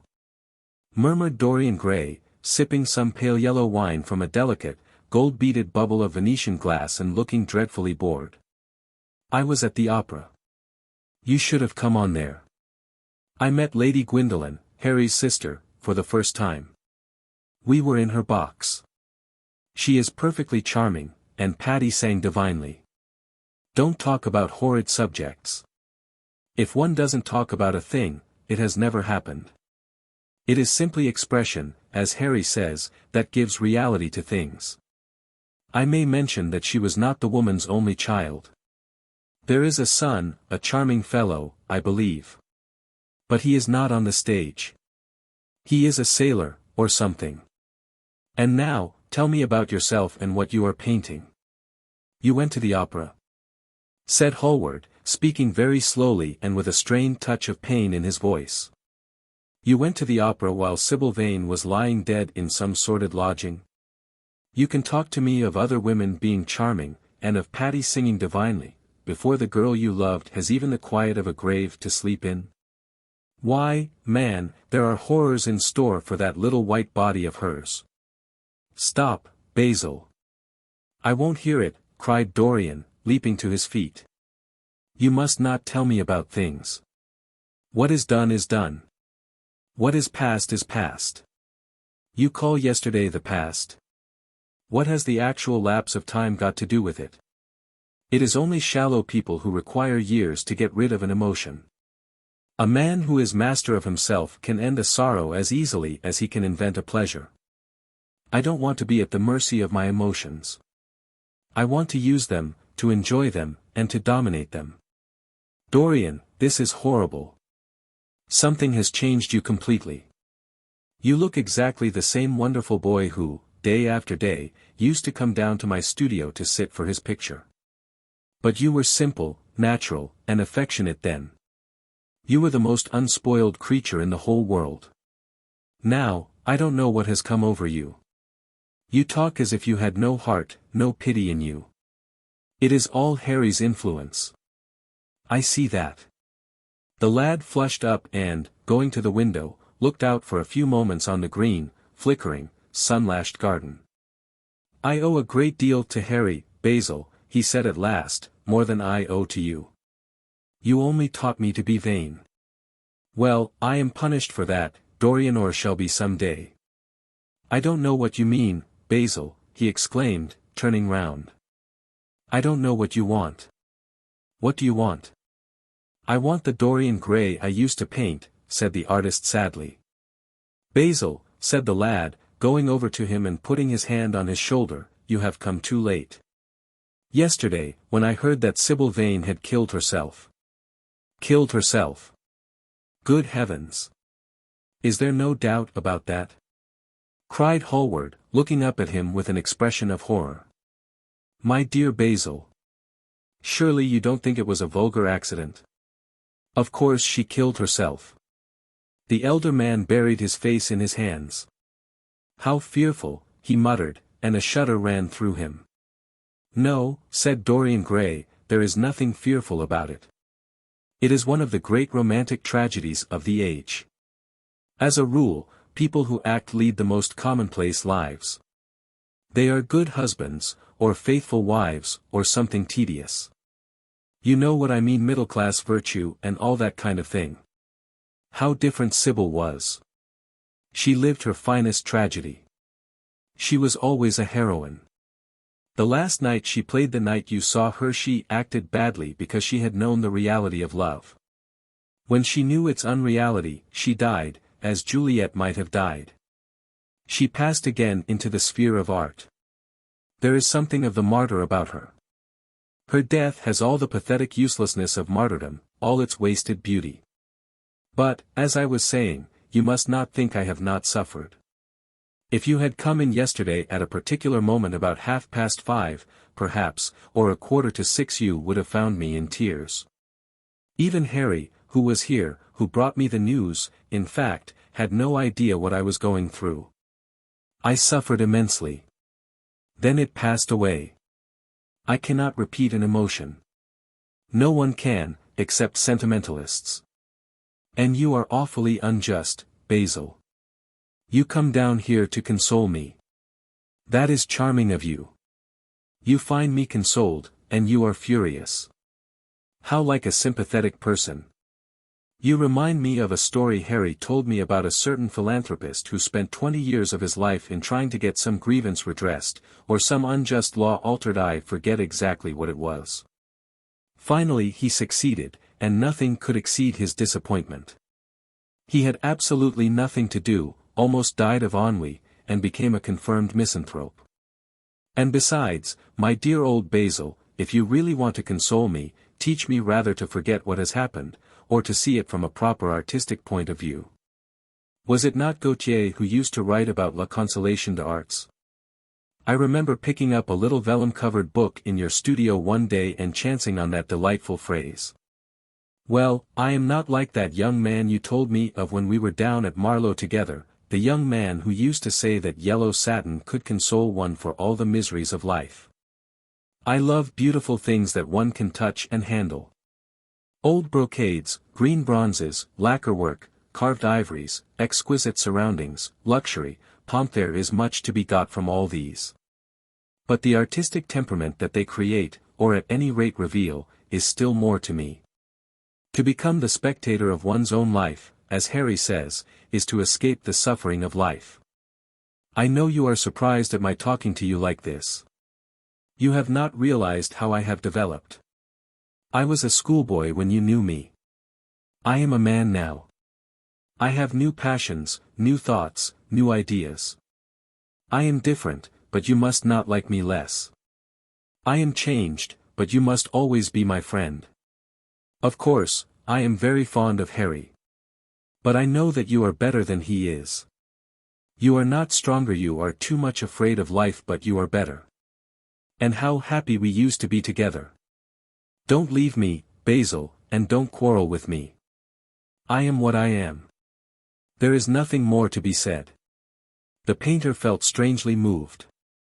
The lad was infinitely dear to him, and his personality had been the great turning point in his art. He could not bear the idea of reproaching him any more. After all, his indifference was probably merely a mood that would pass away. There was so much in him that was good, so much in him that was noble. Well, Dorian, he said at length, with a sad smile, I won't speak to you again about this horrible thing, after today. I only trust your name won't be mentioned in connection with it. The inquest is to take place this afternoon. Have they summoned you? Dorian shook his head, and a look of annoyance passed over his face at the mention of the word inquest. There was something so crude and vulgar about everything of the kind. They don't know my name, he answered. But surely she did. Only my Christian name, and that I am quite sure she never mentioned to anyone. She told me once that they were all rather curious to learn who I was, and that she invariably told them my name was Prince Charming. It was pretty of her. You must do me a drawing of Sybil, Basil. I should like to have something more of her than the memory of a few kisses and some broken pathetic words. I will try and do something, Dorian, if it would please you. But you must come and sit to me yourself again. I can't get on without you. I can never sit to you again, Basil. It is impossible, he exclaimed, starting back. The painter stared at him. My dear boy, what nonsense, he cried. Do you mean to say you don't like what I did of you? Where is it? Why have you pulled the screen in front of it? Let me look at it. It is the best thing I have ever done. Do take the screen away, Dorian. It is simply disgraceful of your servant hiding my work like that. I felt the room looked different as I came in. My servant has nothing to do with it, Basil. You don't imagine I let him arrange my room for me? He settles my flowers for me sometimes, that is all. No, I did it myself. The light was too strong on the portrait. Too strong. Surely not, my dear fellow. It is an admirable place for it. Let me see it. And Hallward walked towards the corner of the room. A cry of terror broke from Dorian Gray's lips, and he rushed between the painter and the screen. Basil, he said, looking very pale, you must not look at it. I don't wish you to. Not look at my own work. You are not serious. Why shouldn't I look at it? Exclaimed Hallward, laughing. If you try to look at it, Basil, on my word of honor I will never speak to you again as long as I live. I am quite serious. I don't offer any explanation, and you are not to ask for any. But, remember, if you touch this screen, everything is over between us. Hallward was thunderstruck. He looked at Dorian Gray in absolute amazement. He had never seen him like this before. The lad was actually pallid with rage. His hands were clenched, and the pupils of his eyes were like discs of blue fire. He was trembling all over. Dorian! Don't speak. But what is the matter? Of course I won't look at it if you don't want me to, he said, rather coldly, turning on his heel and going over towards the window. But, really, it seems rather absurd that I shouldn't see my own work, especially as I am going to exhibit it in Paris in the autumn. I shall probably have to give it another coat of varnish before that, so I must see it some day, and why not today? To exhibit it. You want to exhibit it? Exclaimed Dorian Gray, a strange sense of terror creeping over him. Was the world going to be shown his secret? Were people to gape at the mystery of his life? That was impossible. Something he did not know what had to be done at once.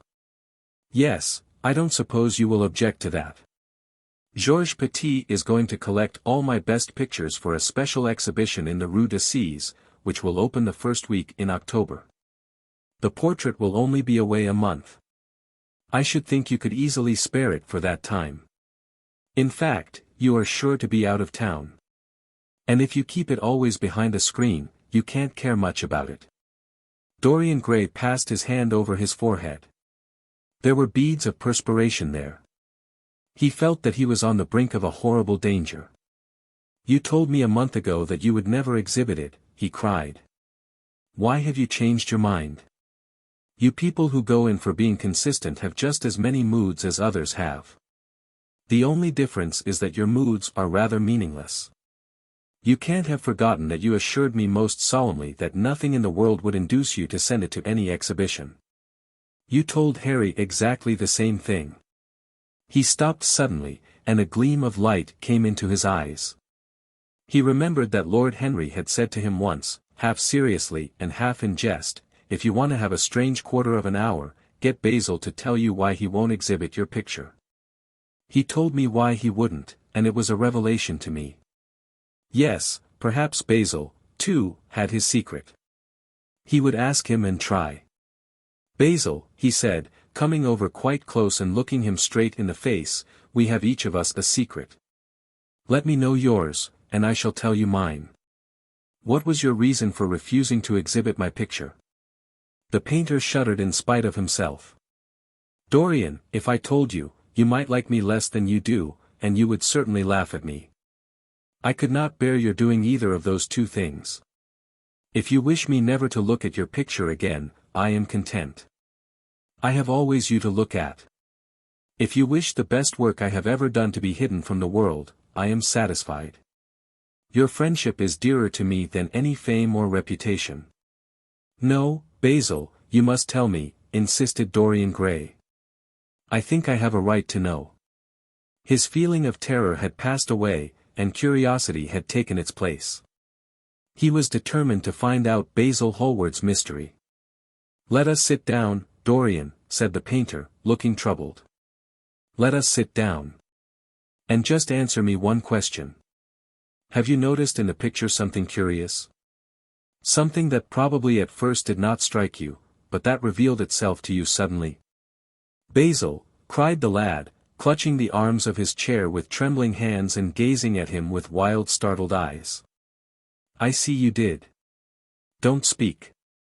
Wait till you hear what I have to say. Dorian, from the moment I met you, your personality had the most extraordinary influence over me. I was dominated, soul, brain, and power, by you. You became to me the visible incarnation of that unseen ideal whose memory haunts us artists like an exquisite dream. I worshipped you. I grew jealous of everyone to whom you spoke. I wanted to have you all to myself.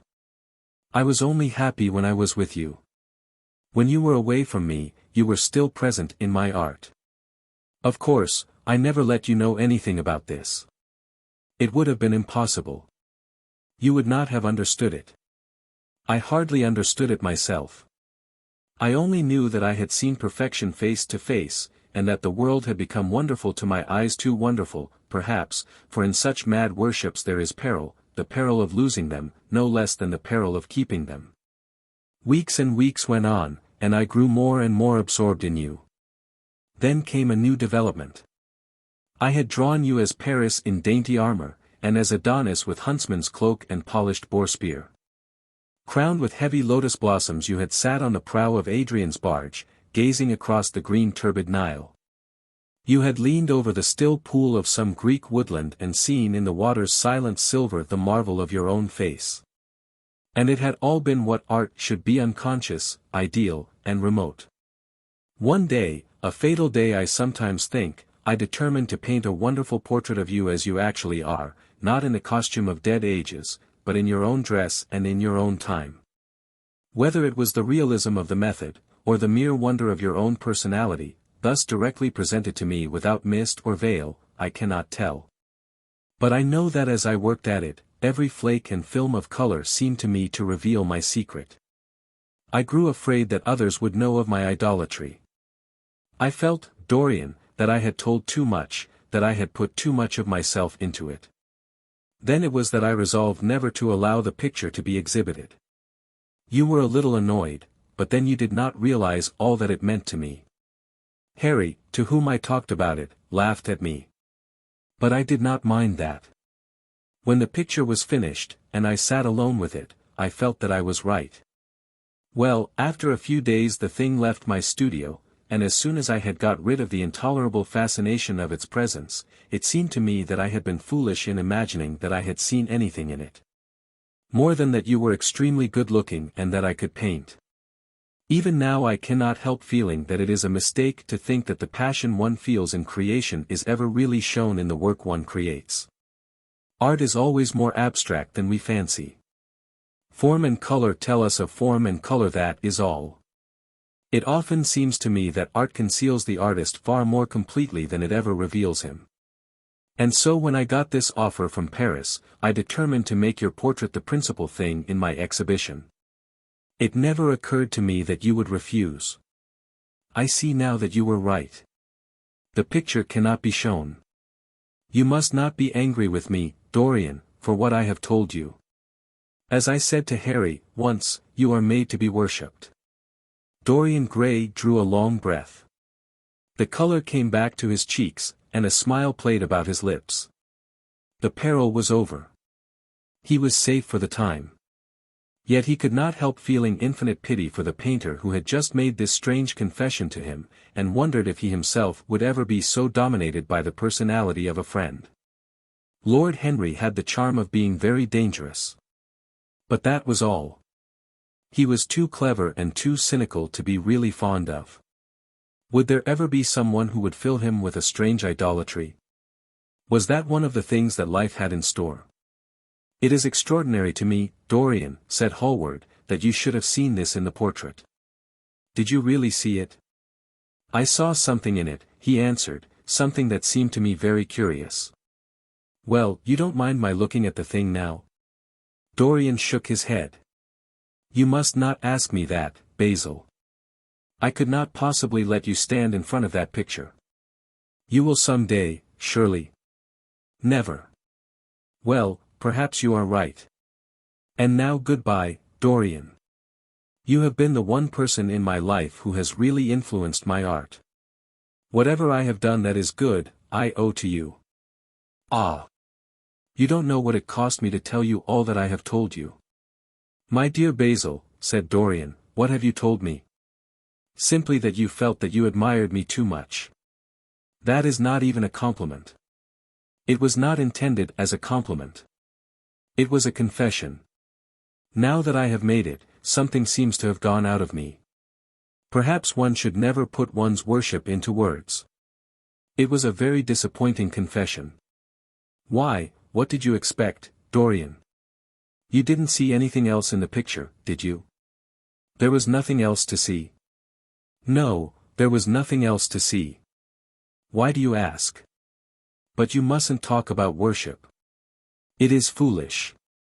You and I are friends, Basil, and we must always remain so."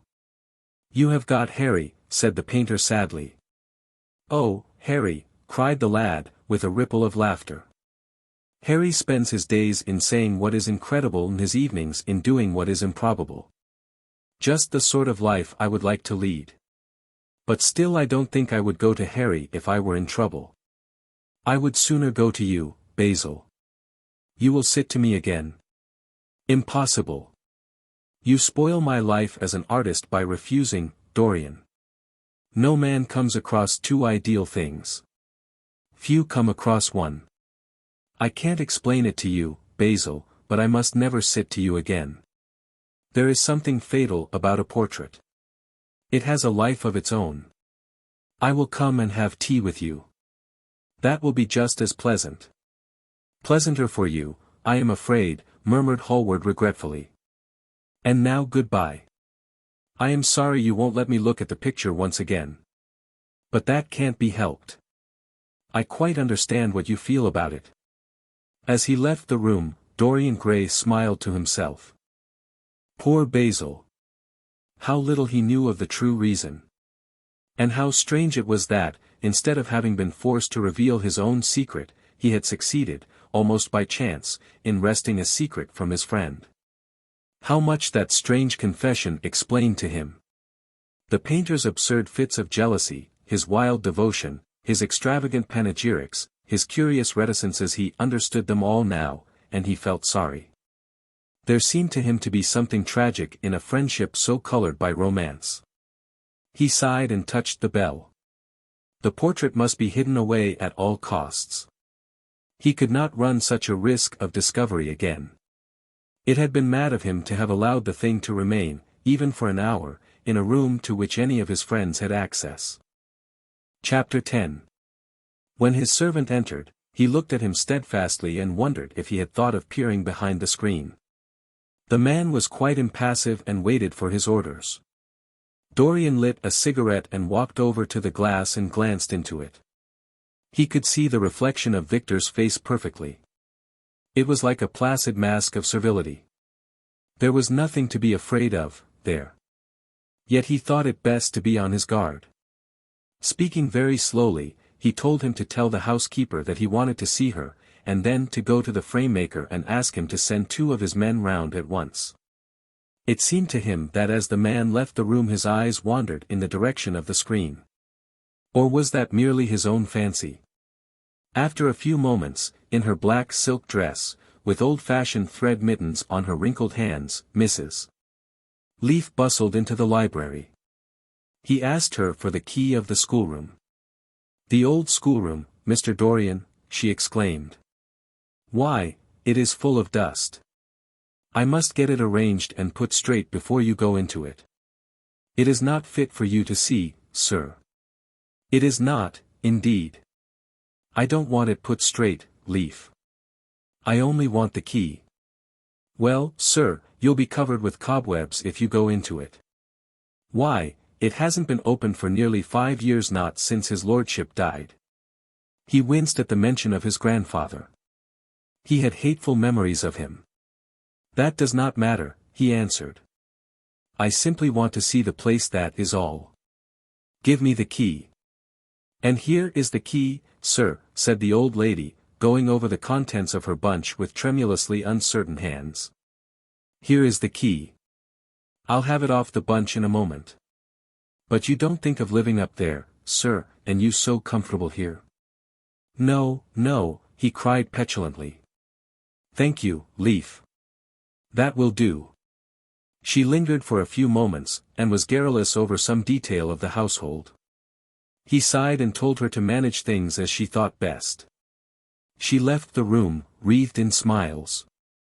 As the door closed, Dorian put the key in his pocket and looked round the room. His eye fell on a large, purple satin coverlet heavily embroidered with gold, a splendid piece of late 17th century Venetian work that his grandfather had found in a convent near Bologna. Yes, that would serve to wrap the dreadful thing in. It had perhaps served often as a pall for the dead. Now it was to hide something that had a corruption of its own, worse than the corruption of death itself, something that would breed horrors and yet would never die. What the worm was to the corpse, his sins would be to the painted image on the canvas. They would mar its beauty and eat away its grace. They would defile it and make it shameful. And yet the thing would still live on. It would be always alive. He shuddered, and for a moment he regretted that he had not told Basil the true reason why he had wished to hide the picture away. Basil would have helped him to resist Lord Henry's influence, and the still more poisonous influences that came from his own temperament. The love that he bore him for it was really love, had nothing in it that was not noble and intellectual. It was not that mere physical admiration of beauty that is born of the senses and that dies when the senses tire. It was such love as Michelangelo had known, and Montaigne, and Winckelmann, and Shakespeare himself. Yes, Basil could have saved him. But it was too late now. The past could always be annihilated. Regret, denial, or forgetfulness could do that. But the future was inevitable. There were passions in him that would find their terrible outlet, dreams that would make the shadow of their evil real. He took up from the couch the great purple and gold texture that covered it, and, holding it in his hands, passed behind the screen. Was the face on the canvas viler than before? It seemed to him that it was unchanged, and yet his loathing of it was intensified. Gold hair, blue eyes, and rose-red lips, they all were there.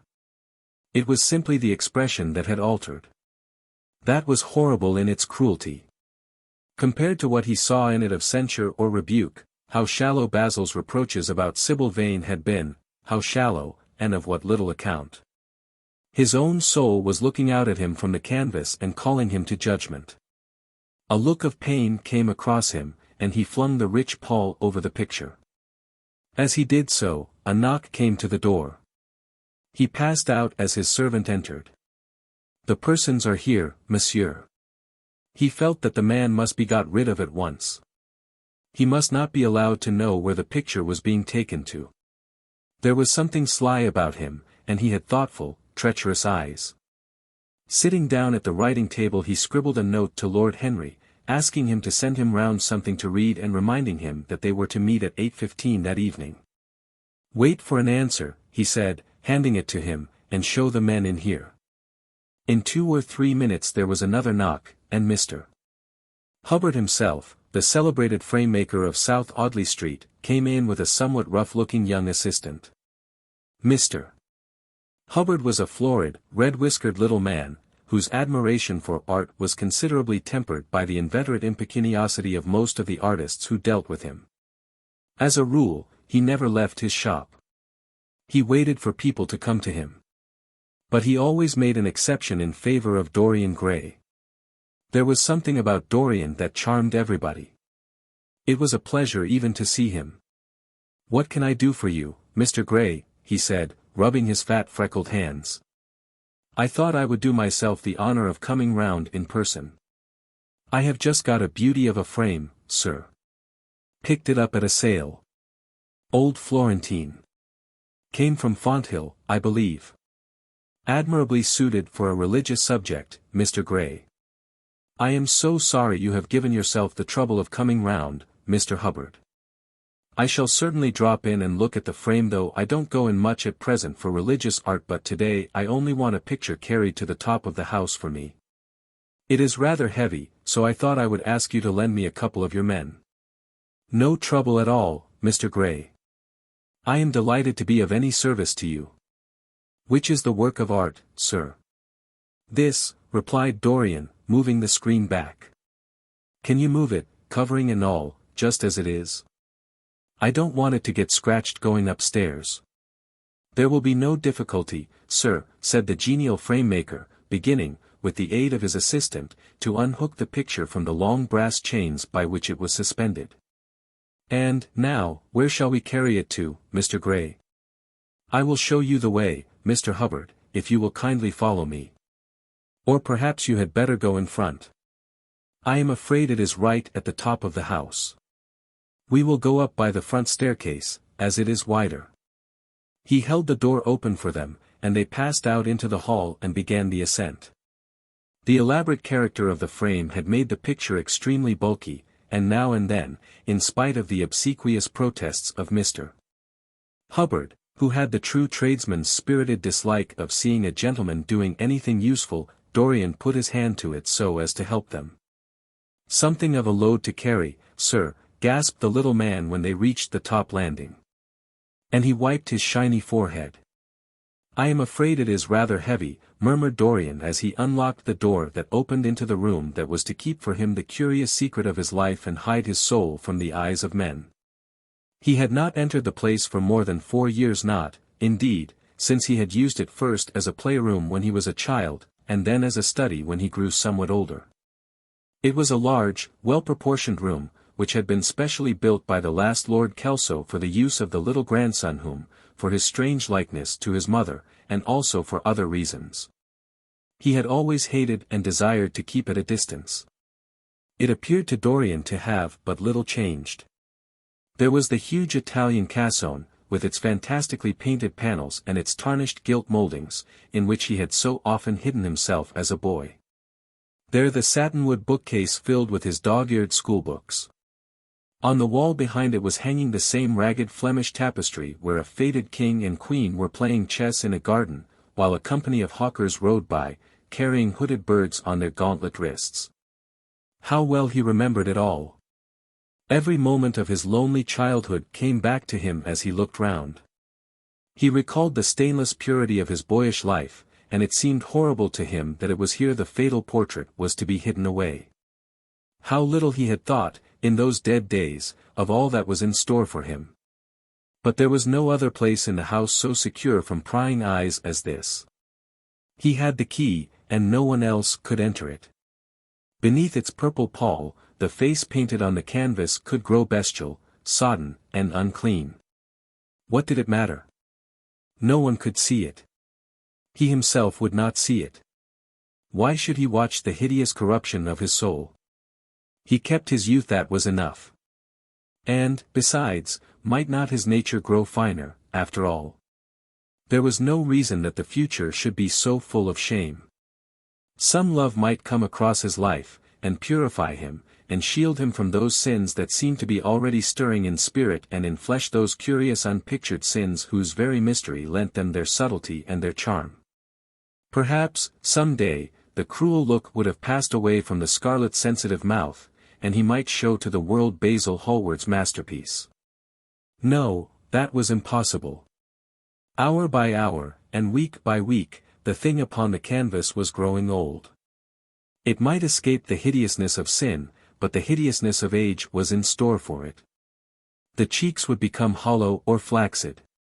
Yellow crow's feet would creep round the fading eyes and make them horrible. The hair would lose its brightness, the mouth would gape or droop, would be foolish or gross, as the mouths of old men are. There would be the wrinkled throat, the cold, blue-veined hands, the twisted body, that he remembered in the grandfather who had been so stern to him in his boyhood. The picture had to be concealed. There was no help for it. "Bring it in, Mr. Hubbard, please," he said, wearily, turning round. "I am sorry I kept you so long. I was thinking of something else." "Always glad to have a rest, Mr. Gray," answered the framemaker, who was still gasping for breath. "Where shall we put it, sir?" "Oh, anywhere. Here, this will do. I don't want to have it hung up. Just lean it against the wall." "Thanks. Might one look at the work of art, sir?" Dorian started. "It would not interest you, Mr. Hubbard," he said, keeping his eye on the man. He felt ready to leap upon him and fling him to the ground if he dared to lift the gorgeous hanging that concealed the secret of his life. "I shan't trouble you any more now. I am much obliged for your kindness in coming round." Not at all, Mr. Gray. Ever ready to do anything for you, sir." And Mr. Hubbard tramped downstairs, followed by the assistant, who glanced back at Dorian with a look of shy wonder in his rough uncomely face. He had never seen anyone so marvelous. When the sound of their footsteps had died away, Dorian locked the door and put the key in his pocket. He felt safe now. No one would ever look upon the horrible thing. No eye but his would ever see his shame. On reaching the library, he found that it was just after 5 o'clock and that the tea had been already brought up. On a little table of dark perfumed wood thickly encrusted with nacre, a present from Lady Radley, his guardian's wife, a pretty professional invalid who had spent the preceding winter in Cairo, was lying a note from Lord Henry. And beside it was a book bound in yellow paper, the cover slightly torn and the edges soiled. A copy of the third edition of the St. James's Gazette had been placed on the tea-tray. It was evident that Victor had returned. He wondered if he had met the men in the hall as they were leaving the house and had wormed out of them what they had been doing. He would be sure to miss the picture, had no doubt missed it already, while he had been laying the tea things. The screen had not been set back, and a blank space was visible on the wall. Perhaps some night he might find him creeping upstairs and trying to force the door of the room. It was a horrible thing to have a spy in one's house. He had heard of rich men who had been blackmailed all their lives by some servant who had read a letter, or overheard a conversation, or picked up a card with an address, or found beneath a pillow a withered flower or a shred of crumpled lace. He sighed, and having poured himself out some tea, opened Lord Henry's note. It was simply to say that he sent him round the evening paper, and a book that might interest him, and that he would be at the club at 8:15. He opened his tea. James's languidly, and looked through it. A red pencil mark on the 5th page caught his eye. It drew attention to the following paragraph. "Inquest on an actress. An inquest was held this morning at the Bell Tavern, Hoxton Road, by Mr. Danby, the district coroner, on the body of Sybil Vane, a young actress recently engaged at the Royal Theatre, Holborn. A verdict of death by misadventure was returned.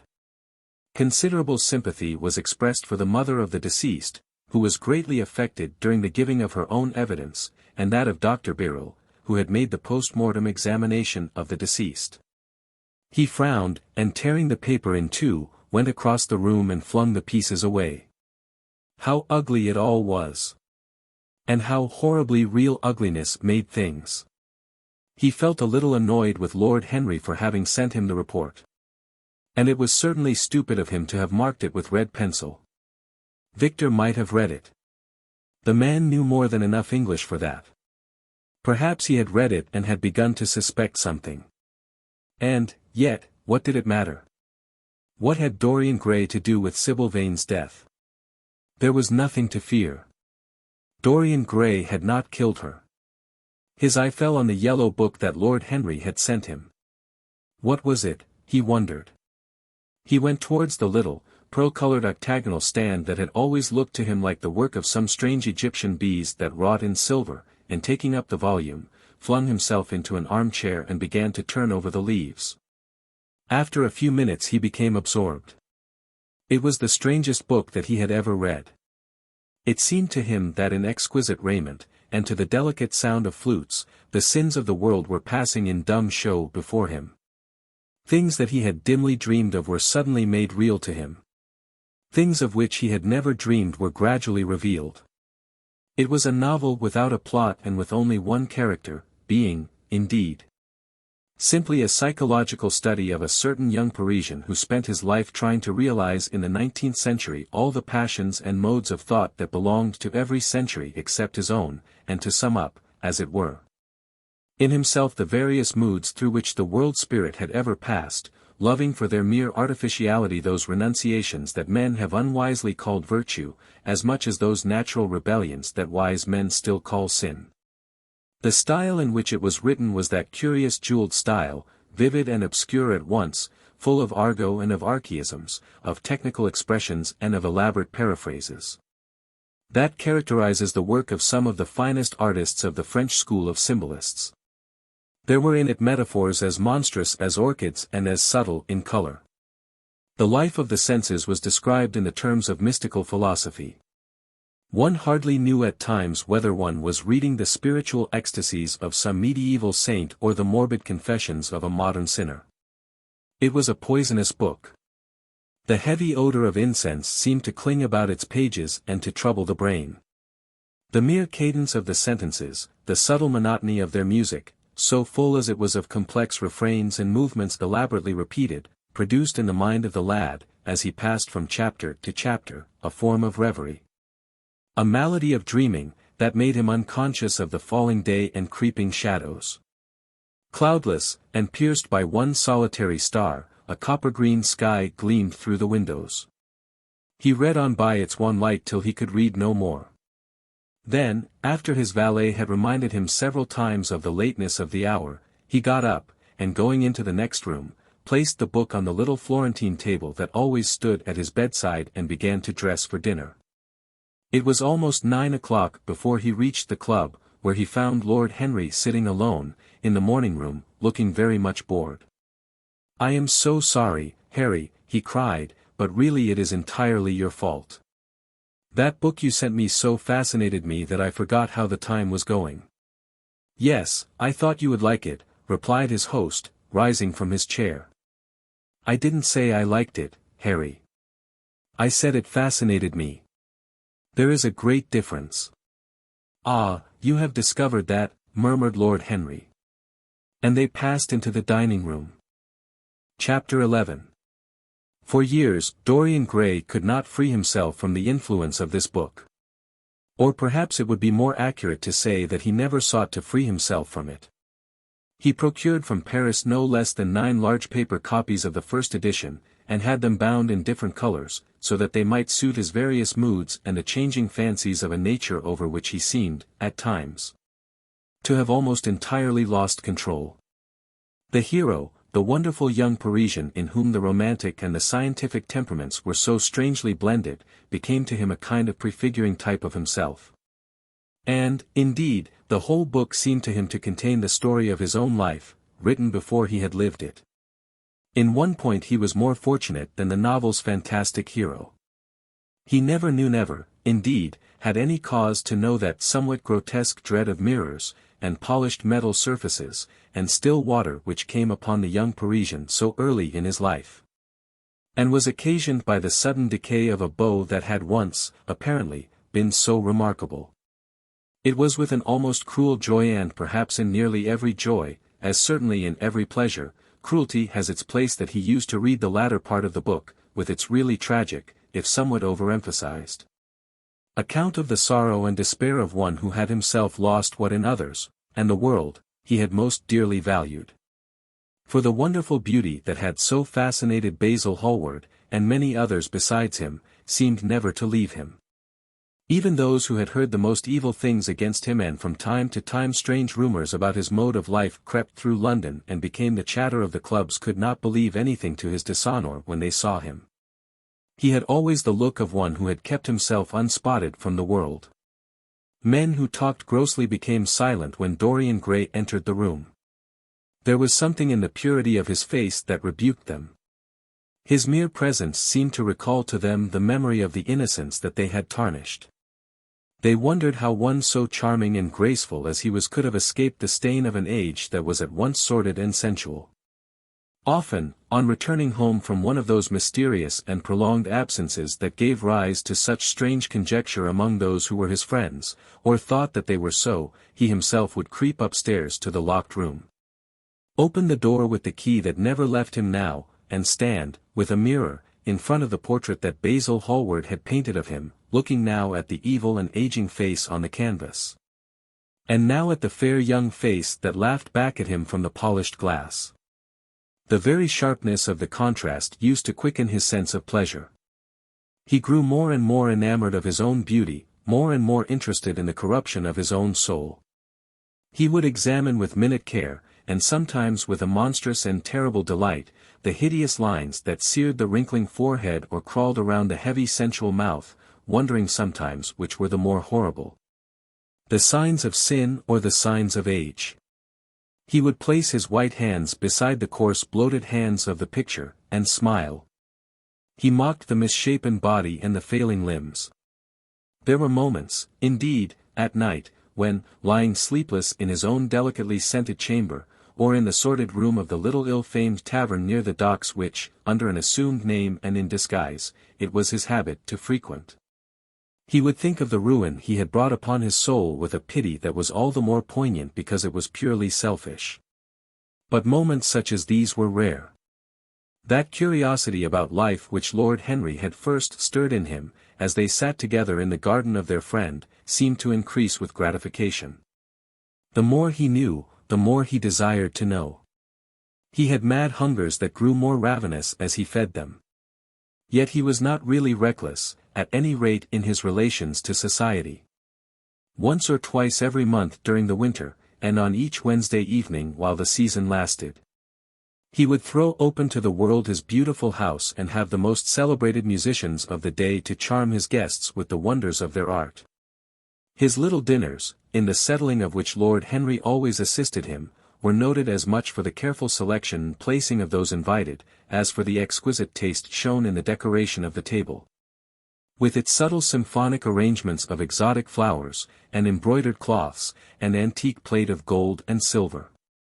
Indeed, there were many, especially among the very young men, who saw, or fancied that they saw, in Dorian Gray the true realization of a type of which they had often dreamed in Eton or Oxford days. A type that was to combine something of the real culture of the scholar with all the grace and distinction and perfect manner of a citizen of the world. To them he seemed to be of the company of those whom Dante describes as having sought to make themselves perfect by the worship of beauty. Like Gautier, he was one for whom the visible world existed.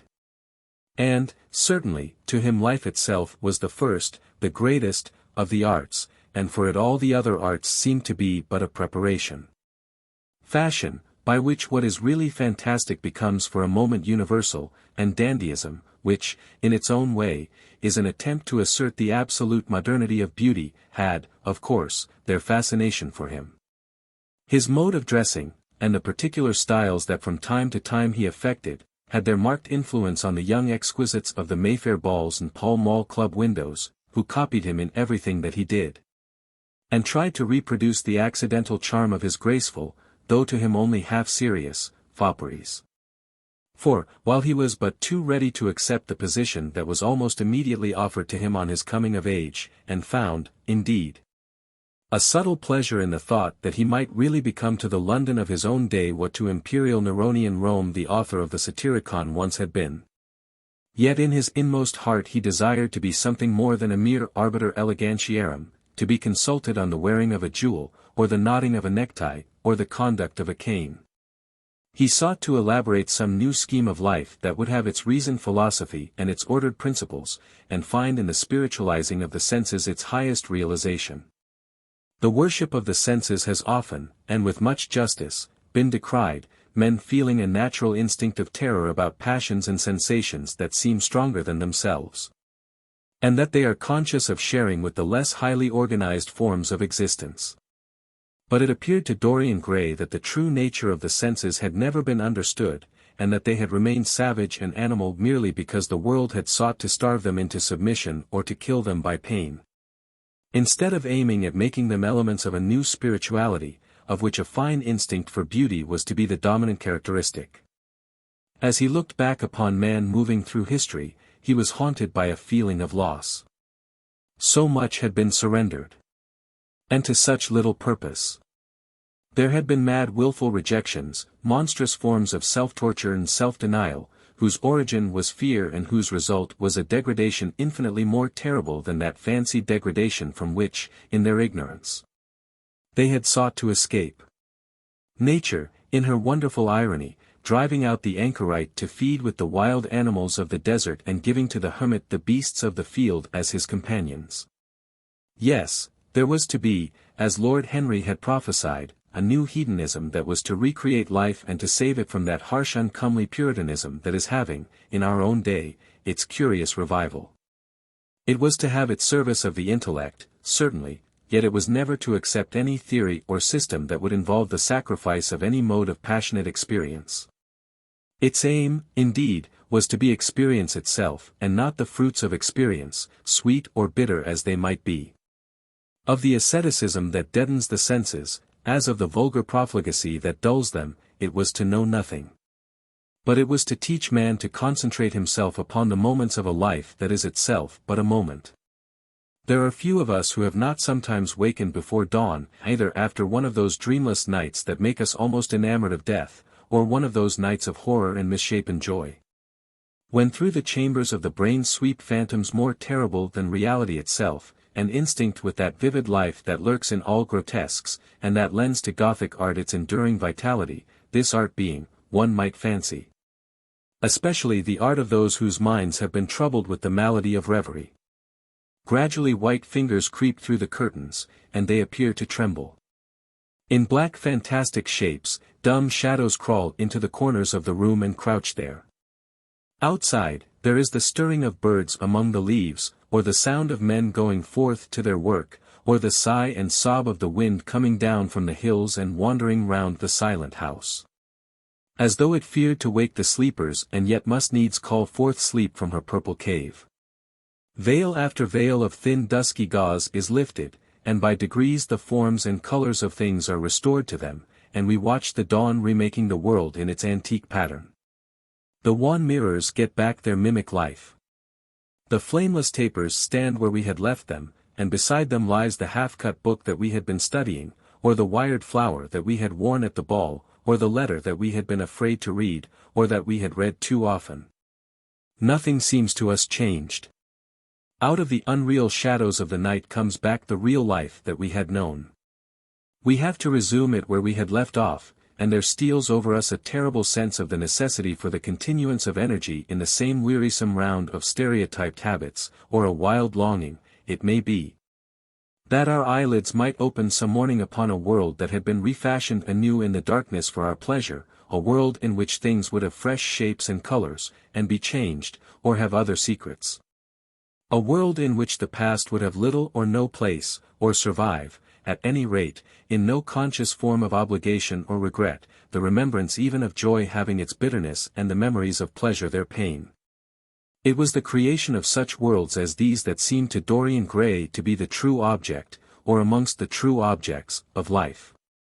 And in his search for sensations that would be at once new and delightful, and possess that element of strangeness that is so essential to romance, he would often adopt certain modes of thought that he knew to be really alien to his nature. Abandon himself to their subtle influences, and then, having, as it were, caught their color and satisfied his intellectual curiosity, leave them with that curious indifference that is not incompatible with a real ardor of temperament, and that, indeed, according to certain modern psychologists, is often a condition of it. It was rumored of him once that he was about to join the Roman Catholic communion, and certainly the Roman ritual had always a great attraction for him.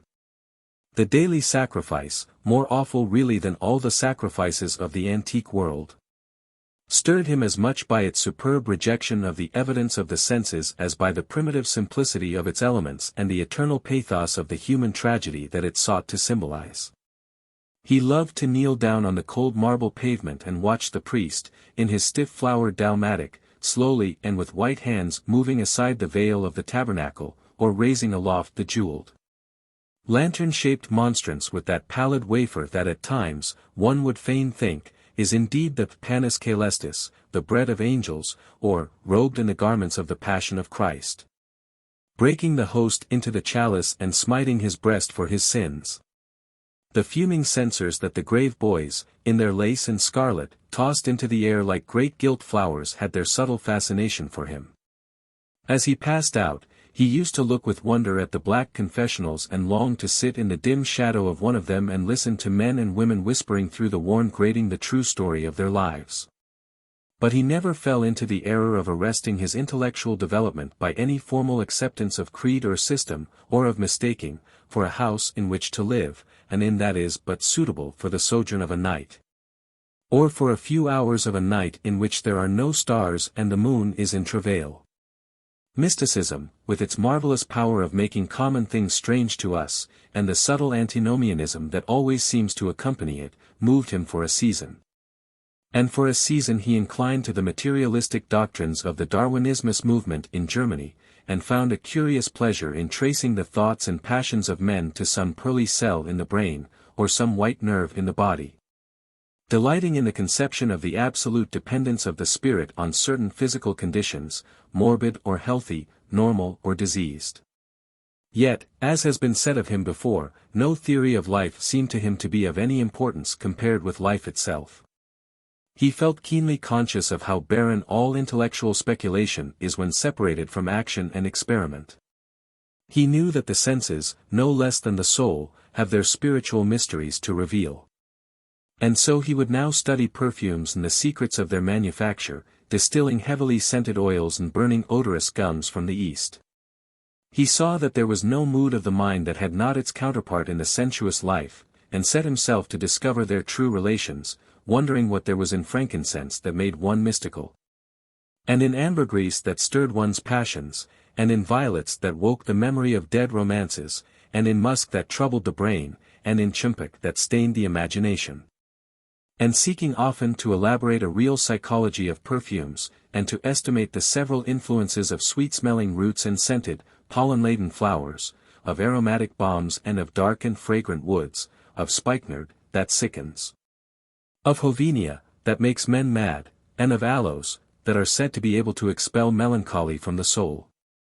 At another time he devoted himself entirely to music, and in a long latticed room, with a vermilion and gold ceiling and walls of olive green lacquer, he used to give curious concerts in which mad gypsies tore wild music from little zither, or grave, yellow-shawled Tunisians plucked at the strained strings of monstrous lutes, while grinning Negroes beat monotonously upon copper drums and, crouching upon scarlet mats, slim turbaned Indians blew through long pipes of reed or brass and charmed or feigned to charm great hooded snakes and horrible horned adders. The harsh intervals and shrill discords of barbaric music stirred him at times when Schubert's Grace, and Chopin's Beautiful Sorrows, and the mighty harmonies of Beethoven himself, fell unheeded on his ear. He collected together from all parts of the world the strangest instruments that could be found, either in the tombs of dead nations or among the few savage tribes that have survived contact with Western civilizations, and loved to touch and try them. He had the mysterious juraparis of the Rio Negro Indians, that women are not allowed to look at and that even youths may not see till they have been subjected to fasting and scourging.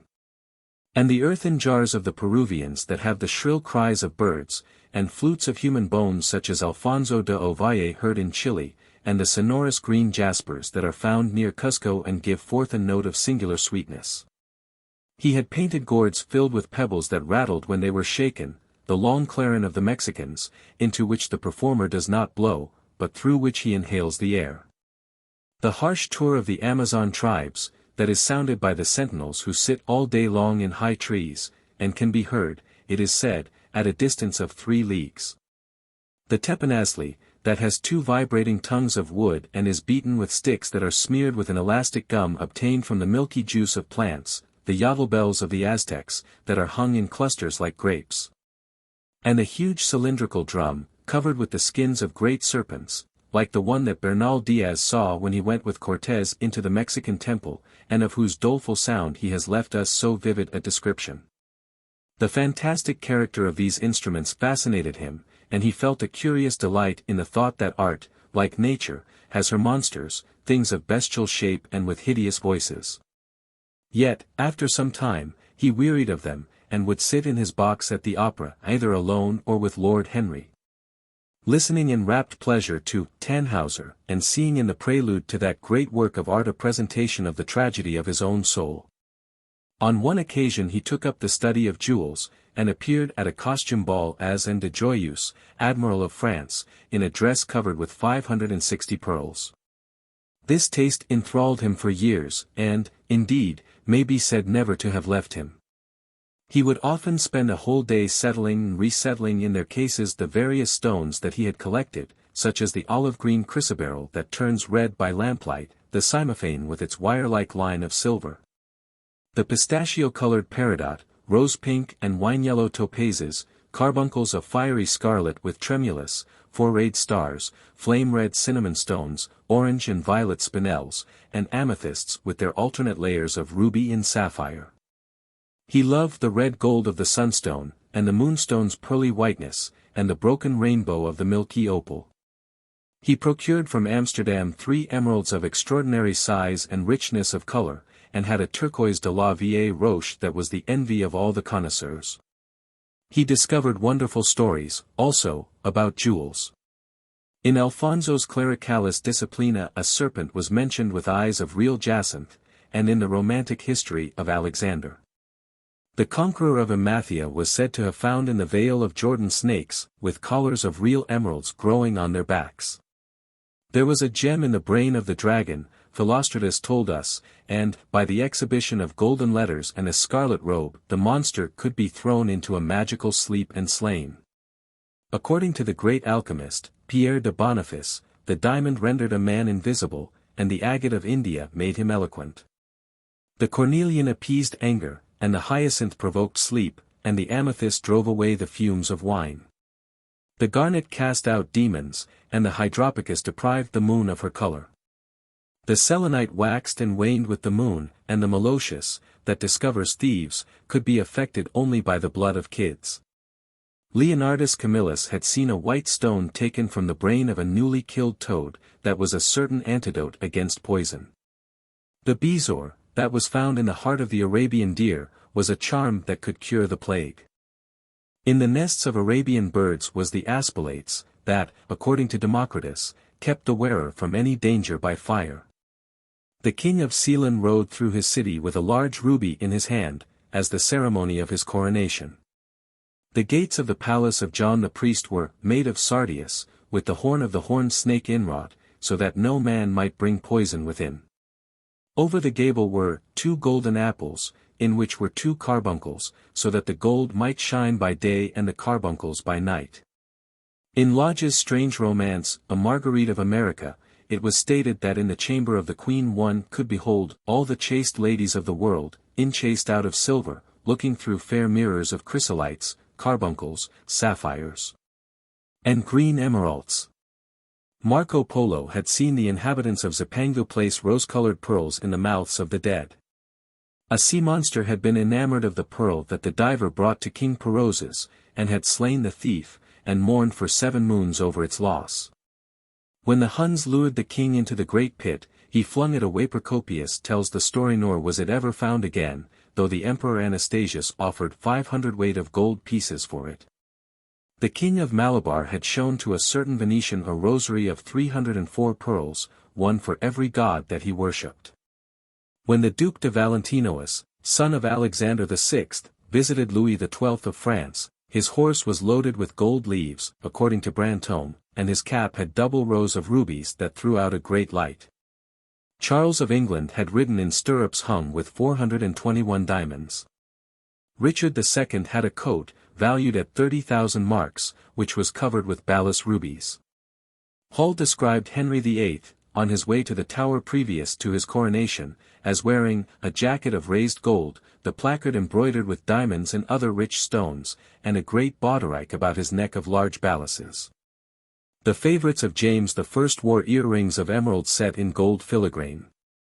Edward II gave to Piers Gaveston a suit of red gold armour studded with jacinths, a collar of gold roses set with turquoise stones, and a skullcap parseam with pearls. Henry II wore jewelled gloves reaching to the elbow, and had a hawk glove sewn with 12 rubies and 52 great orients. The ducal hat of Charles the Rash, the last Duke of Burgundy of his race, was hung with pear-shaped pearls and studded with sapphires. How exquisite life had once been! How gorgeous in its pomp and decoration! Even to read of the luxury of the dead was wonderful. Then he turned his attention to embroideries and to the tapestries that performed the office of frescoes in the chill rooms of the northern nations of Europe. As he investigated the subject, and he always had an extraordinary faculty of becoming absolutely absorbed for the moment in whatever he took up, he was almost saddened by the reflection of the ruin that time brought on beautiful and wonderful things. He, at any rate, had escaped that. Summer followed summer, and the yellow jonquils bloomed and died many times, and nights of horror repeated the story of their shame, but he was unchanged.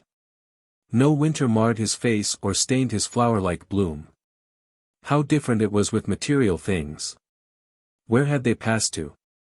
Where was the great crocus-colored robe, on which the gods fought against the giants, that had been worked by brown girls for the pleasure of Athena?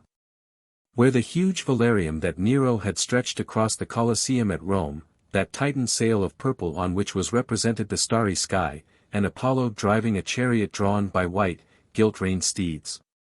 He longed to see the curious table napkins wrought for the priest of the sun, on which were displayed all the dainties and viands that could be wanted for a feast, the mortuary cloth of King Chilperic, with its 300 golden bees. The fantastic robes that excited the indignation of the Bishop of Pontus and were figured with lions, panthers, bears, dogs, forests, rocks, hunters, all, in fact, that a painter can copy from nature. And the coat that Charles of Orleans once wore, on the sleeves of which were embroidered the verses of a song beginning, Madame, je suis tout joyeux, the musical accompaniment of the words being wrought in gold thread, and each note of square shape in those days, formed with 4 pearls. He read of the room that was prepared at the palace at Rheims for the use of Queen Joan of Burgundy and was decorated with 1,321 parrots, made in broidery, and blazoned with the king's arms, and 561 butterflies, whose wings were similarly ornamented with the arms of the queen, the whole worked in gold. Catherine de Medicis had a morning bed made for her of black velvet powdered with crescents and suns. Its curtains were of damask, with leafy wreaths and garlands, figured upon a gold and silver ground, and fringed along the edges with broideries of pearls. And it stood in a room hung with rows of the queen's devices in cut black velvet upon cloth of silver. Louis XIV had gold-embroidered caryatids 15 feet high in his apartment. The state bed of Sobieski, King of Poland, was made of Smyrna gold brocade embroidered in turquoises with verses from the Quran. Its supports were of silver gilt, beautifully chased, and profusely set with enameled and jeweled medallions. It had been taken from the Turkish camp before Vienna, and the standard of Muhammad had stood beneath the tremulous gilt of its canopy. And so, for a whole year, he sought to accumulate the most exquisite specimens that he could find of textile and embroidered work, getting the dainty Delhi muslins, finely wrought with gold thread palmates and stitched over with iridescent beetles' wings. The Dhaka gauzes, that from their transparency are known in the East as woven air, and running water, and evening dew, strange figured cloths from Java, elaborate yellow Chinese hangings. Books bound in tawny satins or fair blue silks and wrought with fleurs de lis, birds and images, veils of laces worked in Hungary point, Sicilian brocades and stiff Spanish velvets. Georgian work, with its gilt coins, and Japanese fukusas, with their green-toned golds and their marvelously plumaged birds. He had a special passion, also, for ecclesiastical vestments, as indeed he had for everything connected with the service of the church.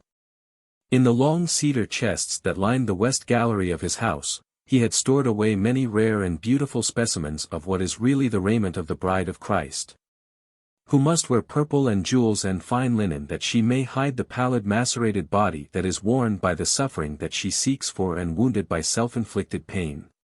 He possessed a gorgeous cope of crimson silk and gold thread damask, figured with a repeating pattern of golden pomegranate set in six-petaled formal blossoms, beyond which on either side was the pineapple device wrought in seed pearls. The orphreys were divided into panels representing scenes from the life of the Virgin, and the coronation of the Virgin was figured in colored silks upon the hood. This was Italian work of the 15th century. Another cope was of green velvet, embroidered with heart-shaped groups of acanthus leaves, from which spread long-stemmed white blossoms, the details of which were picked out with silver thread and colored crystals. The Morse bore a seraph's head in gold thread raised work. The orphreys were woven in a diaper of red and gold silk, and were starred with medallions of many saints and martyrs, among whom was Saint Sebastian. He had chasubles, also, of amber-colored silk, and blue silk and gold brocade, and yellow silk damask and cloth of gold, figured with representations of the Passion and Crucifixion of Christ, and embroidered with lions and peacocks and other emblems. Dalmatics of white satin and pink silk damask, decorated with tulips and dolphins and fleurs de lis, altar frontals of crimson velvet and blue linen, and many corporals, chalice veils, and sideria. In the mystic offices to which such things were put, there was something that quickened his imagination. For these treasures, and everything that he collected in his lovely house, were to be to him means of forgetfulness, modes by which he could escape, for a season, from the fear that seemed to him at times to be almost too great to be borne. Upon the walls of the lonely locked room where he had spent so much of his boyhood, he had hung with his own hands the terrible portrait whose changing features showed him the real degradation of his life. And in front of it had draped the purple and gold pall as a curtain. For weeks he would not go there, would forget the hideous painted thing, and get back his light heart, his wonderful joyousness, his passionate absorption in mere existence. Then, suddenly, some night he would creep out of the house, go down to dreadful places near Blue Gate Fields, and stay there, day after day, until he was driven away. On his return he would sit in front of the picture, sometimes loathing it and himself, but filled, at other times, with that pride of individualism that is half the fascination of sin, and smiling with secret pleasure at the misshapen shadow that had to bear the burden that should have been his own. After a few years he could not endure to be long out of England, and gave up the villa that he had shared at Trouville with Lord Henry, as well as the little white walled-in house at Algiers where they had more than once spent the winter. He hated to be separated from the picture that was such a part of his life, and was also afraid that during his absence someone might gain access to the room, in spite of the elaborate bars that he had caused to be placed upon the door. He was quite conscious that this would tell them nothing. It was true that the portrait still preserved, under all the foulness and ugliness of the face, its marked likeness to himself, but what could they learn from that? He would laugh at anyone who tried to taunt him. He had not painted it. What was it to him how vile and full of shame it looked? Even if he told them, would they believe it? Yet he was afraid. Sometimes when he was down at his great house in Nottinghamshire, entertaining the fashionable young men of his own rank who were his chief companions, and astounding the county by the wanton luxury and gorgeous splendor of his mode of life, he would suddenly leave his guests and rush back to town to see that the door had not been tampered with and that the picture was still there. What if it should be stolen? The mere thought made him cold with horror. Surely the world would know his secret then. Perhaps the world already suspected it. For, while he fascinated many, there were not a few who distrusted him. He was very nearly blackballed at a West End club of which his birth and social position fully entitled him to become a member, and it was said that on one occasion, when he was brought by a friend into the smoking room of the Churchill, the Duke of Berwick and another gentleman got up in a marked manner and went out. Curious stories became current about him after he had passed his 25th year. It was rumored that he had been seen brawling with foreign sailors in a low den in the distant parts of Whitechapel, and that he consorted with thieves and coiners and knew the mysteries of their trade. His extraordinary absences became notorious, and, when he used to reappear again in society, men would whisper to each other in corners, or pass him with a sneer, or look at him with cold searching eyes, as though they were determined to discover his secret. Of such insolences and attempted slights he, of course, took no notice, and in the opinion of most people his frank debonair manner, his charming boyish smile, and the infinite grace of that wonderful youth that seemed never to leave him, were in themselves a sufficient answer to the calumnies, for so they termed them, that were circulated about him. It was remarked, however, that some of those who had been most intimate with him appeared, after a time, to shun him. Women who had wildly adored him, and for his sake had braved all social censure and set convention at defiance, were seen to grow pallid with shame or horror if Dorian Gray entered the room. Yet these whispered scandals only increased in the eyes of many his strange and dangerous charm. His great wealth was a certain element of security. Civilized society, at least, is never very ready to believe anything to the detriment of those who are both rich and fascinating. It feels instinctively that manners are of more importance than morals, and, in its opinion, the highest respectability is of much less value than the possession of a good chef.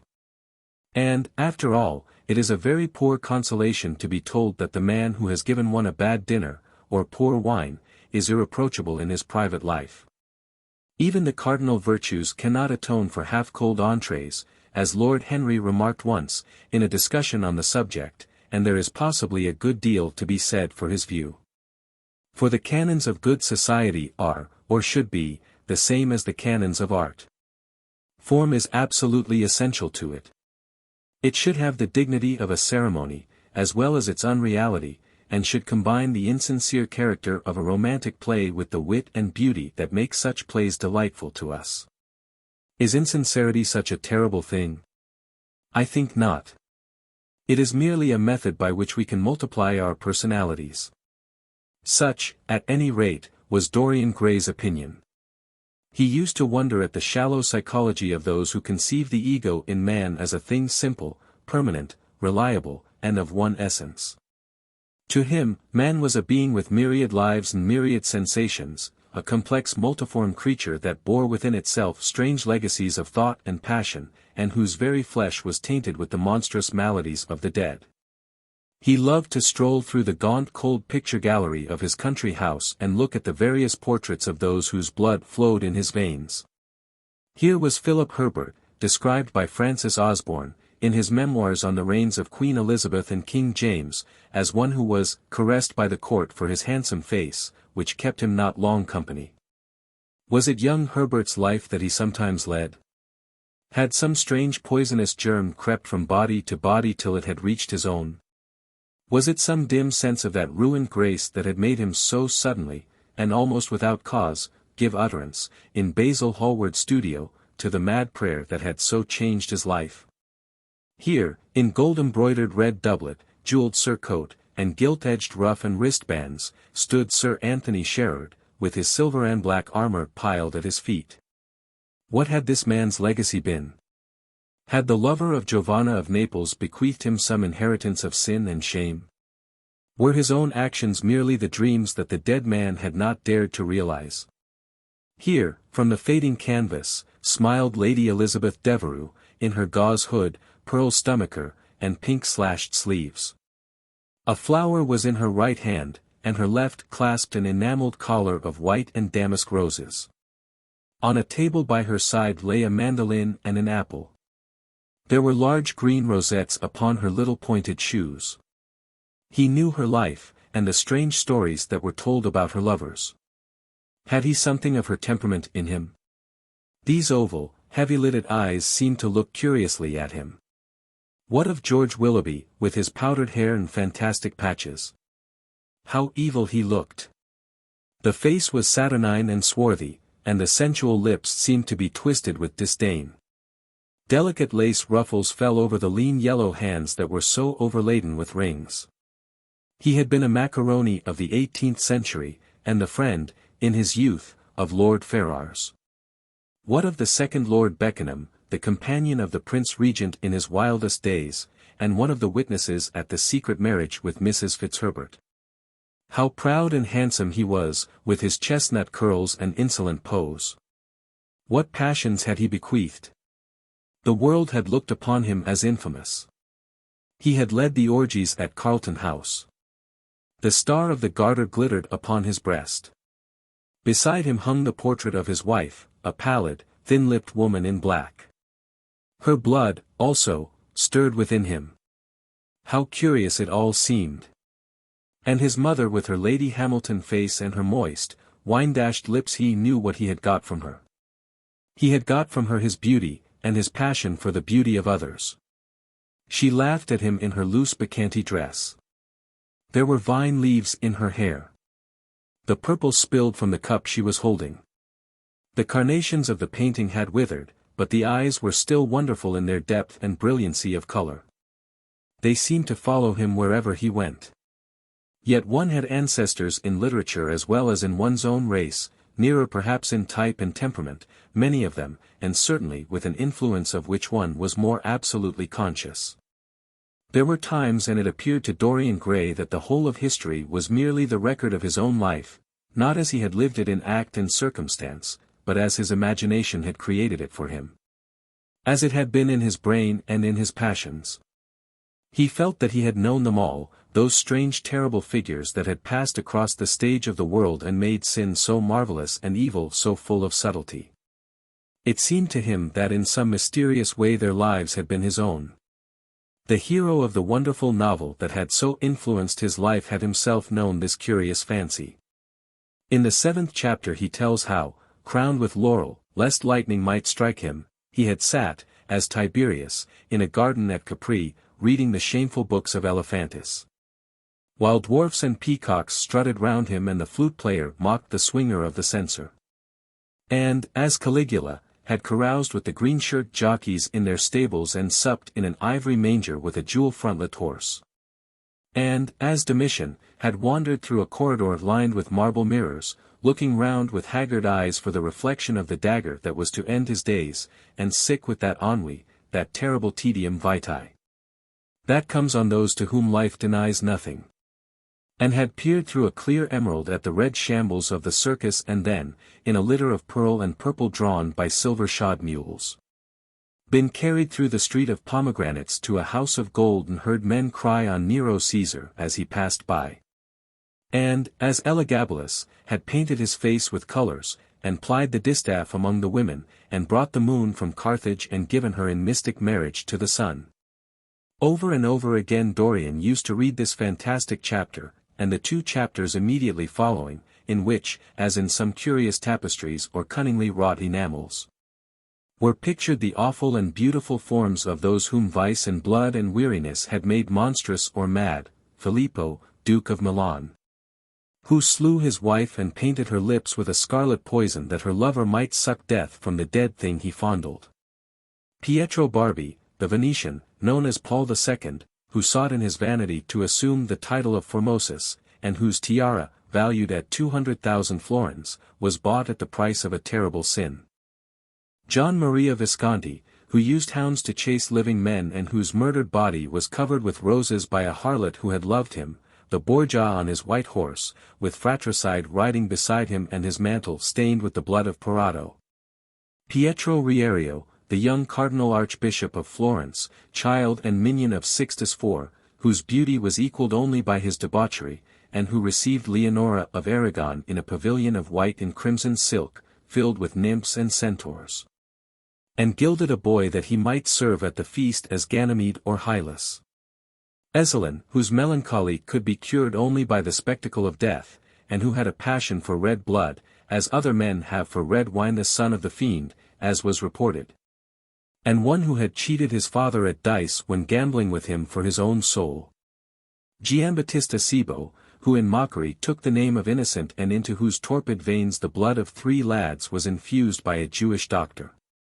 Sigismondo Malatesta, the lover of Isotta and the lord of Rimini, whose effigy was burned at Rome as the enemy of God and man, who strangled Polissena with a napkin, and gave poison to Ginevra d'Este in a cup of emerald. And in honor of a shameful passion built a pagan church for Christian worship. Charles VI, who had so wildly adored his brother's wife that a leper had warned him of the insanity that was coming on him, and who, when his brain had sickened and grown strange, could only be soothed by Saracen cards painted with the images of love and death and madness. And, in his trim jerkin and jeweled cap and acanthus-like curls, Griffinetto Baglioni, who slew Astor with his bride, and Simonetto with his page, and whose comeliness was such that, as he lay dying in the yellow piazza of Perugia, those who had hated him could not choose but weep, and Atlanta, who had cursed him, blessed him. There was a horrible fascination in them all. He saw them at night, and they troubled his imagination in the day. The Renaissance knew of strange manners of poisoning by a helmet and a lighted torch, by an embroidered glove and a jeweled fan, by a gilded pomander and by an amber chain. Dorian Gray had been poisoned by a book. There were moments when he looked on evil simply as a mode through which he could realize his conception of the beautiful. Chapter 12. It was on the 9th of November, the eve of his own 38th birthday, as he often remembered afterwards. He was walking home about 11 o'clock from Lord Henry's, where he had been dining, and was wrapped in heavy furs, as the night was cold and foggy. At the corner of Grosvenor Square in South Audley Street, man passed him in the mist, walking very fast and with the collar of his grey ulster turned up. He had a bag in his hand. Dorian recognized him. It was Basil Hallward. A strange sense of fear, for which he could not account, came over him. He made no sign of recognition and went on quickly in the direction of his own house. But Hallward had seen him. Dorian heard him first stopping on the pavement and then hurrying after him. In a few moments, his hand was on his arm. Dorian! What an extraordinary piece of luck! I have been waiting for you in your library ever since 9 o'clock. Finally I took pity on your tired servant and told him to go to bed, as he let me out. I am off to Paris by the midnight train, and I particularly wanted to see you before I left. I thought it was you, or rather your fur coat, as you passed me. But I wasn't quite sure. Didn't you recognize me? In this fog, my dear Basil? Why, I can't even recognize Grosvenor Square. I believe my house is somewhere about here, but I don't feel at all certain about it. I am sorry you are going away, as I have not seen you for ages. But I suppose you will be back soon. No, I am going to be out of England for 6 months. I intend to take a studio in Paris and shut myself up till I have finished a great picture I have in my head. However, it wasn't about myself I wanted to talk. Here we are at your door. Let me come in for a moment. I have something to say to you. I shall be charmed. But won't you miss your train, said Dorian Gray languidly as he passed up the steps and opened the door with his latch key. The lamplight struggled out through the fog, and Hallward looked at his watch. I have heaps of time, he answered. The train doesn't go till 12:15, and it is only just 11. In fact, I was on my way to the club to look for you, when I met you. You see, I shan't have any delay about luggage, as I have sent on my heavy things. All I have with me is in this bag, and I can easily get to Victoria in 20 minutes. Dorian looked at him and smiled. What a way for a fashionable painter to travel. A Gladstone bag and an ulster.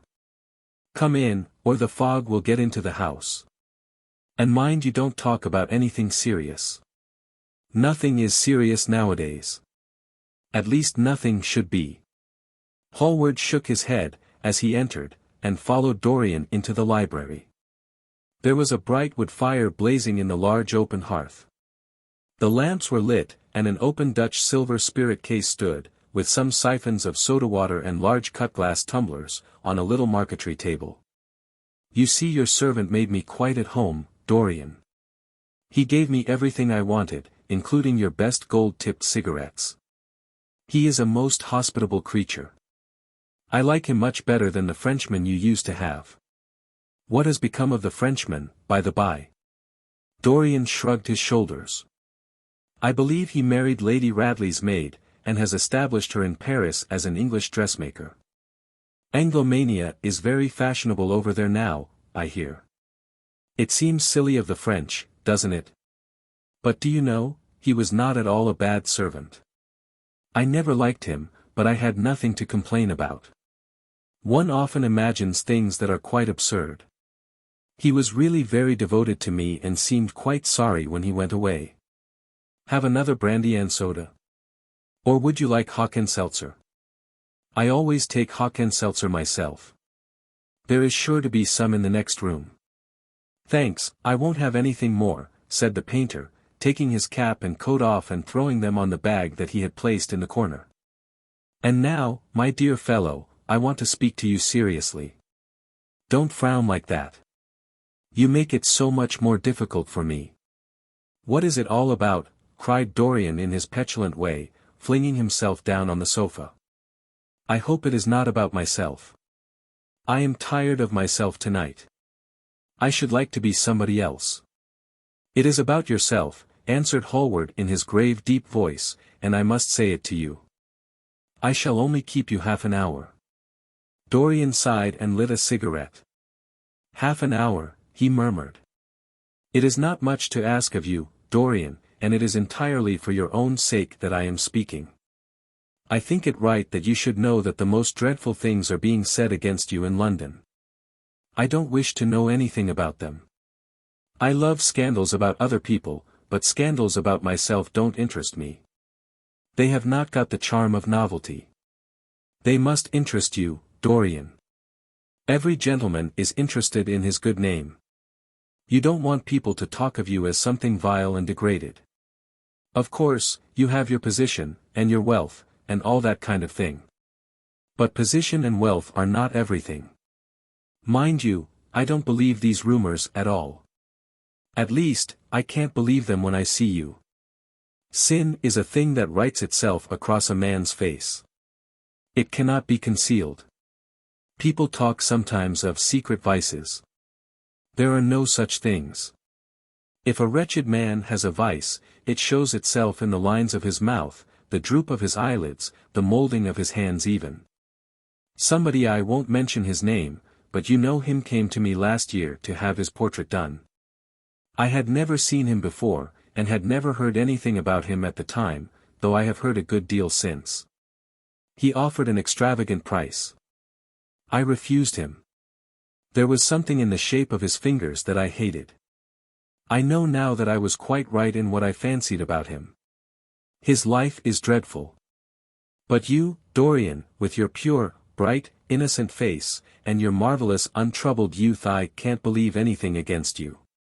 And yet I see you very seldom, and you never come down to the studio now, and when I am away from you, and I hear all these hideous things that people are whispering about you, I don't know what to say.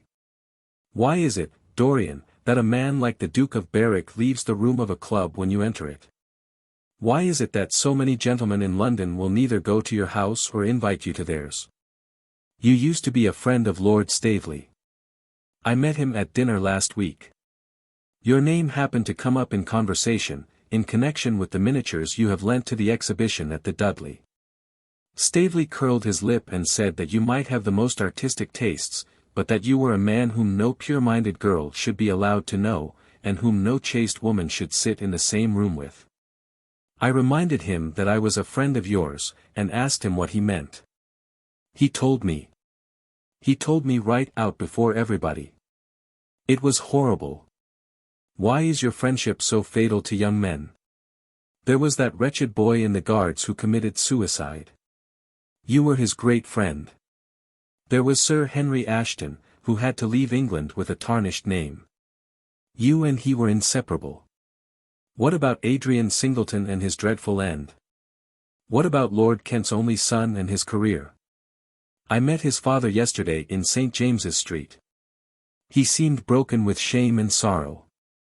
What about the young Duke of Perth? What sort of life has he got now?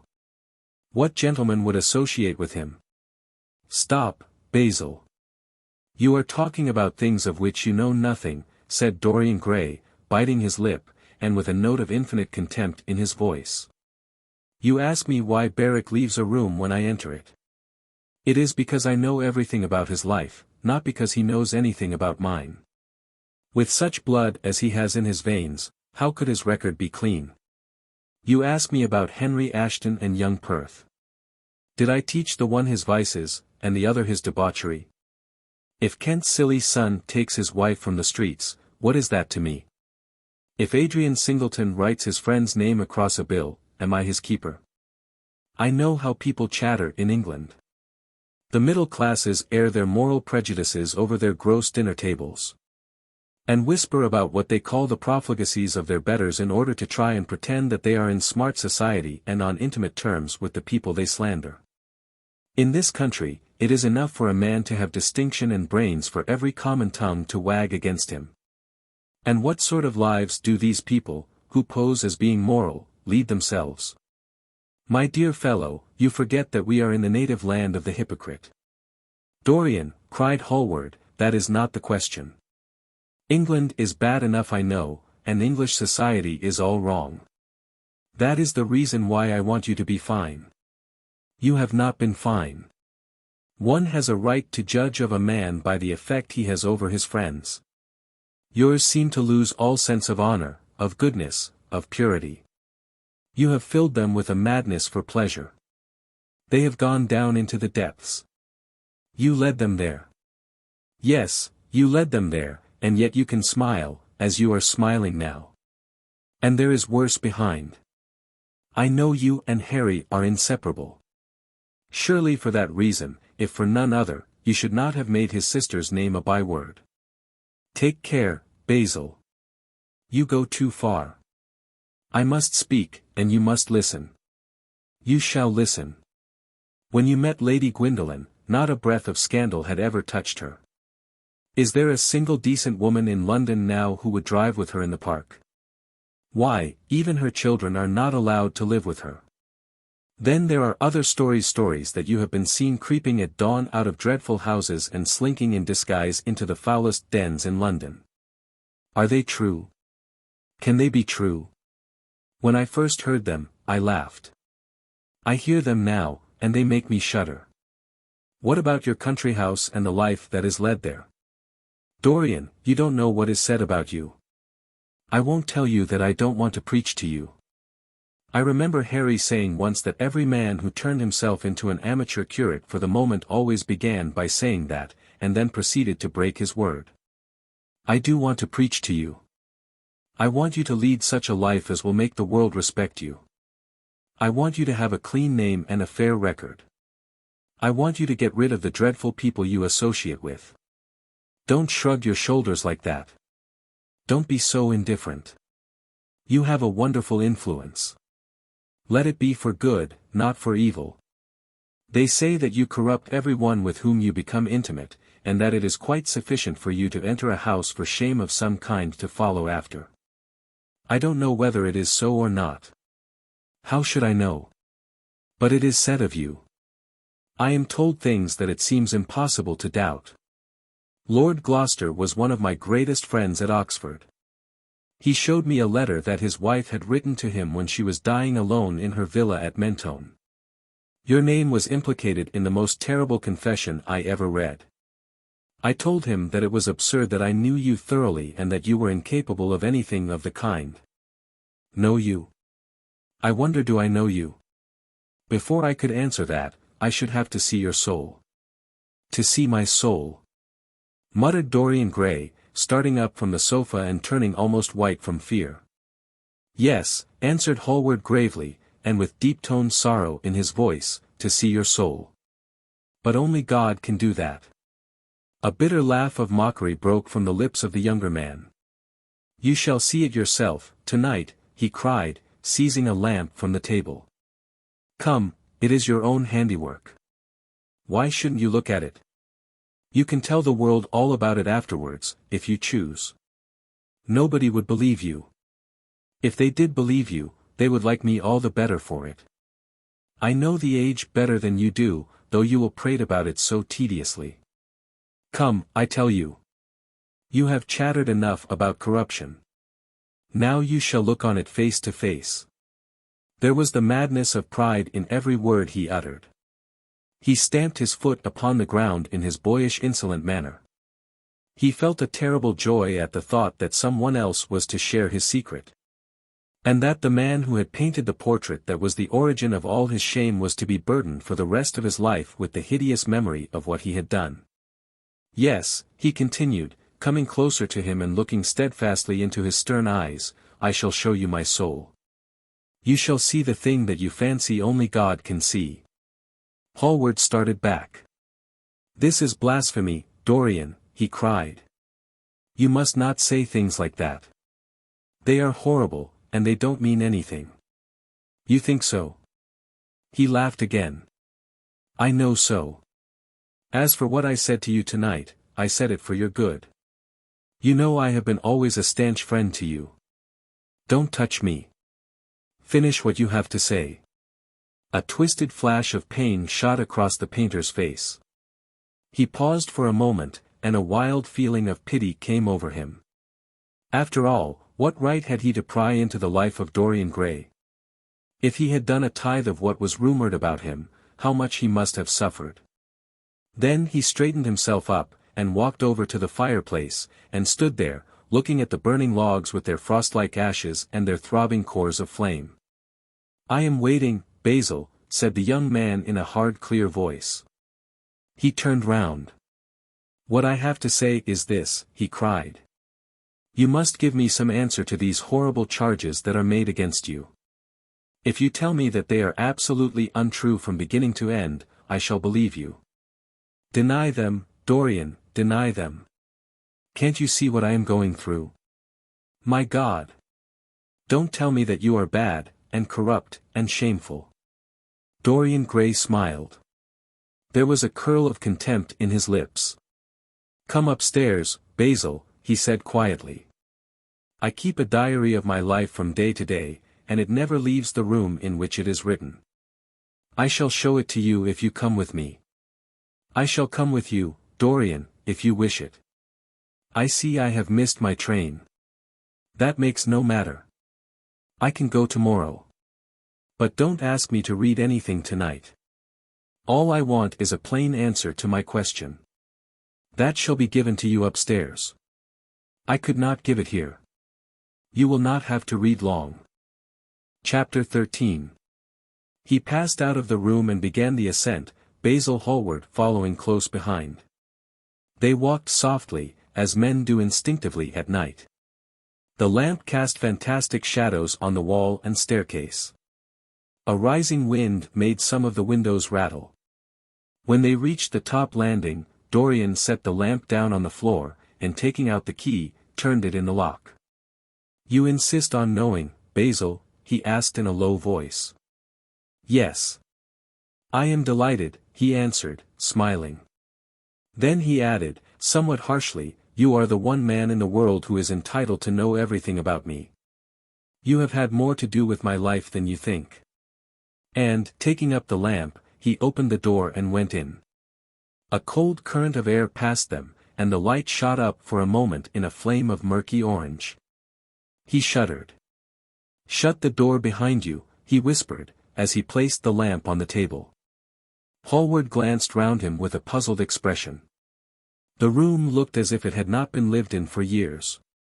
A faded Flemish tapestry, a curtained picture, an old Italian cassone, and an almost empty bookcase, that was all that it seemed to contain, besides a chair and a table.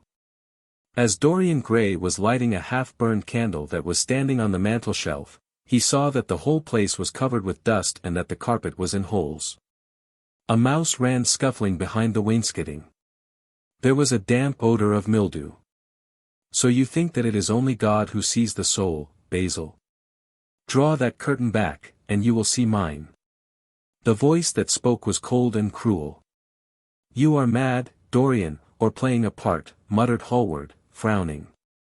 You won't? Then I must do it myself, said the young man, and he tore the curtain from its rod and flung it on the ground. An exclamation of horror broke from the painter's lips as he saw in the dim light the hideous face on the canvas grinning at him. There was something in its expression that filled him with disgust and loathing. Good heavens! It was Dorian Gray's own face that he was looking at. The horror, whatever it was, had not yet entirely spoiled that marvelous beauty. There was still some gold in the thinning hair and some scarlet on the sensual mouth. The sodden eyes had kept something of the loveliness of their blue, the noble curves had not yet completely passed away from chiseled nostrils and from plastic throat. Yes, it was Dorian himself. But who had done it? He seemed to recognize his own brushwork, and the frame was his own design. The idea was monstrous, yet he felt afraid. He seized the lighted candle, and held it to the picture.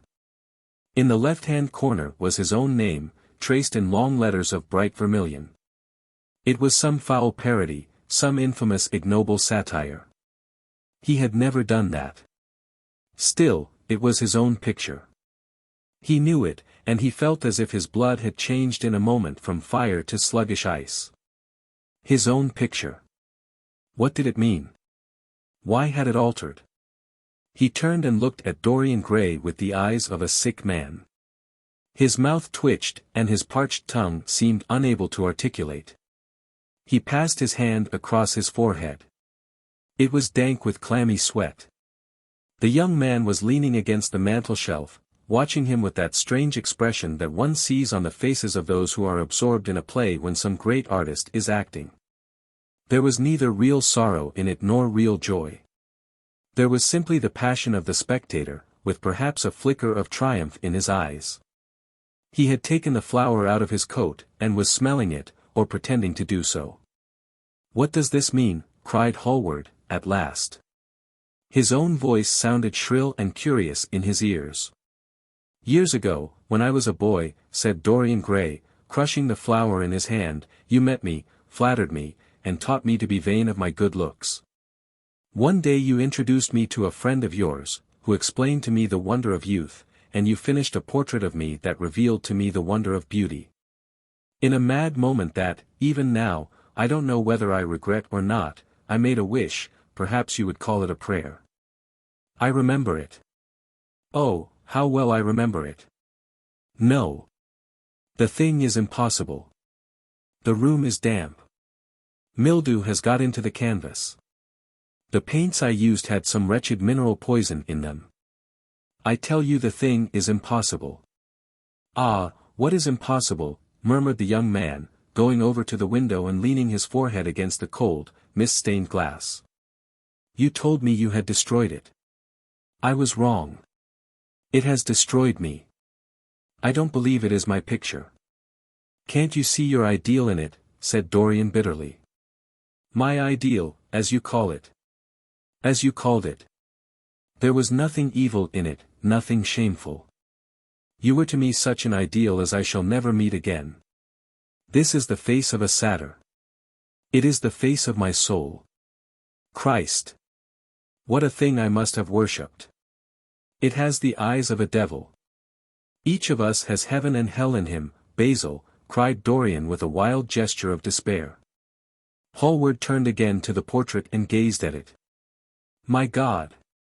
If it is true," he exclaimed, "and this is what you have done with your life, why, you must be worse even than those who talk against you fancy you to be." He held the light up again to the canvas and examined it. The surface seemed to be quite undisturbed and as he had left it. It was from within, apparently, that the foulness and horror had come. Through some strange quickening of inner life the leprosies of sin were slowly eating the thing away. The rotting of a corpse in a watery grave was not so fearful. His hand shook, and the candle fell from its socket on the floor and lay there sputtering. He placed his foot on it and put it out. Then he flung himself into the rickety chair that was standing by the table and buried his face in his hands.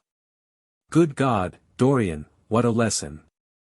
What an awful lesson! There was no answer, but he could hear the young man sobbing at the window. "Pray, Dorian, pray," he murmured. "What is it that one was taught to say in one's boyhood? Lead us not into temptation. Forgive us our sins. Wash away our iniquities. Let us say that together. The prayer of your pride has been answered." The prayer of your repentance will be answered also. I worshipped you too much. I am punished for it. You worshipped yourself too much. We are both punished. Dorian Gray turned slowly around and looked at him with tear-dimmed eyes. It is too late, Basil, he faltered. It is never too late, Dorian. Let us kneel down and try if we cannot remember a prayer. Isn't there a verse somewhere, though your sins be as scarlet, yet I will make them as white as snow? Those words mean nothing to me now. Hush. Don't say that. You have done enough evil in your life. My God! Don't you see that accursed thing leering at us? Dorian Gray glanced at the picture, and suddenly an uncontrollable feeling of hatred for Basil Hallward came over him, as though it had been suggested to him by the image on the canvas, whispered into his ear by those grinning lips. The mad passions of a hunted animal stirred within him, and he loathed the man who was seated at the table, more than in his whole life he had ever loathed anything. He glanced wildly around. Something glimmered on the top of the painted chest that faced him. His eye fell on it. He knew what it was. It was a knife that he had brought up, some days before, to cut a piece of cord, and had forgotten to take away with him. He moved slowly towards it, passing Hallward as he did so. As soon as he got behind him, he seized it and turned round. Hallward stirred in his chair as if he was going to rise. He rushed at him and dug the knife into the great vein that is behind the ear, crushing the man's head down on the table and stabbing again and again. There was a stifled groan and the horrible sound of someone choking with blood. 3 times the outstretched arms shot up convulsively, waving grotesque, stiff-fingered hands in the air. He stabbed him twice more, but the man did not move. Something began to trickle on the floor. He waited for a moment, still pressing the head down. Then he threw the knife on the table, and listened. He could hear nothing, but the drip, drip on the threadbare carpet. He opened the door and went out on the landing. The house was absolutely quiet. No one was about. For a few seconds he stood bending over the balustrade and peering down into the black seething well of darkness. Then he took out the key and returned to the room, locking himself in as he did so. The thing was still seated in the chair, straining over the table with bowed head, and humped back, and long fantastic arms. Had it not been for the red jagged tear in the neck and the clotted black pool that was slowly widening on the table, one would have said that the man was simply asleep. How quickly it had all been done! He felt strangely calm, and walking over to the window, opened it and stepped out on the balcony. The wind had blown the fog away, and the sky was like a monstrous peacock's tail, starred with myriads of golden eyes. He looked down and saw the policeman going his rounds and flashing the long beam of his lantern on the doors of the silent houses. The crimson spot of a prowling hansom gleamed at the corner and then vanished. A woman in a fluttering shawl was creeping slowly by the railings, staggering as she went. Now and then she stopped and peered back. Once, she began to sing in a hoarse voice. The policeman strolled over and said something to her. She stumbled away, laughing. A bitter blast swept across the square. The gas lamps flickered and became blue, and the leafless trees shook their black iron branches to and fro. He shivered and went back, closing the window behind him. Having reached the door, he turned the key and opened it. He did not even glance at the murdered man. He felt that the secret of the whole thing was not to realize the situation. The friend who had painted the fatal portrait to which all his misery had been due had gone out of his life. That was enough. Then he remembered the lamp. It was a rather curious one of Moorish workmanship, made of dull silver inlaid with arabesques of burnished steel, and studded with coarse turquoises. Perhaps it might be missed by his servant, and questions would be asked. He hesitated for a moment, then he turned back and took it from the table. He could not help seeing the dead thing. How still it was. How horribly white the long hands looked. It was like a dreadful wax image. Having locked the door behind him, he crept quietly downstairs. The woodwork creaked and seemed to cry out as if in pain. He stopped several times and waited. No, everything was still. It was merely the sound of his own footsteps. When he reached the library, he saw the bag and coat in the corner. They must be hidden away somewhere. He unlocked a secret press that was in the wainscoting, a press in which he kept his own curious disguises, and put them into it. He could easily burn them afterwards. Then he pulled out his watch. It was 20 minutes to 2. He sat down and began to think. Every year, every month, almost men were strangled in England for what he had done. There had been a madness of murder in the air. Some red star had come too close to the earth. And yet, what evidence was there against him? Basil Hallward had left the house at 11. No one had seen him come in again. Most of the servants were at Selby Royal. His valet had gone to bed. Paris. Yes. It was to Paris that Basil had gone, and by the midnight train, as he had intended. With his curious reserved habits, it would be months before any suspicions would be roused. Months. Everything could be destroyed long before then. A sudden thought struck him. He put on his fur coat and hat and went out into the hall. There he paused, hearing the slow heavy tread of the policeman on the pavement outside and seeing the flash of the bull's-eye reflected in the window. He waited and held his breath. After a few moments he drew back the latch and slipped out, shutting the door very gently behind him. Then he began ringing the bell. In about 5 minutes his valet appeared, half-dressed and looking very drowsy. "I am sorry to have had to wake you up, Francis," he said, stepping in, "but I had forgotten my latch key." "What time is it?" 10 minutes past 2, sir," answered the man, looking at the clock and blinking. 10 minutes past 2. How horribly late. You must wake me at 9 tomorrow. I have some work to do. All right, sir. Did anyone call this evening? Mr. Hallward, sir. He stayed here till 11, and then he went away to catch his train. Oh. I am sorry I didn't see him. Did he leave any message? No, sir, except that he would write to you from Paris, if he did not find you at the club. That will do, Francis. Don't forget to call me at 9 tomorrow.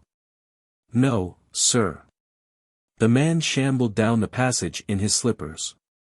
Dorian Gray threw his hat and coat upon the table and passed into the library. For a quarter of an hour he walked up and down the room, biting his lip and thinking. Then he took down the blue book from one of the shelves and began to turn over the leaves. Alan Campbell, 152, Hertford Street, Mayfair. Yes, that was the man he wanted. Chapter 14. At 9 o'clock the next morning his servant came in with a cup of chocolate on a tray and opened the shutters. Dorian was sleeping quite peacefully, lying on his right side, with one hand underneath his cheek. He looked like a boy who had been tired out with play or study. The man had to touch him twice on the shoulder before he woke, and as he opened his eyes a faint smile passed across his lips, as though he had been lost in some delightful dream. Yet he had not dreamed at all. His night had been untroubled by any images of pleasure or of pain. But youth smiles without any reason. It is one of its chiefest charms. He turned round, and leaning upon his elbow, began to sip his chocolate. The mellow November sun came streaming into the room. The sky was bright, and there was a genial warmth in the air. It was almost like a morning in May. Gradually the events of the preceding night crept with silent, blood-stained feet into his brain and reconstructed themselves there with terrible distinctness. He winced at the memory of all that he had suffered, and for a moment the same curious feeling of loathing for Basil Hallward that had made him kill him as he sat in the chair came back to him, and he grew cold with passion. The dead man was still sitting there, too, and in the sunlight now. How horrible that was! Such hideous things were for the darkness, not for the day. He felt that if he brooded on what he had gone through he would sicken or grow mad. There were sins whose fascination was more in the memory than in the doing of them, strange triumphs that gratified the pride more than the passions, and gave to the intellect a quickened sense of joy, greater than any joy they brought, or could ever bring, to the senses. But this was not one of them. It was a thing to be driven out of the mind, to be drugged with poppies, to be strangled lest it might strangle one itself. When the half-hour struck, he passed his hand across his forehead, and then got up hastily and dressed himself with even more than his usual care, giving a good deal of attention to the choice of his necktie and scarf pin and changing his rings more than once. He spent a long time also over breakfast, tasting the various dishes, talking to his valet about some new liveries that he was thinking of getting made for the servants at Selby, and going through his correspondence.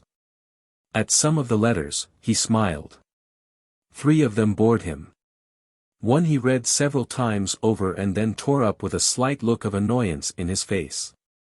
That awful thing, a woman's memory, as Lord Henry had once said. After he had drunk his cup of black coffee, he wiped his lips slowly with a napkin, motioned to his servant to wait, and going over to the table, sat down and wrote 2 letters. One he put in his pocket, the other he handed to the valet. Take this round to 152, Hertford Street, Francis, and if Mr. Campbell is out of town, get his address. As soon as he was alone, he lit a cigarette and began sketching upon a piece of paper, drawing first flowers and bits of architecture, and then human faces. Suddenly he remarked that every face that he drew seemed to have a fantastic likeness to Basil Hallward. He frowned, and getting up, went over to the bookcase and took out a volume at hazard. He was determined that he would not think about what had happened until it became absolutely necessary that he should do so. When he had stretched himself on the sofa, he looked at the title page of the book. It was Gautier's Amo et Cames, Charpentier's Japanese paper edition, with the Jacquemart etching. The binding was of citron green leather, with a design of gilt trellis work and dotted pomegranates. It had been given to him by Adrian Singleton. As he turned over the pages, his eye fell on the poem about the hand of Lacenaire, the cold yellow hand, du supplice encore mal lavé, with its downy red hairs and its doigts de faune. He glanced at his own white taper fingers, shuddering slightly in spite of himself, and passed on, till he came to those lovely stanzas upon Venice. Sur un gamme chromatique. Le Seine de Paris ruisselant. La Venus de l'Adriatique. Sort de l'eau sun cor rose et blanc. Les domes, sur l'Aza de Andes. Suivant la phrase au per contour. S'enflant comme de gorges rondes. Que solive un super d'amour. L'esquif aboard et me depose. Jetant son amar au pilier. Devant un façade rose. Sur le marbre d'un escalier. How exquisite they were. As one read them, one seemed to be floating down the green waterways of a pink and pearl city, seated in a black gondola with silver prow and trailing curtains. The mere lines looked to him like those straight lines of turquoise blue that follow one as one pushes out to the Lido. The sudden flashes of color reminded him of the gleam of the opaline iris-throated birds that flutter round the tall honeycombed campanile, or stalk, with such stately grace, through the dim, dust-stained arcades. Leaning back with half-closed eyes, he kept saying over and over to himself. Devant un façade rose. Sur le marbre d'un escalier. The whole of Venice was in those 2 lines. He remembered the autumn that he had passed there, and a wonderful love that had stirred him to mad delightful follies. There was romance in every place. But Venice, like Oxford, had kept the background for romance, and, to the true romantic, background was everything, or almost everything.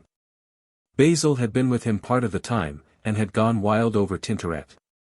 Poor Basil! What a horrible way for a man to die! He sighed, and took up the volume again, and tried to forget.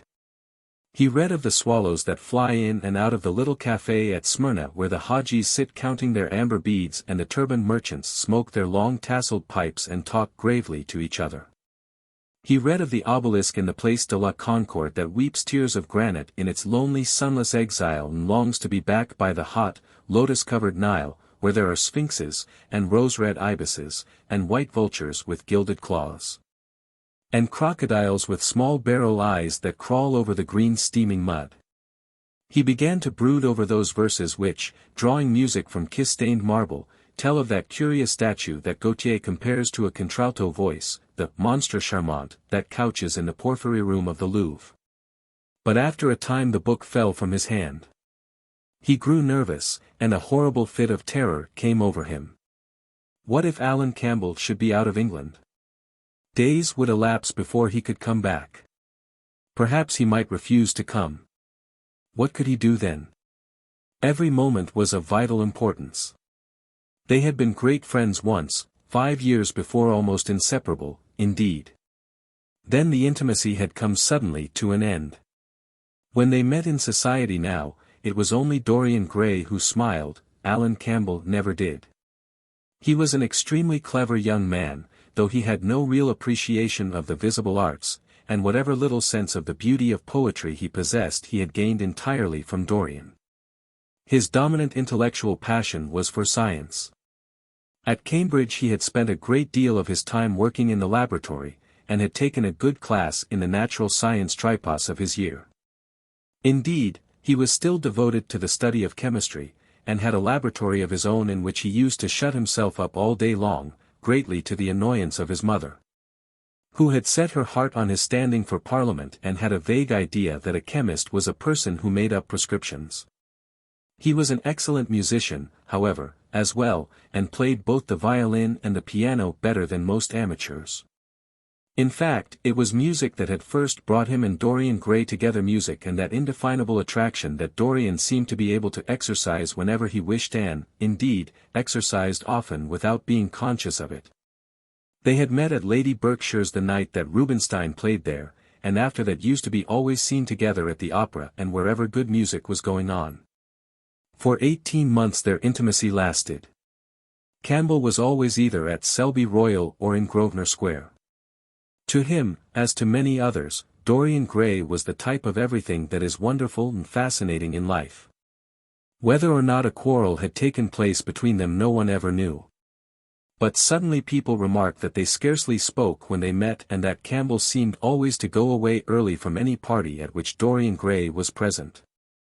He had changed, too, was strangely melancholy at times, appeared almost to dislike hearing music, and would never himself play, giving as his excuse, when he was called upon, that he was so absorbed in science that he had no time left in which to practice. And this was certainly true. Every day he seemed to become more interested in biology, and his name appeared once or twice in some of the scientific reviews in connection with certain curious experiments. This was the man Dorian Gray was waiting for. Every second he kept glancing at the clock. As the minutes went by he became horribly agitated. At last he got up and began to pace up and down the room, looking like a beautiful caged thing. He took long stealthy strides. His hands were curiously cold. The suspense became unbearable. Time seemed to him to be crawling with feet of lead, while he by monstrous winds was being swept towards the jagged edge of some black cleft of precipice. He knew what was waiting for him there, saw it, indeed, and, shuddering, crushed with dank hands his burning lids as though he would have robbed the very brain of sight and driven the eyeballs back into their cave. It was useless. The brain had its own food on which it battened, and the imagination, made grotesque by terror, twisted and distorted as a living thing by pain, danced like some foul puppet on a stand and grinned through moving masks. Then, suddenly, time stopped for him.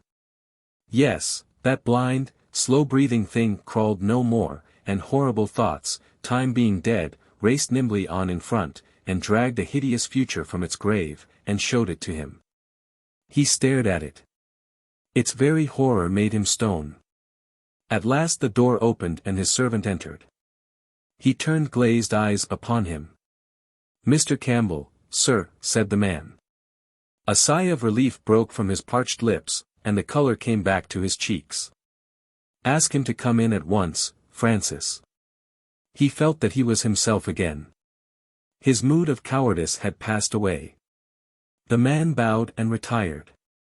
In a few moments, Alan Campbell walked in, looking very stern and rather pale, his pallor being intensified by his coal-black hair and dark eyebrows. "Alan. This is kind of you. I thank you for coming. I had intended never to enter your house again, Gray. But you said it was a matter of life and death." His voice was hard and cold. He spoke with slow deliberation. There was a look of contempt in the steady searching gaze that he turned on Dorian. He kept his hands in the pockets of his astrakhan coat, and seemed not to have noticed the gesture with which he had been greeted. "Yes, it is a matter of life and death, Alan, and to more than one person. Sit down." Campbell took a chair by the table, and Dorian sat opposite to him. The two men's eyes met. In Dorian's there was infinite pity. He knew that what he was going to do was dreadful. After a strained moment of silence, he leaned across and said, very quietly, but watching the effect of each word upon the face of him he had sent for, "Alan, in a locked room at the top of this house, a room to which nobody but myself has access. A dead man is seated at a table. He has been dead 10 hours now. Don't stir, and don't look at me like that. Who the man is, why he died, how he died, are matters that do not concern you. What you have to do is this. Stop, Gray. I don't want to know anything further. Whether what you have told me is true or not true doesn't concern me. I entirely decline to be mixed up in your life. Keep your horrible secrets to yourself. They don't interest me anymore. Alan, they will have to interest you. This one will have to interest you. I am awfully sorry for you, Alan. But I can't help myself. You are the one man who is able to save me. I am forced to bring you into the matter. I have no option. Alan, you are scientific. You know about chemistry and things of that kind. You have made experiments. What you have got to do is to destroy the thing that is upstairs, to destroy it so that not a vestige of it will be left. Nobody saw this person come into the house. Indeed, at the present moment he is supposed to be in Paris. He will not be missed for months. When he is missed, there must be no trace of him found here. You, Alan, you must change him, and everything that belongs to him, into a handful of ashes that I may scatter in the air. You are mad, Dorian. Ah! I was waiting for you to call me Dorian. You are mad, I tell you, mad to imagine that I would raise a finger to help you, mad to make this monstrous confession. I will have nothing to do with this matter, whatever it is. Do you think I am going to peril my reputation for you? What is it to me what devil's work you are up to? It was suicide, Alan. I am glad of that. But who drove him to it? You, I should fancy. Do you still refuse to do this for me? Of course I refuse. I will have absolutely nothing to do with it. I don't care what shame comes on you. You deserve it all. I should not be sorry to see you disgraced, publicly disgraced. How dare you ask me, of all men in the world, to mix myself up in this horror? I should have thought you knew more about people's characters. Your friend Lord Henry Wotton can't have taught you much about psychology, whatever else he has taught you. Nothing will induce me to stir a step to help you. You have come to the wrong man. Go to some of your friends. Don't come to me. Alan, it was murder. I killed him. You don't know what he had made me suffer. Whatever my life is, he had more to do with the making or the marring of it than poor Harry has had. He may not have intended it, the result was the same. Murder. Good God, Dorian, is that what you have come to? I shall not inform upon you. It is not my business. Besides, without my stirring in the matter, you are certain to be arrested. Nobody ever commits a crime without doing something stupid. But I will have nothing to do with it. You must have something to do with it. Wait a moment, listen to me. Only listen, Alan. All I ask of you is to perform a certain scientific experiment. You go to hospitals and dead houses, and the horrors that you do there don't affect you. If in some hideous dissecting room or fetid laboratory you found this man lying on a leaden table with red gutters scooped out in it for the blood to flow through, you would simply look upon him as an admirable subject. You would not turn a hair. You would not believe that you were doing anything wrong. On the contrary, you would probably feel that you were benefiting the human race, or increasing the sum of knowledge in the world, or gratifying intellectual curiosity, or something of that kind. What I want you to do is merely what you have often done before. Indeed, to destroy a body must be far less horrible than what you are accustomed to work at. And, remember, it is the only piece of evidence against me. If it is discovered, I am lost. And it is sure to be discovered unless you help me. I have no desire to help you. You forget that. I am simply indifferent to the whole thing. It has nothing to do with me. Alan, I entreat you. Think of the position I am in. Just before you came I almost fainted with terror. You may know terror yourself some day. No. Don't think of that. Look at the matter purely from the scientific point of view. You don't inquire where the dead things on which you experiment come from. Don't inquire now. I have told you too much as it is. But I beg of you to do this. We were friends once, Alan. Don't speak about those days, Dorian. They are dead. The dead linger sometimes. The man upstairs will not go away. He is sitting at the table with bowed head and outstretched arms. Alan. Alan. If you don't come to my assistance, I am ruined. Why, they will hang me, Alan. Don't you understand? They will hang me for what I have done. There is no good in prolonging this scene. I absolutely refuse to do anything in the matter. It is insane of you to ask me. You refuse? Yes. I entreat you, Alan. It is useless. The same look of pity came into Dorian Gray's eyes. Then he stretched out his hand, took a piece of paper, and wrote something on it. He read it over twice, folded it carefully, and pushed it across the table. Having done this, he got up and went over to the window. Campbell looked at him in surprise, and then took up the paper, and opened it. As he read it, his face became ghastly pale and he fell back in his chair. A horrible sense of sickness came over him. He felt as if his heart was beating itself to death in some empty hollow. After 2 or 3 minutes of terrible silence, Dorian turned round and came and stood behind him, putting his hand upon his shoulder. I am so sorry for you, Alan, he murmured, but you leave me no alternative. I have a letter written already. Here it is. You see the address. If you don't help me, I must send it. If you don't help me, I will send it. You know what the result will be. But you are going to help me. It is impossible for you to refuse now. I tried to spare you. You will do me the justice to admit that.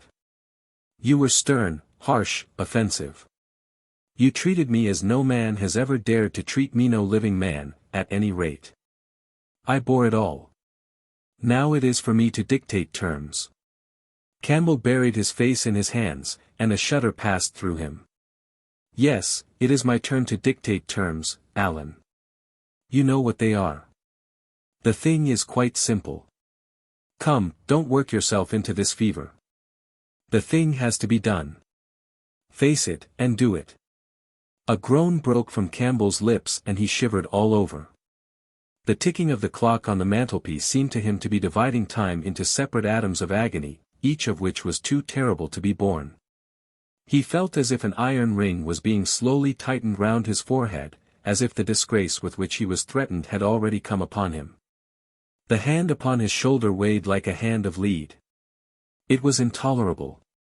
It seemed to crush him. Come, Alan, you must decide at once. I cannot do it, he said, mechanically, as though words could alter things. You must. You have no choice. Don't delay. He hesitated a moment.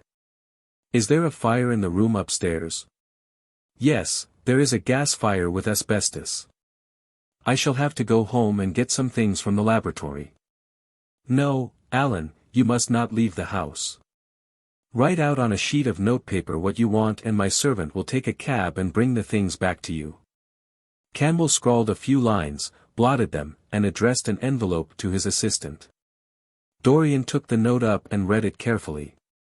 Then he rang the bell and gave it to his valet, with orders to return as soon as possible and to bring the things with him. As the hall door shut, Campbell started nervously, and having got up from the chair, went over to the chimney-piece. He was shivering with a kind of ague. For nearly 20 minutes, neither of the men spoke. A fly buzzed noisily about the room, and the ticking of the clock was like the beat of a hammer. As the chime struck 1, Campbell turned round, and looking at Dorian Gray, saw that his eyes were filled with tears. There was something in the purity and refinement of that sad face that seemed to enrage him. "You are infamous, absolutely infamous," he muttered. "Hush, Alan. You have saved my life," said Dorian. "Your life? Good heavens!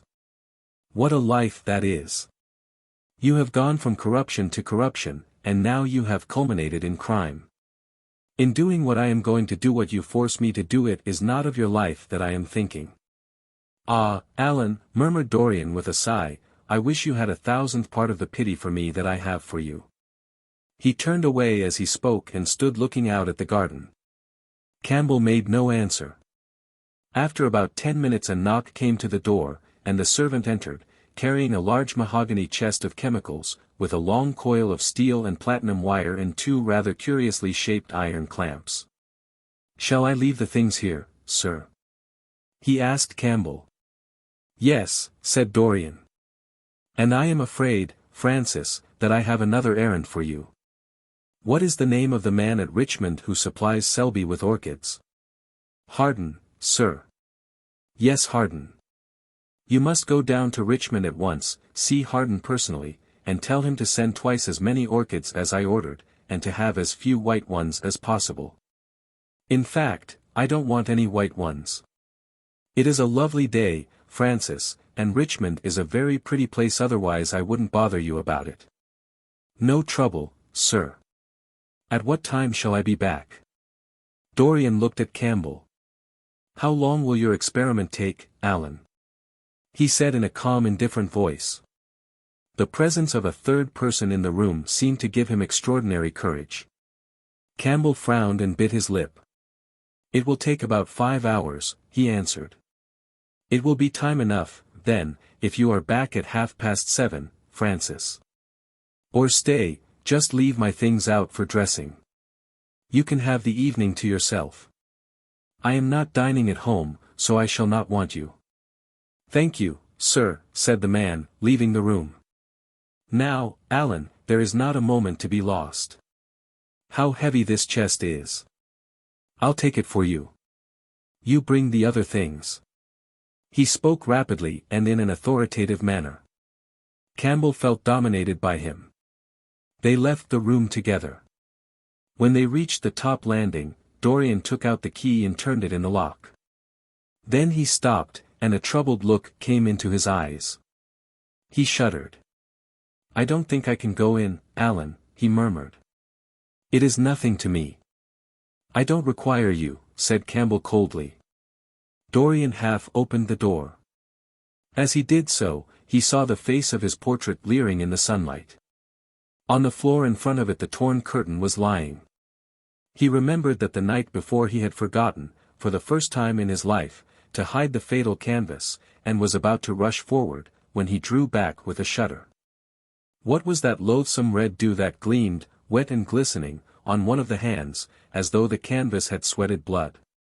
How horrible it was! More horrible, it seemed to him for the moment, than the silent thing that he knew was stretched across the table, the thing whose grotesque misshapen shadow on the spotted carpet showed him that it had not stirred, but was still there, as he had left it. He heaved a deep breath, opened the door a little wider, and with half-closed eyes and averted head, walked quickly in, determined that he would not look even once upon the dead man. Then, stooping down and taking up the gold and purple hanging, he flung it right over the picture. There he stopped, feeling afraid to turn round, and his eyes fixed themselves on the intricacies of the pattern before him. He heard Campbell bringing in the heavy chest, and the irons, and the other things that he had required for his dreadful work. He began to wonder if he and Basil Hallward had ever met, and, if so, what they had thought of each other. "Leave me now," said a stern voice behind him. He turned and hurried out, just conscious that the dead man had been thrust back into the chair and that Campbell was gazing into a glistening yellow face. As he was going downstairs, he heard the key being turned in the lock. It was long after 7 when Campbell came back into the library. He was pale, but absolutely calm. "I have done what you asked me to do," he muttered, "and now, goodbye. Let us never see each other again. You have saved me from ruin, Alan." "I cannot forget that," said Dorian simply. As soon as Campbell had left, he went upstairs. There was a horrible smell of nitric acid in the room. But the thing that had been sitting at the table was gone. Chapter 15. That evening, at 8:30, exquisitely dressed and wearing a large buttonhole of Parma violets, Dorian Gray was ushered into Lady Narborough's drawing-room by bowing servants. His forehead was throbbing with maddened nerves, and he felt wildly excited, but his manner as he bent over his hostess's hand was as easy and graceful as ever. Perhaps one never seems so much at one's ease as when one has to play a part. Certainly no one looking at Dorian Gray that night could have believed that he had passed through a tragedy as horrible as any tragedy of our age. Those finely shaped fingers could never have clutched a knife for sin, nor those smiling lips have cried out on God and goodness. He himself could not help wondering at the calm of his demeanor, and for a moment felt keenly the terrible pleasure of a double life. It was a small party, got up rather in a hurry by Lady Narborough, who was a very clever woman with what Lord Henry used to describe as the remains of really remarkable ugliness. She had proved an excellent wife to one of our most tedious ambassadors, and having buried her husband properly in a marble mausoleum, which she had herself designed, and married off her daughters to some rich, rather elderly men. She devoted herself now to the pleasures of French fiction, French cookery, and French esprit when she could get it. Dorian was one of her especial favorites, and she always told him that she was extremely glad she had not met him in early life. "I know, my dear, I should have fallen madly in love with you," she used to say, "and thrown my bonnet right over the mills for your sake. It is most fortunate that you were not thought of at the time. As it was, our bonnets were so unbecoming, and the mills were so occupied in trying to raise the wind, that I never had even a flirtation with anybody. However, that was all Narborough's fault. He was dreadfully short-sighted, and there is no pleasure in taking in a husband who never sees anything." Her guests this evening were rather tedious. The fact was, as she explained to Dorian, behind a very shabby fan, one of her married daughters had come up quite suddenly to stay with her, and, to make matters worse, had actually brought her husband with her. "I think it is most unkind of her, my dear," she whispered. "Of course I go and stay with them every summer after I come from Hamburg, but then an old woman like me must have fresh air sometimes, and besides, I really wake them up. You don't know what an existence they lead down there. It is pure unadulterated country life. They get up early, because they have so much to do, and go to bed early, because they have so little to think about. There has not been a scandal in the neighborhood since the time of Queen Elizabeth, and consequently they all fall asleep after dinner. You shan't sit next either of them. You shall sit by me and amuse me." Dorian murmured a graceful compliment and looked round the room. Yes, it was certainly a tedious party. Two of the people he had never seen before, and the others consisted of Ernest Harrowden, one of those middle-aged mediocrities so common in London clubs who have no enemies, but are thoroughly disliked by their friends. Lady Ruxton, an overdressed woman of 47, with a hooked nose, who was always trying to get herself compromised, but was so peculiarly plain that to her great disappointment no one would ever believe anything against her, Mrs. Erlyn, a pushing nobody, with a delightful lisp and Venetian red hair, Lady Alice Chapman, his hostess's daughter, a dowdy dull girl, with one of those characteristic British faces that, once seen, are never remembered. And her husband, a red-cheeked, white-whiskered creature who, like so many of his class, was under the impression that inordinate joviality can atone for an entire lack of ideas.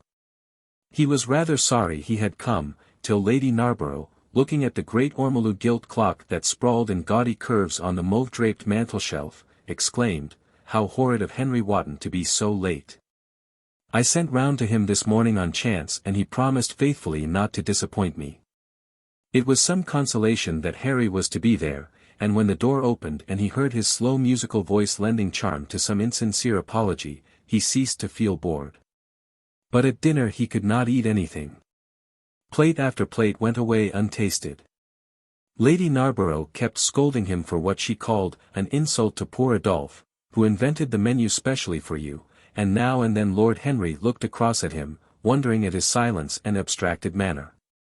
From time to time the butler filled his glass with champagne. He drank eagerly, and his thirst seemed to increase. "Dorian," said Lord Henry at last, as the souffleur was being handed round, "what is the matter with you tonight? You are quite out of sorts." "I believe he is in love," cried Lady Narborough, "and that he is afraid to tell me for fear I should be jealous." "He is quite right. I certainly should." "Dear Lady Narborough," murmured Dorian, smiling, "I have not been in love for a whole week, not, in fact, since Madame de Ferrol left town." "How you men can fall in love with that woman," exclaimed the old lady. "I really cannot understand it." "It is simply because she remembers you when you were a little girl, Lady Narborough," said Lord Henry. "She is the one link between us and your short frocks." "She does not remember my short frocks at all, Lord Henry. But I remember her very well at Vienna 30 years ago, and how décolletée she was then." "She is still décolletée," he answered, taking an olive in his long fingers. "And when she is in a very smart gown she looks like an edition de luxe of a bad French novel. She is really wonderful, and full of surprises. Her capacity for family affection is extraordinary. When her third husband died, her hair turned quite gold from grief." "How can you, Harry?" cried Dorian. "It is a most romantic explanation," laughed the hostess. "But her third husband, Lord Henry. You don't mean to say Ferrol is the fourth?" "Certainly, Lady Narborough. I don't believe a word of it." "Well, ask Mr. Gray. He is one of her most intimate friends." "Is it true, Mr. Gray?" "She assures me so, Lady Narborough," said Dorian. "I asked her whether, like Marguerite de Navarre, she had their hearts embalmed and hung at her girdle. She told me she didn't, because none of them had had any hearts at all. 4 husbands. Upon my word that is trop de zèle.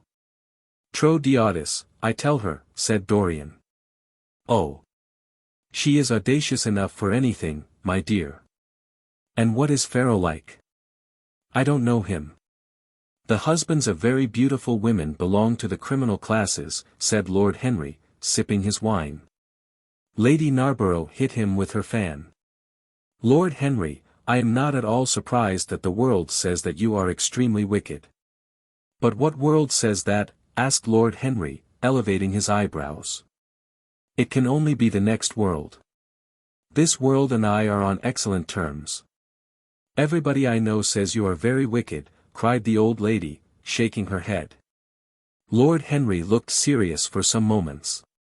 "It is perfectly monstrous," he said, at last, "the way people go about nowadays saying things against one behind one's back that are absolutely and entirely true." "Isn't he incorrigible?" cried Dorian, leaning forward in his chair. "I hope so," said his hostess, laughing. "But really, if you all worship Madame de Ferrol in this ridiculous way, I shall have to marry again so as to be in the fashion." "You will never marry again, Lady Narborough," broke in Lord Henry. "You were far too happy. When a woman marries again, it is because she detested her first husband. When a man marries again, it is because he adored his first wife. Women try their luck, men risk theirs." "Narborough wasn't perfect," cried the old lady. "If he had been, you would not have loved him, my dear lady," was the rejoinder. "Women love us for our defects. If we have enough of them, they will forgive us everything, even our intellects.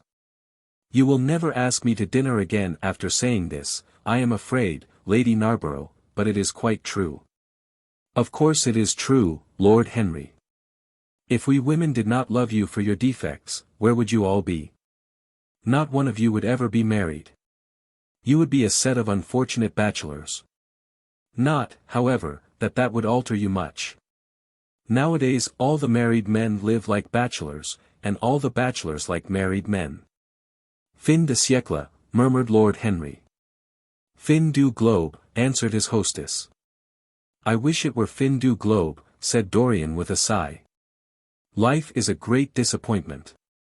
Ah, my dear, cried Lady Narborough, putting on her gloves, don't tell me that you have exhausted life.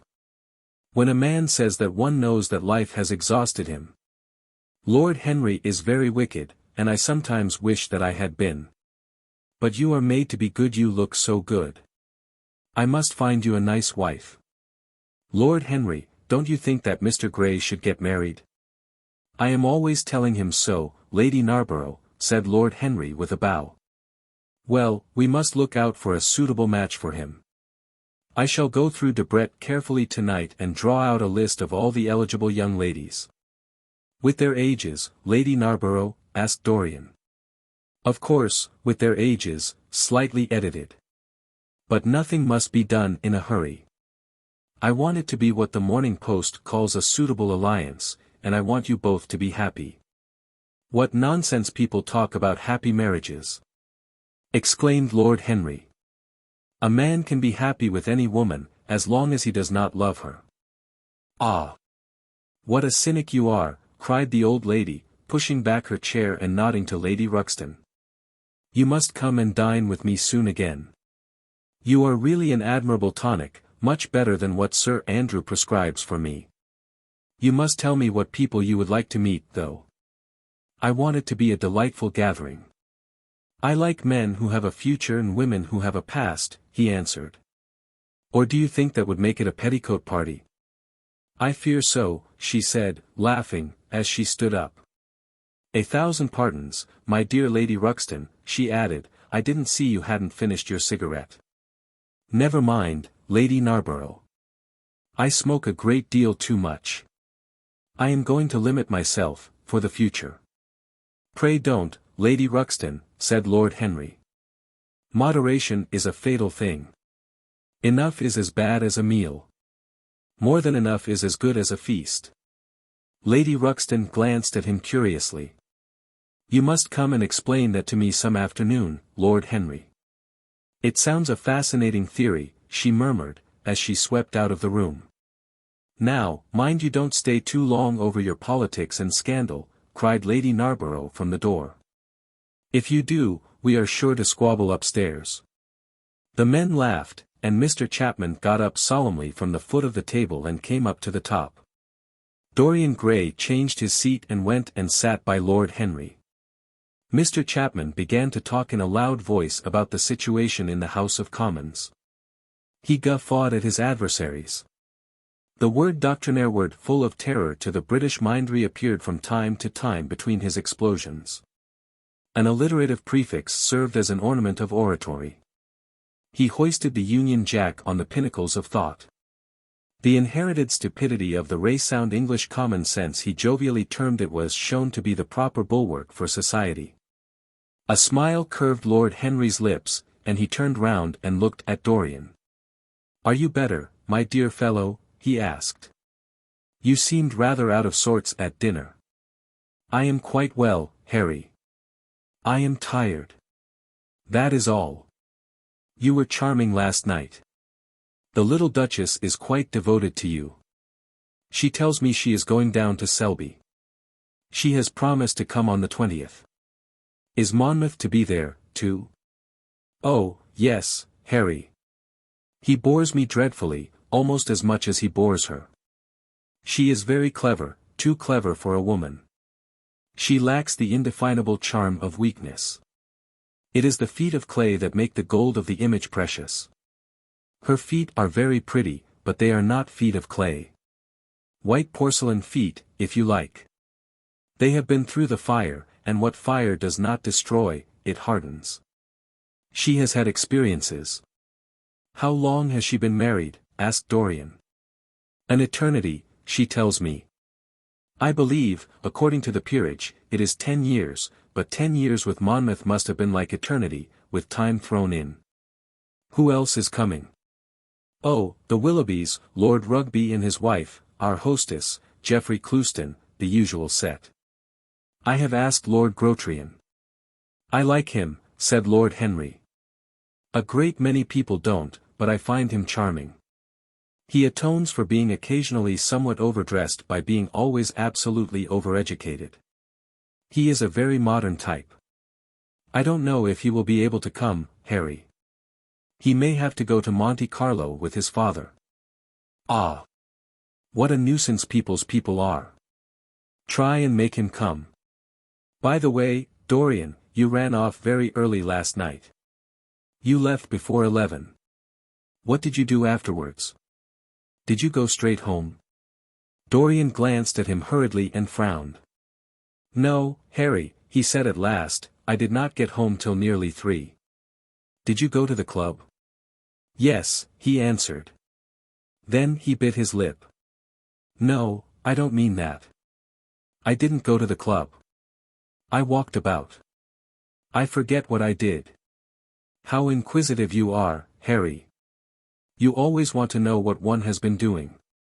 I always want to forget what I have been doing. I came in at 2:30, if you wish to know the exact time. I had left my latchkey at home, and my servant had to let me in. If you want any corroborative evidence on the subject, you can ask him. Lord Henry shrugged his shoulders. My dear fellow, as if I cared. Let us go up to the drawing-room. No sherry, thank you, Mr. Chapman. Something has happened to you, Dorian. Tell me what it is. You are not yourself tonight. Don't mind me, Harry. I am irritable, and out of temper. I shall come round and see you tomorrow, or next day. Make my excuses to Lady Narborough. I shan't go upstairs. I shall go home. I must go home. All right, Dorian. I dare say I shall see you tomorrow at tea time. The Duchess is coming. I will try to be there, Harry, he said, leaving the room. As he drove back to his own house, he was conscious that the sense of terror he thought he had strangled had come back to him. Lord Henry's casual questioning had made him lose his nerve for the moment, and he wanted his nerve still. Things that were dangerous had to be destroyed. He winced. He hated the idea of even touching them. Yet it had to be done.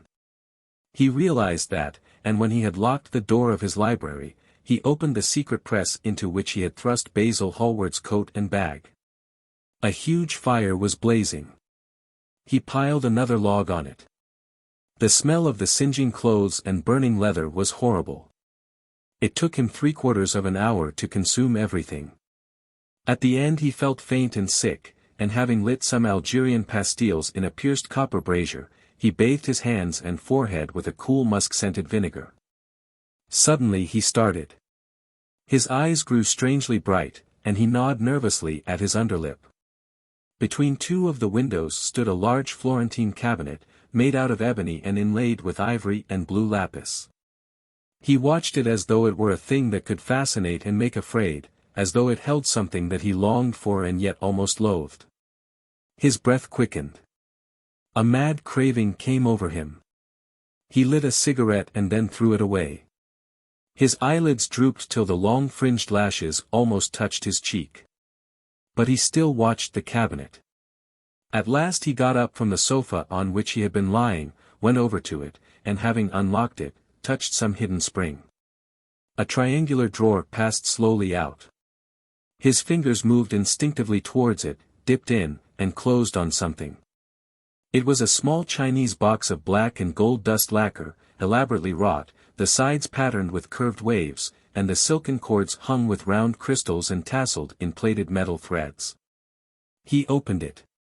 Inside was a green paste, waxy in luster, the odor curiously heavy and persistent. He hesitated for some moments, with a strangely immobile smile upon his face. Then shivering, though the atmosphere of the room was terribly hot, he drew himself up and glanced at the clock. It was 20 minutes to 12. He put the box back, shutting the cabinet doors as he did so, and went into his bedroom. As midnight was striking bronze blows upon the dusky air, Dorian Gray, dressed commonly, and with a muffler wrapped round his throat, crept quietly out of his house. In Bond Street he found a hansom with a good horse. He hailed it and in a low voice gave the driver an address. The man shook his head. "It is too far for me," he muttered. "Here is a sovereign for you," said Dorian. "You shall have another if you drive fast." "All right, sir," answered the man, "you will be there in an hour," and after his fare had got in he turned his horse round and drove rapidly towards the river. Chapter 16. A cold rain began to fall, and the blurred street lamps looked ghastly in the dripping mist. The public houses were just closing, and dim men and women were clustering in broken groups round their doors. From some of the bars came the sound of horrible laughter. In others, drunkards brawled and screamed. Lying back in the hansom, with his hat pulled over his forehead, Dorian Gray watched with listless eyes the sordid shame of the great city. And now and then he repeated to himself the words that Lord Henry had said to him on the first day they had met, to cure the soul by means of the senses, and the senses by means of the soul. Yes, that was the secret. He had often tried it, and would try it again now. There were opium dens where one could buy oblivion, dens of horror where the memory of old sins could be destroyed by the madness of sins that were new. The moon hung low in the sky like a yellow skull. From time to time a huge misshapen cloud stretched a long arm across and hid it. The gas lamps grew fewer, and the streets more narrow and gloomy. Once the man lost his way and had to drive back half a mile. A steam rose from the horse as it splashed up the puddles. The side windows of the hansom were clogged with a grey flannel mist. To cure the soul by means of the senses, and the senses by means of the soul. How the words rang in his ears. His soul, certainly, was sick to death. Was it true that the senses could cure it? Innocent blood had been spilled. What could atone for that? Ah! For that there was no atonement. But though forgiveness was impossible, forgetfulness was possible still, and he was determined to forget, to stamp the thing out, to crush it as one would crush the adder that had stung one. Indeed, what right had Basil to have spoken to him as he had done? Who had made him a judge over others? He had said things that were dreadful, horrible, not to be endured. On and on plodded the hansom, going slower, it seemed to him, at each step. He thrust up the trap and called to the man to drive faster. The hideous hunger for opium began to gnaw at him. His throat burned and his delicate hands twitched nervously together. He struck at the horse madly with his stick. The driver laughed and whipped up. He laughed in answer, and the man was silent. The way seemed interminable, and the streets like the black web of some sprawling spider. The monotony became unbearable, and as the mist thickened, he felt afraid. Then they passed by lonely brickfields. The fog was lighter here, and he could see the strange, bottle-shaped kilns with their orange, fan-like tongues of fire. A dog barked as they went by, and far away in the darkness some wandering seagull screamed. The horse stumbled in a rut, then swerved aside and broke into a gallop. After some time they left the clay road and rattled again over rough-paven streets. Most of the windows were dark, but now and then fantastic shadows were silhouetted against some lamplit blind. He watched them curiously. They moved like monstrous marionettes and made gestures like live things. He hated them. A dull rage was in his heart. As they turned a corner, a woman yelled something at them from an open door, and two men ran after the hansom for about 100 yards. The driver beat at them with his whip. It is said that passion makes one think in a circle. Certainly with hideous iteration the bitten lips of Dorian Gray shaped and reshaped those subtle words that dealt with soul and sense, till he had found in them the full expression, as it were, of his mood, and justified, by intellectual approval. Passions that without such justification would still have dominated his temper. From cell to cell of his brain crept the one thought, and the wild desire to live, most terrible of all man's appetites, quickened into force each trembling nerve and fiber. Ugliness that had once been hateful to him because it made things real, became dear to him now for that very reason. Ugliness was the one reality. The coarse brawl, the loathsome den, the crude violence of disordered life, the very vileness of thief and outcast, were more vivid, in their intense actuality of impression, than all the gracious shapes of art, the dreamy shadows of song. They were what he needed for forgetfulness. In 3 days he would be free. Suddenly the man drew up with a jerk at the top of a dark lane. Over the low roofs and jagged chimney stacks of the houses rose the black masts of ships. Wreaths of white mist clung like ghostly sails to the yards. "Somewhere about here, sir, ain't it?" he asked huskily through the trap. Dorian started and peered round. "This will do," he answered, and having got out hastily and given the driver the extra fare he had promised him, he walked quickly in the direction of the quay. Here and there a lantern gleamed at the stern of some huge merchantman. The light shook and splintered in the puddles. A red glare came from an outward-bound steamer that was coaling. The slimy pavement looked like a wet mackintosh. He hurried on towards the left, glancing back now and then to see if he was being followed. In about 7 or 8 minutes he reached a small shabby house that was wedged in between 2 gaunt factories. In one of the top windows stood a lamp. He stopped and gave a peculiar knock. After a little time he heard steps in the passage and the chain being unhooked. The door opened quietly, and he went in without saying a word to the squat misshapen figure that flattened itself into the shadow as he passed. At the end of the hall hung a tattered green curtain that swayed and shook in the gusty wind which had followed him in from the street. He dragged it aside and entered a long low room which looked as if it had once been a third-rate dancing saloon.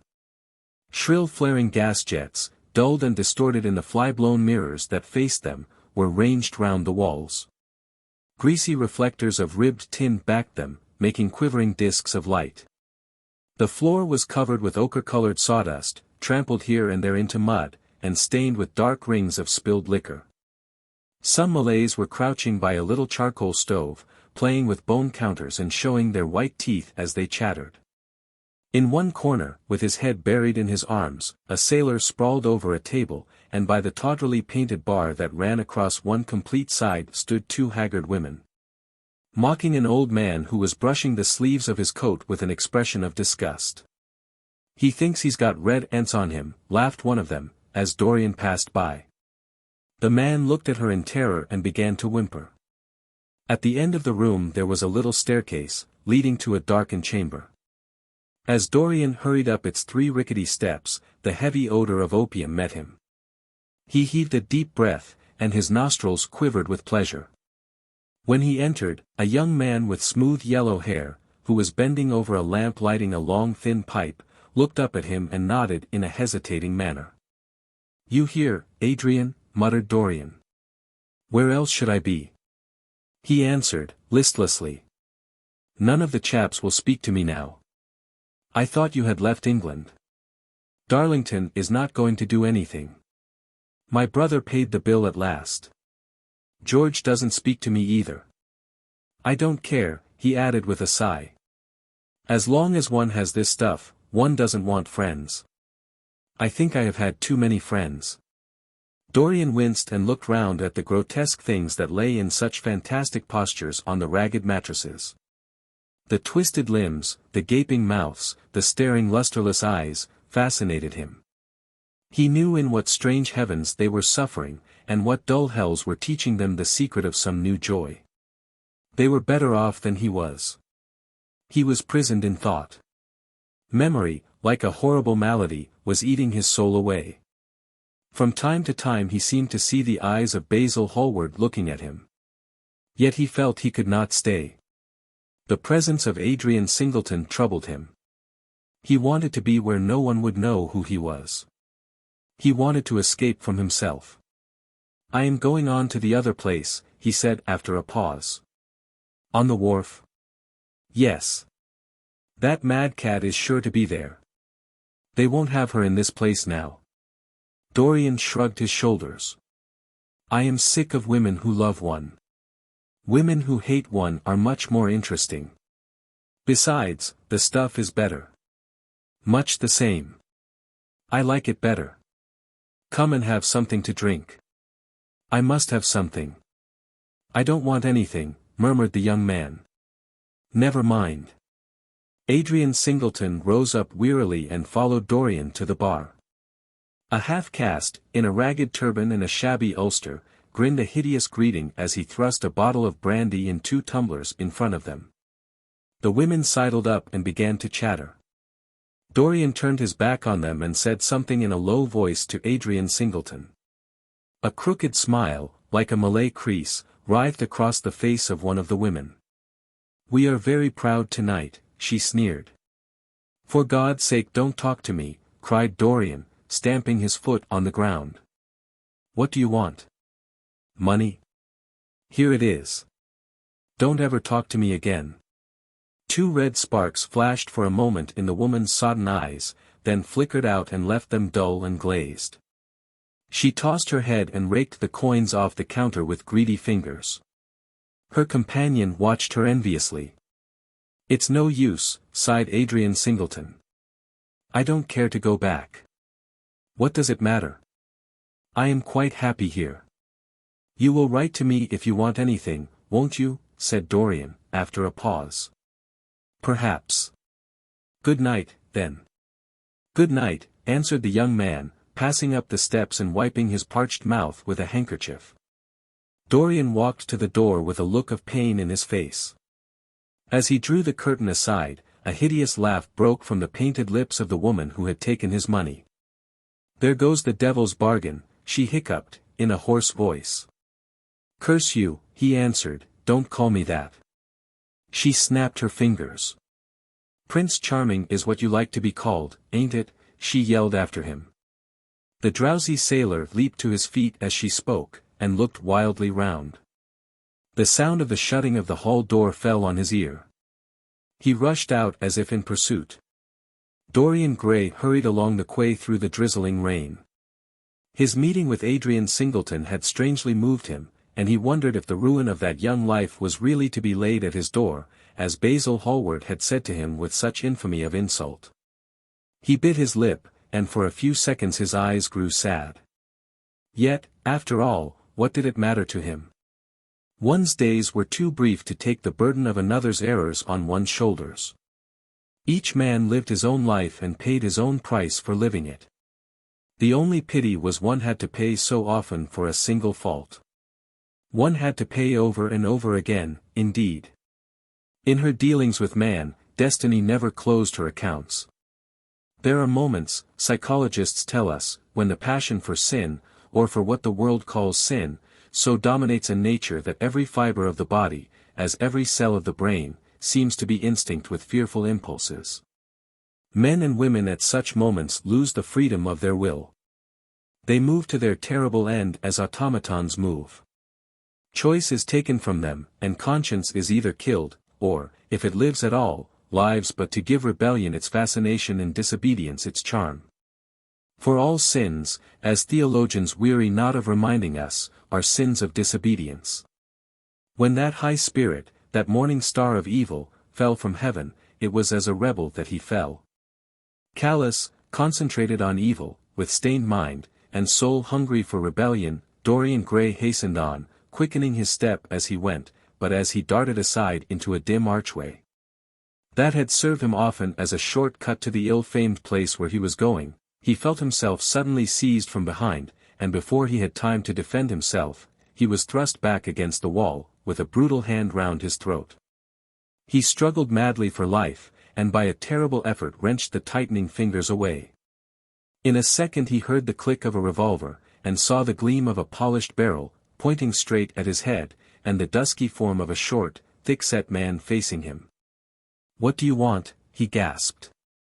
"Keep quiet," said the man. "If you stir, I shoot you." "You are mad." What have I done to you? You wrecked the life of Sybil Vane, was the answer, and Sybil Vane was my sister. She killed herself. I know it. Her death is at your door. I swore I would kill you in return. For years I have sought you. I had no clue, no trace. The two people who could have described you were dead. I knew nothing of you but the pet name she used to call you. I heard it tonight by chance. Make your peace with God, for tonight you are going to die. Dorian Gray grew sick with fear. I never knew her, he stammered. I never heard of her. You are mad. You had better confess your sin, for as sure as I am James Vane, you are going to die. There was a horrible moment. Dorian did not know what to say or do. Down on your knees, growled the man. I give you 1 minute to make your peace no more. I go on board tonight for India, and I must do my job first. 1 minute. That's all. Dorian's arms fell to his side. Paralyzed with terror, he did not know what to do. Suddenly a wild hope flashed across his brain. Stop, he cried. How long ago is it since your sister died? Quick, tell me. 18 years, said the man. Why do you ask me? What do years matter? 18 years, laughed Dorian Gray, with a touch of triumph in his voice. 18 years. Set me under the lamp and look at my face. James Vane hesitated for a moment, not understanding what was meant. Then he seized Dorian Gray and dragged him from the archway. Dim and wavering as was the wind-blown light, yet it served to show him the hideous error, as it seemed, into which he had fallen, for the face of the man he had sought to kill had all the bloom of boyhood, all the unstained purity of youth. He seemed little more than a lad of 20 summers, hardly older, if older indeed at all, than his sister had been when they had parted so many years ago. It was obvious that this was not the man who had destroyed her life. He loosened his hold and reeled back. My God! My God, he cried, and I would have murdered you. Dorian Gray drew a long breath. You have been on the brink of committing a terrible crime, my man, he said, looking at him sternly. Let this be a warning to you not to take vengeance into your own hands. Forgive me, sir, muttered James Vane. I was deceived. A chance word I heard in that damned den set me on the wrong track. You had better go home and put that pistol away, or you may get into trouble, said Dorian, turning on his heel and going slowly down the street. James Vane stood on the pavement in horror. He was trembling from head to foot. After a little while, a black shadow that had been creeping along the dripping wall moved out into the light and came close to him with stealthy footsteps. He felt a hand laid on his arm and looked round with a start. It was one of the women who had been drinking at the bar. Why didn't you kill him? She hissed out, putting haggard face quite close to his. I knew you were following him when you rushed out from Daly's. You fool. You should have killed him. He has lots of money, and he's as bad. He is not the man I am looking for, he answered, and I want no man's money. I want a man's life. The man whose life I want must be nearly 40 now. This one is little more than a boy. Thank God, I have not got his blood upon my hands. The woman gave a bitter laugh. Little more than a boy, she sneered. Why, man, it's nigh on 18 years since Prince Charming made me what I am. You lie, cried James Vane. She raised her hand up to heaven. Before God I am telling the truth, she cried. Before God. Strike me dumb if it ain't so. He is the worst one that comes here. They say he has sold himself to the devil for a pretty face. It's nigh on 18 years since I met him. He hasn't changed much since then. I have, though, she added, with a sickly leer. You swear this? I swear it, came in hoarse echo from her flat mouth. But don't give me away to him, she whined. I am afraid of him. Let me have some money for my night's lodging. He broke from her with an oath and rushed to the corner of the street, but Dorian Gray had disappeared. When he looked back, the woman had vanished also. Chapter 17.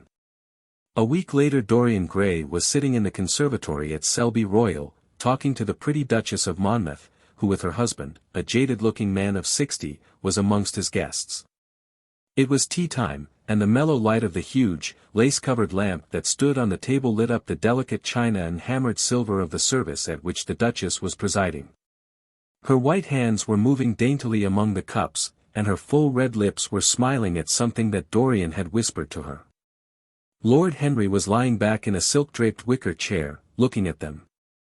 On a peach-colored divan sat Lady Narborough, pretending to listen to the Duke's description of the last Brazilian beetle that he had added to his collection. 3 young men in elaborate smoking suits were handing tea cakes to some of the women. The house party consisted of 12 people, and there were more expected to arrive on the next day. "What are you two talking about?" said Lord Henry, strolling over to the table and putting his cup down. "I hope Dorian has told you about my plan for rechristening everything, Gladys. It is a delightful idea." "But I don't want to be rechristened, Harry," rejoined the Duchess, looking up at him with her wonderful eyes. "I am quite satisfied with my own name, and I am sure Mr. Gray should be satisfied with his." "My dear Gladys, I would not alter either name for the world. They are both perfect. I was thinking chiefly of flowers.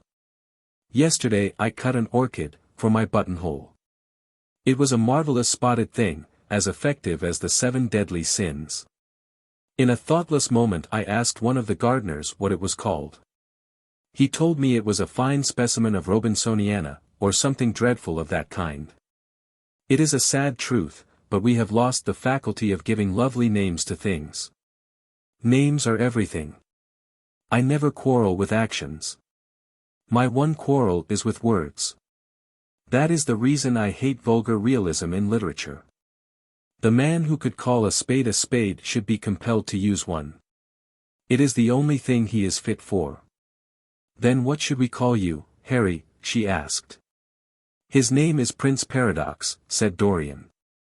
"I recognize him in a flash," exclaimed the Duchess. "I won't hear of it," laughed Lord Henry, sinking into a chair. "From a label there is no escape. I refuse the title. Royalties may not abdicate," fell as a warning from pretty lips. "You wish me to defend my throne, then?" "Yes. I give the truths of tomorrow." "I prefer the mistakes of today," she answered. "You disarm me, Gladys," he cried, catching the willfulness of her mood. "Of your shield, Harry, not of your spear." "I never tilt against beauty," he said, with a wave of his hand. "That is your error, Harry, believe me. You value beauty far too much." "How can you say that?" "I admit that I think that it is better to be beautiful than to be good. But on the other hand, no one is more ready than I am to acknowledge that it is better to be good than to be ugly." "Ugliness is one of the 7 deadly sins, then," cried the Duchess. "What becomes of your simile about the orchid?" "Ugliness is one of the 7 deadly virtues, Gladys. You, as a good Tory, must not underrate them. Beer, the Bible, and the 7 deadly virtues have made our England what she is." "You don't like your country, then?" she asked. "I live in it. That you may censure it the better." "Would you have me take the verdict of Europe on it?" he inquired. "What do they say of us?" "That Tartuffe has emigrated to England and opened a shop." "Is that yours, Harry?" "I give it to you. I could not use it. It is too true. You need not be afraid. Our countrymen never recognize a description. They are practical. They are more cunning than practical. When they make up their ledger, they balance stupidity by wealth, and vice by hypocrisy. Still, we have done great things. Great things have been thrust on us, Gladys. We have carried their burden. Only as far as the stock exchange." She shook her head. "I believe in the race," she cried. "It represents the survival of the pushing. It has development. Decay fascinates me more." "What of art?" she asked. "It is a malady. Love? An illusion. Religion? The fashionable substitute for belief. You are a skeptic. Never. Skepticism is the beginning of faith. What are you? To define is to limit. Give me a clue. Thread snap. You would lose your way in the labyrinth. You bewilder me. Let us talk of someone else. Our host is a delightful topic. Years ago he was christened Prince Charming. Ah! Don't remind me of that, cried Dorian Gray. Our host is rather horrid this evening, answered the Duchess, coloring. I believe he thinks that Monmouth married me on purely scientific principles as the best specimen he could find of a modern butterfly. Well, I hope he won't stick pins into you, Duchess, laughed Dorian. Oh! My maid does that already, Mr. Gray, when she is annoyed with me. And what does she get annoyed with you about, Duchess? For the most trivial things, Mr. Gray, I assure you. Usually because I come in at 10 minutes to 9 and tell her that I must be dressed by 8:30. How unreasonable of her. You should give her warning. I daren't, Mr. Gray. Why, she invents hats for me. You remember the one I wore at Lady Hillstone's garden party? You don't, but it is nice of you to pretend that you do. Well, she made it out of nothing. All good hats are made out of nothing. Like all good reputations, Gladys, interrupted Lord Henry. Every effect that one produces gives one an enemy. To be popular one must be a mediocrity. Not with women, said the Duchess, shaking her head, and women rule the world. I assure you we can't bear mediocrities. We women, as someone says, love with our ears, just as you men love with your eyes, if you ever love at all. It seems to me that we never do anything else, murmured Dorian. Ah! Then, you never really love, Mr. Gray, answered the Duchess with mock sadness. My dear Gladys, cried Lord Henry. How can you say that? Romance lives by repetition, and repetition converts an appetite into an art. Besides, each time that one loves is the only time one has ever loved. Difference of object does not alter singleness of passion. It merely intensifies it. We can have in life but one great experience at best, and the secret of life is to reproduce that experience as often as possible. Even when one has been wounded by it, Harry, asked the Duchess after a pause. Especially when one has been wounded by it, answered Lord Henry. The Duchess turned and looked at Dorian Gray with a curious expression in her eyes. What do you say to that, Mr. Gray? She inquired. Dorian hesitated for a moment. Then he threw his head back and laughed. I always agree with Harry, Duchess. Even when he is wrong. Harry is never wrong, Duchess. And does his philosophy make you happy? I have never searched for happiness. Who wants happiness? I have searched for pleasure. And found it, Mr. Gray. Often. Too often. The Duchess sighed. I am searching for peace, she said, and if I don't go and dress, I shall have none this evening. Let me get you some orchids, Duchess, cried Dorian, starting to his feet and walking down the conservatory. You are flirting disgracefully with him, said Lord Henry to his cousin. You had better take care. He is very fascinating. If he were not, there would be no battle. Greek meets Greek, then. I am on the side of the Trojans. They fought for a woman. They were defeated. There are worse things than capture, she answered. You gallop with a loose rein. Pace gives life, was the riposte. I shall write it in my diary tonight. What? That a burnt child loves the fire. I am not even singed. My wings are untouched. You use them for everything, except flight. Courage has passed from men to women. It is a new experience for us. You have a rival. Who? He laughed. Lady Narborough, he whispered. She perfectly adores him. You fill me with apprehension. The appeal to antiquity is fatal to us who are romanticists. Romanticists. You have all the methods of science. Men have educated us. But not explained you. Describe us as a sex, was her challenge. Sphinxes without secrets. She looked at him, smiling. How long Mr. Gray is, she said. Let us go and help him. I have not yet told him the color of my frock. Ah! You must suit your frock to his flowers, Gladys. That would be a premature surrender. Romantic art begins with its climax. I must keep an opportunity for retreat. In the Parthian manner. They found safety in the desert. I could not do that. Women are not always allowed a choice, he answered, but hardly had he finished the sentence before from the far end of the conservatory came a stifled groan, followed by the dull sound of a heavy fall. Everybody started up. The Duchess stood motionless in horror. And with fear in his eyes, Lord Henry rushed through the flapping palms to find Dorian Gray lying face downwards on the tiled floor in a death-like swoon. He was carried at once into the blue drawing-room and laid upon one of the sofas.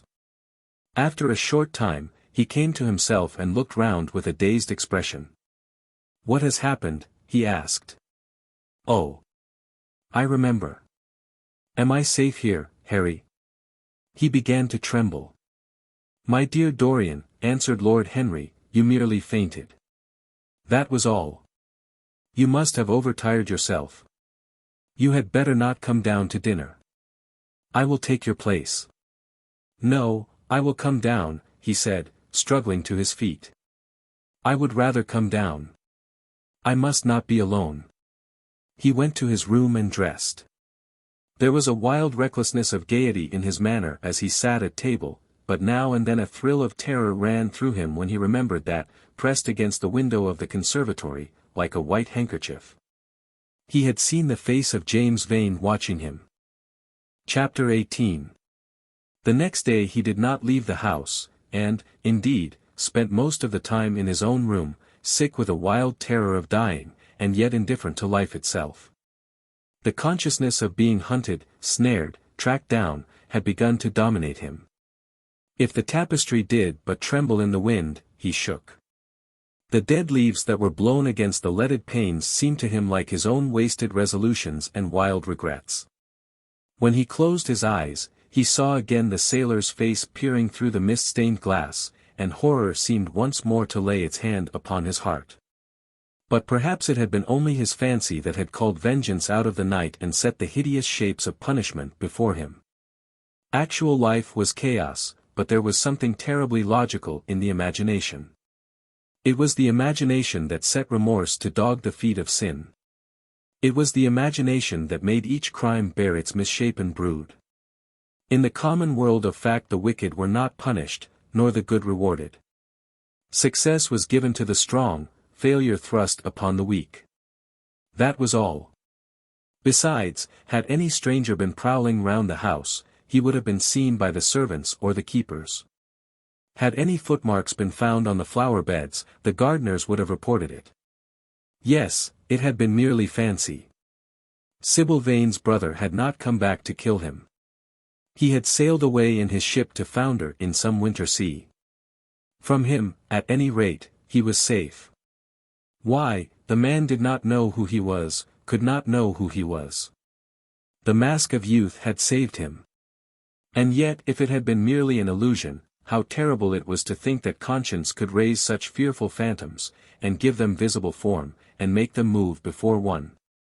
What sort of life would his be if, day and night, shadows of his crime were to peer at him from silent corners, to mock him from secret places, to whisper in his ear as he sat at the feast, to wake him with icy fingers as he lay asleep? As the thought crept through his brain, he grew pale with terror, and the air seemed to him to have become suddenly colder. Oh! In what a wild hour of madness he had killed his friend! How ghastly the mere memory of the scene! He saw it all again. Each hideous detail came back to him with added horror. Out of the black cave of time, terrible and swathed in scarlet, rose the image of his sin. When Lord Henry came in at 6 o'clock, he found him crying as one whose heart will break. It was not till the third day that he ventured to go out. There was something in the clear, pine-scented air of that winter morning that seemed to bring him back his joyousness and his ardor for life. But it was not merely the physical conditions of environment that had caused the change. His own nature had revolted against the excess of anguish that had sought to maim and mar the perfection of its calm. With subtle and finely wrought temperaments it is always so. Their strong passions must either bruise or bend. They either slay the man, or themselves die. Shallow sorrows and shallow loves live on. The loves and sorrows that are great are destroyed by their own plenitude. Besides, he had convinced himself that he had been the victim of a terror-stricken imagination, and looked back now on his fears with something of pity and not a little of contempt. After breakfast, he walked with the Duchess for an hour in the garden and then drove across the park to join the shooting party. The crisp frost lay like salt upon the grass. The sky was an inverted cup of blue metal. A thin film of ice bordered the flat, reed-grown lake. At the corner of the pinewood he caught sight of Sir Geoffrey Clouston, the Duchess's brother, jerking 2 spent cartridges out of his gun. He jumped from the cart, and having told the groom to take the mare home, made his way towards his guest through the withered bracken and rough undergrowth. "Have you had good sport, Geoffrey?" he asked. "Not very good, Dorian. I think most of the birds have gone to the open. I dare say it will be better after lunch, when we get to new ground." Dorian strolled along by his side. The keen aromatic air, the brown and red lights that glimmered in the wood, the hoarse cries of the beaters ringing out from time to time, and the sharp snaps of the guns that followed, fascinated him and filled him with a sense of delightful freedom. He was dominated by the carelessness of happiness, by the high indifference of joy. Suddenly from a lumpy tussock of old grass some 20 yards in front of them, with black-tipped ears erect and long hinder limbs throwing it forward, started a hare. It bolted for a thicket of alders. Sir Geoffrey put his gun to his shoulder, but there was something in the animal's grace of movement that strangely charmed Dorian Gray, and he cried out at once, "Don't shoot it, Geoffrey. Let it live." "What nonsense, Dorian!" laughed his companion, and as the hare bounded into the thicket, he fired. There were 2 cries heard, the cry of a hare in pain, which is dreadful, the cry of a man in agony, which is worse. "Good heavens! I have hit a beater!" exclaimed Sir Geoffrey. What an ass the man was to get in front of the guns. "Stop shooting there," he called out at the top of his voice. "A man is hurt." The head keeper came running up with a stick in his hand. "Where, sir? Where is he?" he shouted. At the same time, the firing ceased along the line. "Here," answered Sir Geoffrey angrily, hurrying towards the thicket. "Why on earth don't you keep your men back? Spoiled my shooting for the day." Dorian watched them as they plunged into the alder clump, brushing the lithe swinging branches aside. In a few moments they emerged, dragging a body after them into the sunlight. He turned away in horror. It seemed to him that misfortune followed wherever he went. He heard Sir Geoffrey ask if the man was really dead, and the affirmative answer of the keeper. The wood seemed to him to have become suddenly alive with faces.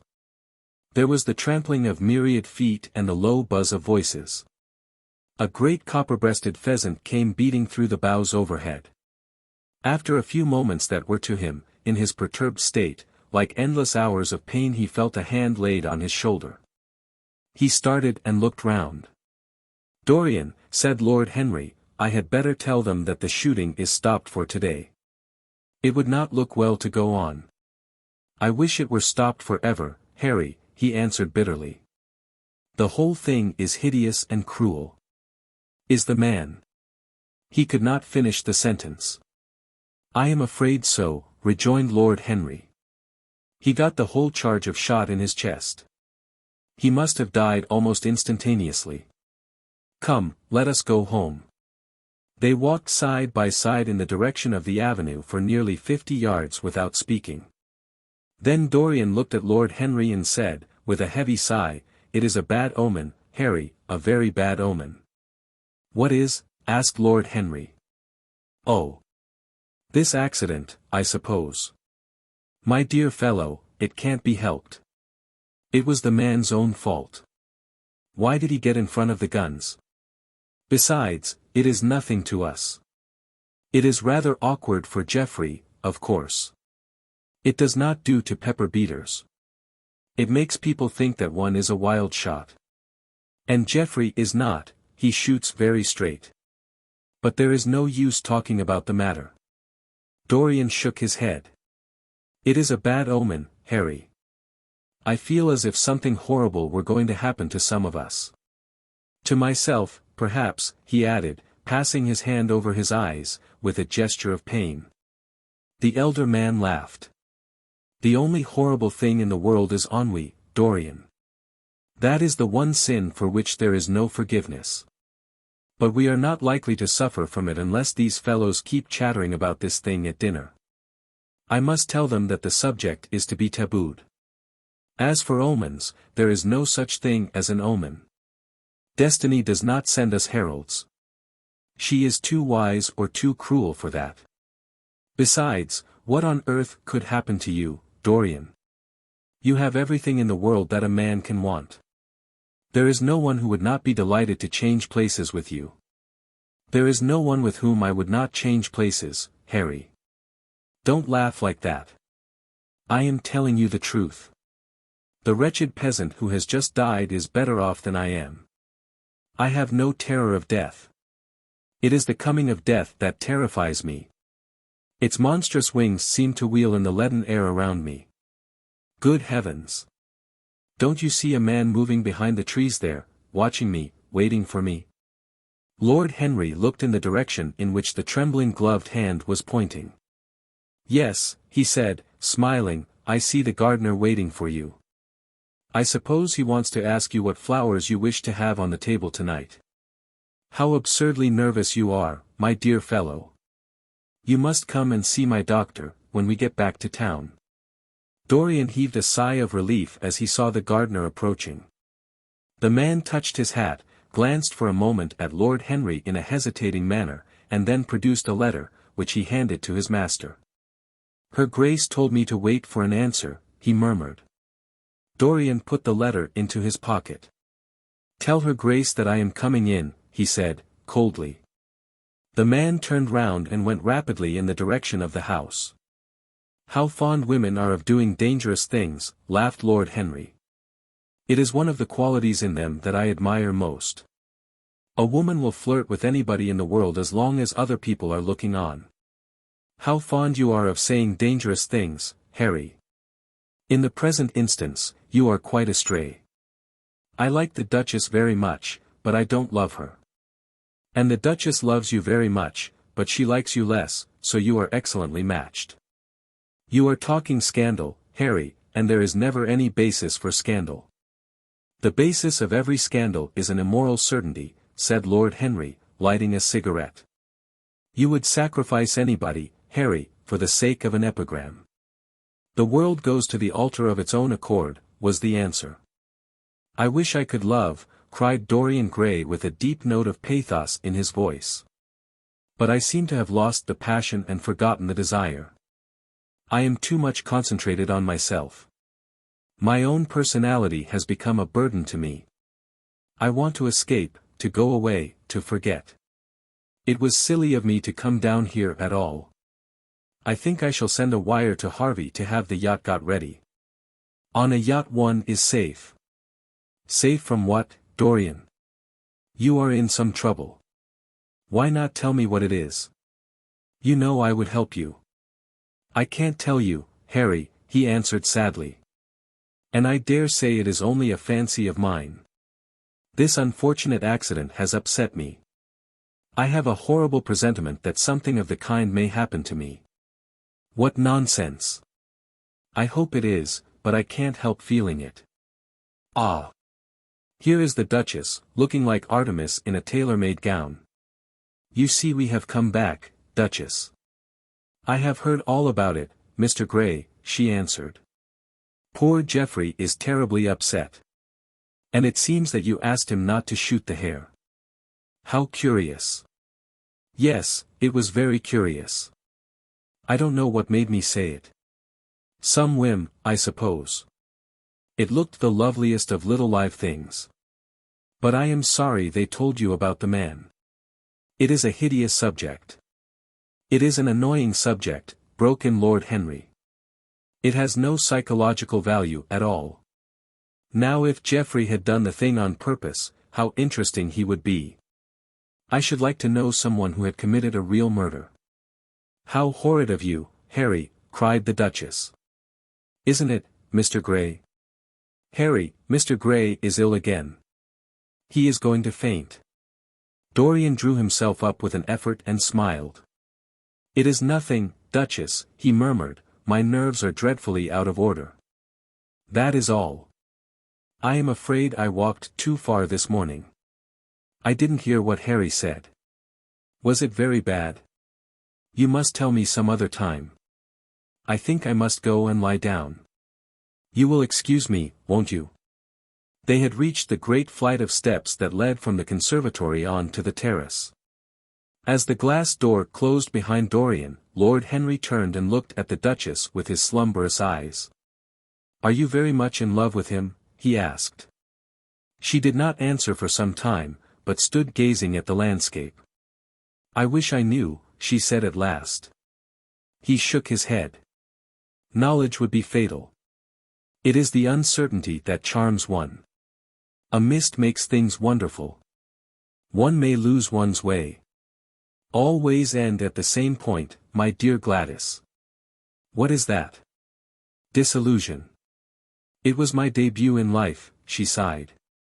It came to you crowned. I am tired of strawberry leaves. They become you. Only in public. You would miss them, said Lord Henry. I will not part with a petal. Monmouth has ears. Old age is dull of hearing. Has he never been jealous? I wish he had been. He glanced about as if in search of something. What are you looking for? She inquired. The button from your foil, he answered. You have dropped it. She laughed. I have still the mask. It makes your eyes lovelier, was his reply. She laughed again. Her teeth showed like white seeds in a scarlet fruit. Upstairs, in his own room, Dorian Gray was lying on a sofa, with terror in every tingling fiber of his body. Life had suddenly become too hideous a burden for him to bear. The dreadful death of the unlucky beater, shot in the thicket like a wild animal, had seemed to him to prefigure death for himself also. He had nearly swooned at what Lord Henry had said in a chance mood of cynical jesting. At 5 o'clock he rang his bell for his servant and gave him orders to pack his things for the night express to town, and to have the brougham at the door by 8:30. He was determined not to sleep another night at Selby Royal. It was an ill-omened place. Death walked there in the sunlight. The grass of the forest had been spotted with blood. Then he wrote a note to Lord Henry, telling him that he was going up to town to consult his doctor and asking him to entertain his guests in his absence. As he was putting it into the envelope, a knock came to the door, and his valet informed him that the head keeper wished to see him. He frowned and bit his lip. Send him in, he muttered, after some moments' hesitation. As soon as the man entered, Dorian pulled his checkbook out of a drawer and spread it out before him. I suppose you have come about the unfortunate accident of this morning, Thornton, he said, taking up a pen. Yes, sir, answered the gamekeeper. Was the poor fellow married? Had he any people dependent on him? Asked Dorian, looking bored. If so, I should not like them to be left in want, and will send them any sum of money you may think necessary. We don't know who he is, sir. That is what I took the liberty of coming to you about. Don't know who he is? Said Dorian, listlessly. What do you mean? Wasn't he one of your men? No, sir. Never saw him before. Seems like a sailor, sir. The pen dropped from Dorian Gray's hand, and he felt as if his heart had suddenly stopped beating. A sailor, he cried out. Did you say a sailor? Yes, sir. He looks as if he had been a sort of sailor. Tattooed on both arms, and that kind of thing. Was there anything found on him? Said Dorian, leaning forward and looking at the man with startled eyes. Anything that would tell his name? Some money, sir, not much, and a six-shooter. There was no name of any kind. A decent-looking man, sir, but rough-like.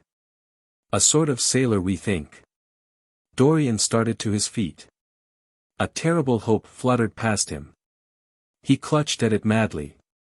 Where is the body? He exclaimed. Quick! I must see it at once. It is in an empty stable in the home farm, sir. The folk don't like to have that sort of thing in their houses. They say a corpse brings bad luck. The home farm. Go there at once and meet me. Tell one of the grooms to bring my horse round. No. Never mind. I'll go to the stables myself. It will save time. In less than a quarter of an hour, Dorian Gray was galloping down the long avenue as hard as he could go. The trees seemed to sweep past him in spectral procession, and wild shadows to fling themselves across his path. Once the mare swerved at a white gatepost and nearly threw him. He lashed her across the neck with his crop. She cleft the dusky air like an arrow. The stones flew from her hoofs. At last he reached the home farm. Two men were loitering in the yard. He leaped from the saddle and threw the reins to one of them. In the farthest stable a light was glimmering. Something seemed to tell him that the body was there, and he hurried to the door and put his hand upon the latch. There he paused for a moment, feeling that he was on the brink of a discovery that would either make or mar his life. Then he thrust the door open and entered. On a heap of sacking in the far corner was lying the dead body of a man dressed in a coarse shirt and a pair of blue trousers. A spotted handkerchief had been placed over the face. A coarse candle, stuck in a bottle, sputtered beside it. Dorian Gray shuddered. He felt that his could not be the hand to take the handkerchief away, and called out to one of the farm servants to come to him. Take that thing off the face. I wish to see it, he said, clutching at the doorpost for support. When the farm servant had done so, he stepped forward. A cry of joy broke from his lips. The man who had been shot in the thicket was James Vane. He stood there for some minutes looking at the dead body. As he rode home, his eyes were full of tears, for he knew he was safe. Chapter 19. There is no use your telling me that you are going to be good, cried Lord Henry, dipping his white fingers into a red copper bowl filled with rose water. You are quite perfect. Pray, don't change. Dorian Gray shook his head. No, Harry, I have done too many dreadful things in my life. I am not going to do any more. I began my good actions yesterday. Where were you yesterday? In the country, Harry. I was staying at a little inn by myself. My dear boy, said Lord Henry, smiling, anybody can be good in the country. There are no temptations there.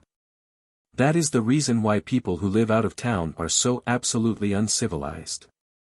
Civilization is not by any means an easy thing to attain to. There are only two ways by which man can reach it. One is by being cultured, the other by being corrupt. Country people have no opportunity of being either, so they stagnate. Culture and corruption, echoed Dorian. I have known something of both. It seems terrible to me now that they should ever be found together. For I have a new ideal, Harry. I am going to alter. I think I have altered. You have not yet told me what your good action was. Or did you say you had done more than one? Asked his companion as he spilled into his plate a little crimson pyramid of seeded strawberries and, through a perforated, shell-shaped spoon, snowed white sugar upon them. I can tell you, Harry. It is not a story I could tell to anyone else. I spared somebody. It sounds vain, but you understand what I mean. She was quite beautiful and wonderfully like Sybil Vane. I think it was that which first attracted me to her. You remember Sybil, don't you? How long ago that seems. Well, Hetty was not one of our own class, of course. She was simply a girl in a village. But I really loved her. I am quite sure that I loved her. All during this wonderful May that we have been having, I used to run down and see her 2 or 3 times a week. Yesterday she met me in a little orchard. The apple blossoms kept tumbling down on her hair, and she was laughing. We were to have gone away together this morning at dawn. Suddenly I determined to leave her as flower-like as I had found her. I should think the novelty of the emotion must have given you a thrill of real pleasure, Dorian, interrupted Lord Henry. But I can finish your idyll for you. You gave her good advice and broke her heart. That was the beginning of your reformation. Harry, you are horrible. You mustn't say these dreadful things. Hetty's heart is not broken. Of course, she cried and all that. But there is no disgrace upon her. She can live, like Perdita, in her garden of mint and marigold. And weep over a faithless Florizel, said Lord Henry, laughing, as he leaned back in his chair. My dear Dorian, you have the most curiously boyish moods. Do you think this girl will ever be really content now with any one of her own rank? I suppose she will be married some day to a rough carter or a grinning ploughman. Well, the fact of having met you, and loved you, will teach her to despise her husband, and she will be wretched. From a moral point of view, I cannot say that I think much of your great renunciation. Even as a beginning, it is poor. Besides, how do you know that Hetty isn't floating at the present moment in some starlit mill pond, with lovely water lilies round her, like Ophelia? I can't bear this, Harry. You mock at everything, and then suggest the most serious tragedies. I am sorry I told you now. I don't care what you say to me. I know I was right in acting as I did. Poor Hetty. As I rode past the farm this morning, I saw her white face at the window, like a spray of jasmine. Don't let us talk about it any more, and don't try to persuade me that the first good action I have done for years, the first little bit of self-sacrifice I have ever known, is really a sort of sin. I want to be better.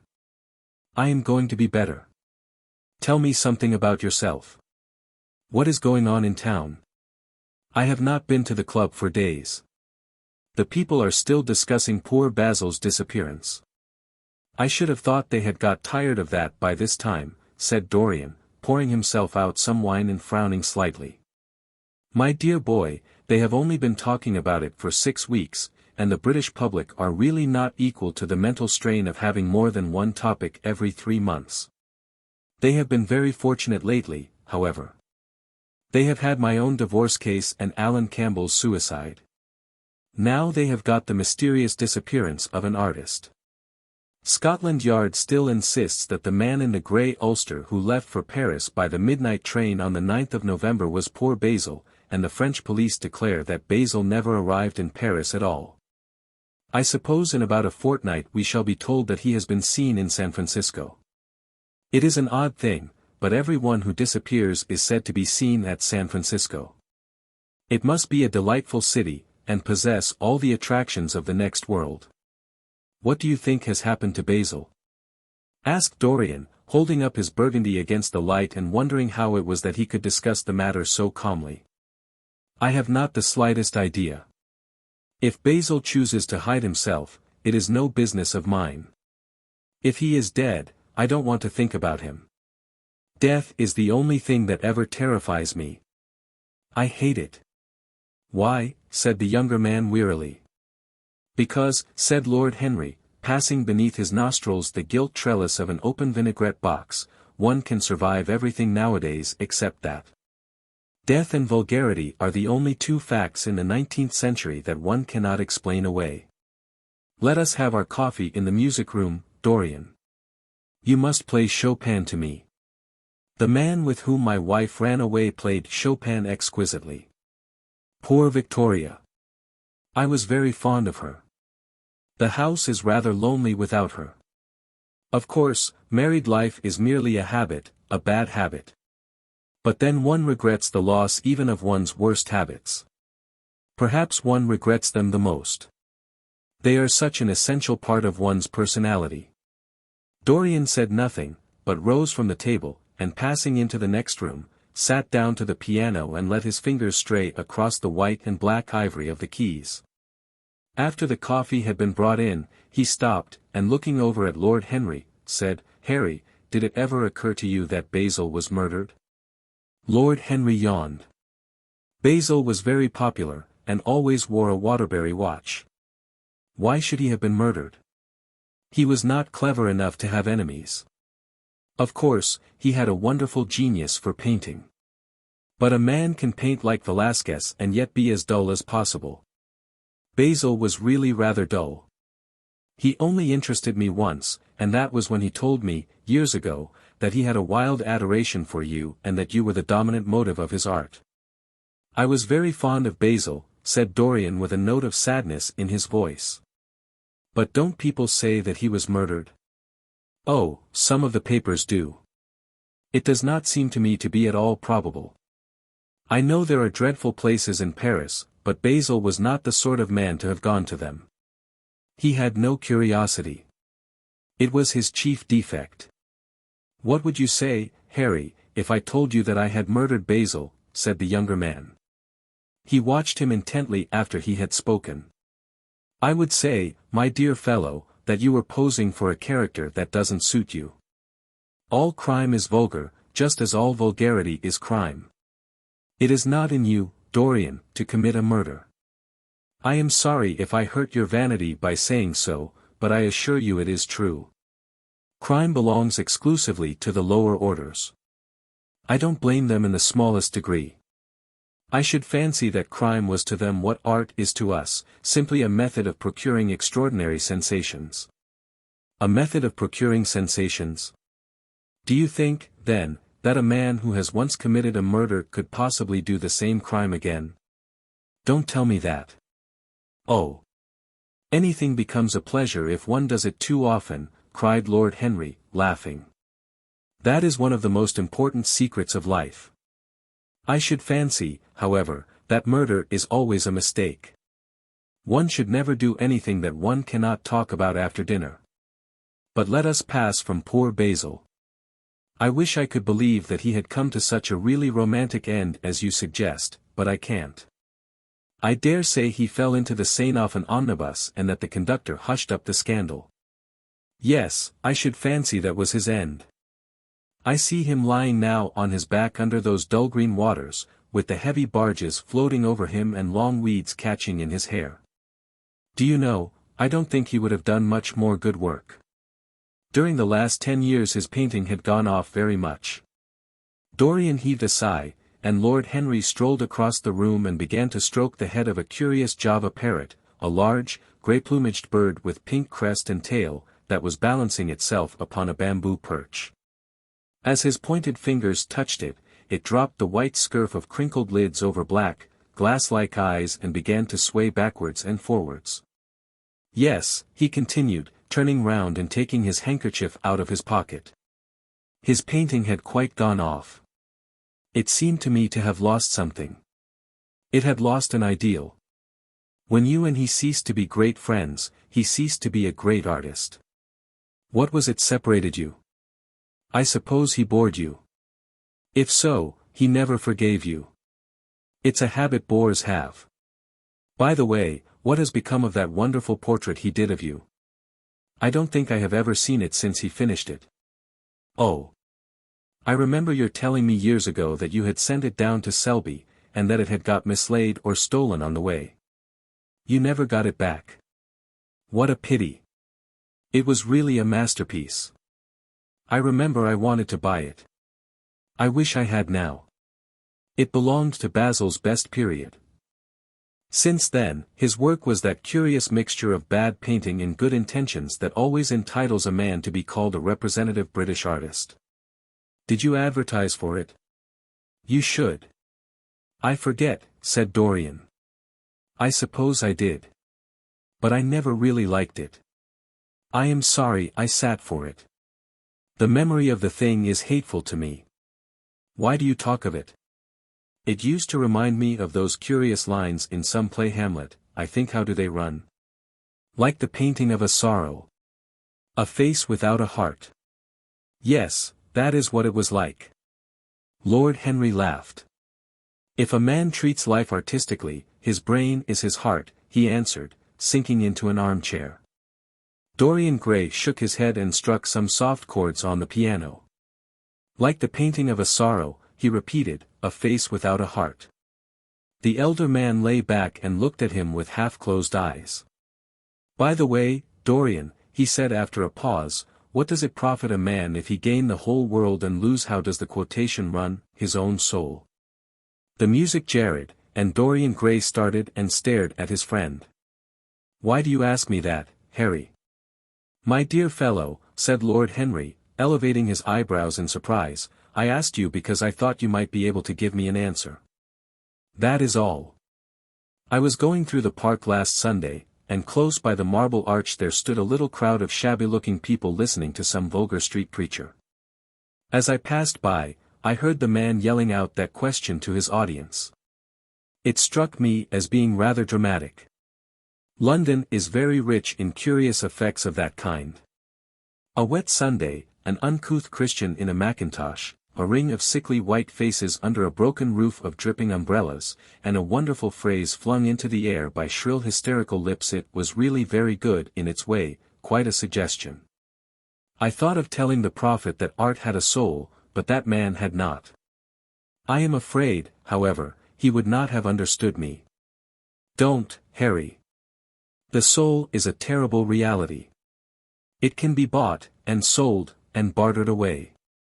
It can be poisoned, or made perfect. There is a soul in each one of us. I know it. Do you feel quite sure of that, Dorian? Quite sure. Ah. Then it must be an illusion. The things one feels absolutely certain about are never true. That is the fatality of faith, and the lesson of romance. How grave you are. Don't be so serious. What have you or I to do with the superstitions of our age? No, we have given up our belief in the soul. Play me something. Play me a nocturne, Dorian, and, as you play, tell me, in a low voice, how you have kept your youth. You must have some secret. I am only 10 years older than you are, and I am wrinkled, and worn, and yellow. You are really wonderful, Dorian. You have never looked more charming than you do tonight. You remind me of the day I saw you first. You were rather cheeky, very shy, and absolutely extraordinary. You have changed, of course, but not in appearance. I wish you would tell me your secret. To get back my youth I would do anything in the world, except take exercise, get up early, or be respectable. Youth. There is nothing like it. It's absurd to talk of the ignorance of youth. The only people to whose opinions I listen now with any respect are people much younger than myself. They seem in front of me. Life has revealed to them her latest wonder. As for the aged, I always contradict the aged. I do it on principle. If you ask them their opinion on something that happened yesterday, they solemnly give you the opinions current in 1820, when people wore high stocks, believed in everything, and knew absolutely nothing. How lovely that thing you are playing is. I wonder, did Chopin write it at Majorca, with the sea weeping round the villa and the salt spray dashing against the panes? It is marvelously romantic. What a blessing it is that there is one art left to us that is not imitative. Don't stop. I want music tonight. It seems to me that you are the young Apollo and that I am Marsyas listening to you. I have sorrows, Dorian, of my own, that even you know nothing of. The tragedy of old age is not that one is old, but that one is young. I am amazed sometimes at my own sincerity. Ah, Dorian, how happy you are. What an exquisite life you have had. You have drunk deeply of everything. You have crushed the grapes against your palate. Nothing has been hidden from you. And it has all been to you no more than the sound of music. It has not marred you. You are still the same. I am not the same, Harry. Yes, you are the same. I wonder what the rest of your life will be. Don't spoil it by renunciations. At present you are a perfect type. Don't make yourself incomplete. You are quite flawless now. You need not shake your head, you know you are. Besides, Dorian, don't deceive yourself. Life is not governed by will or intention.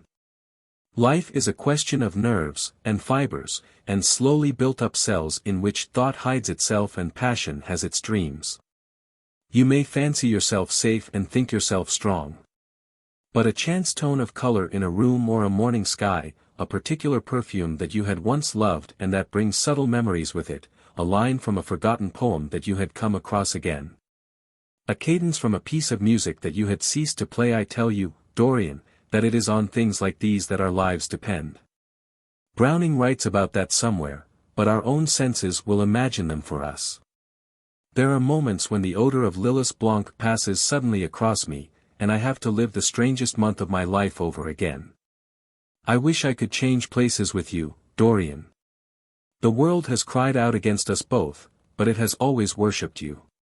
It always will worship you. You are the type of what the age is searching for, and what it is afraid it has found. I am so glad that you have never done anything, never carved a statue, or painted a picture, or produced anything outside of yourself. Life has been your art. You have set yourself to music. Your days are your sonnets. Dorian rose up from the piano and passed his hand through his hair. Yes, life has been exquisite, he murmured, but I am not going to have the same life, Harry. And you must not say these extravagant things to me.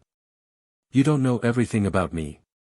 I think that if you did, even you would turn from me. You laugh. Don't laugh. Why have you stopped playing, Dorian? Go back and give me the nocturne over again. Look at that great, honey-colored moon that hangs in the dusky air. She is waiting for you to charm her, and if you play she will come closer to the earth. You won't. Let us go to the club, then. It has been a charming evening, and we must end it charmingly. There is someone at White's who wants immensely to know you, young Lord Poole, Bournemouth's eldest son. He has already copied your neckties, and has begged me to introduce him to you. He is quite delightful and rather reminds me of you.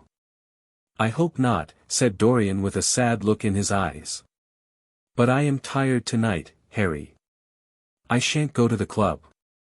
It is nearly 11, and I want to go to bed early. Do stay. You have never played so well as tonight.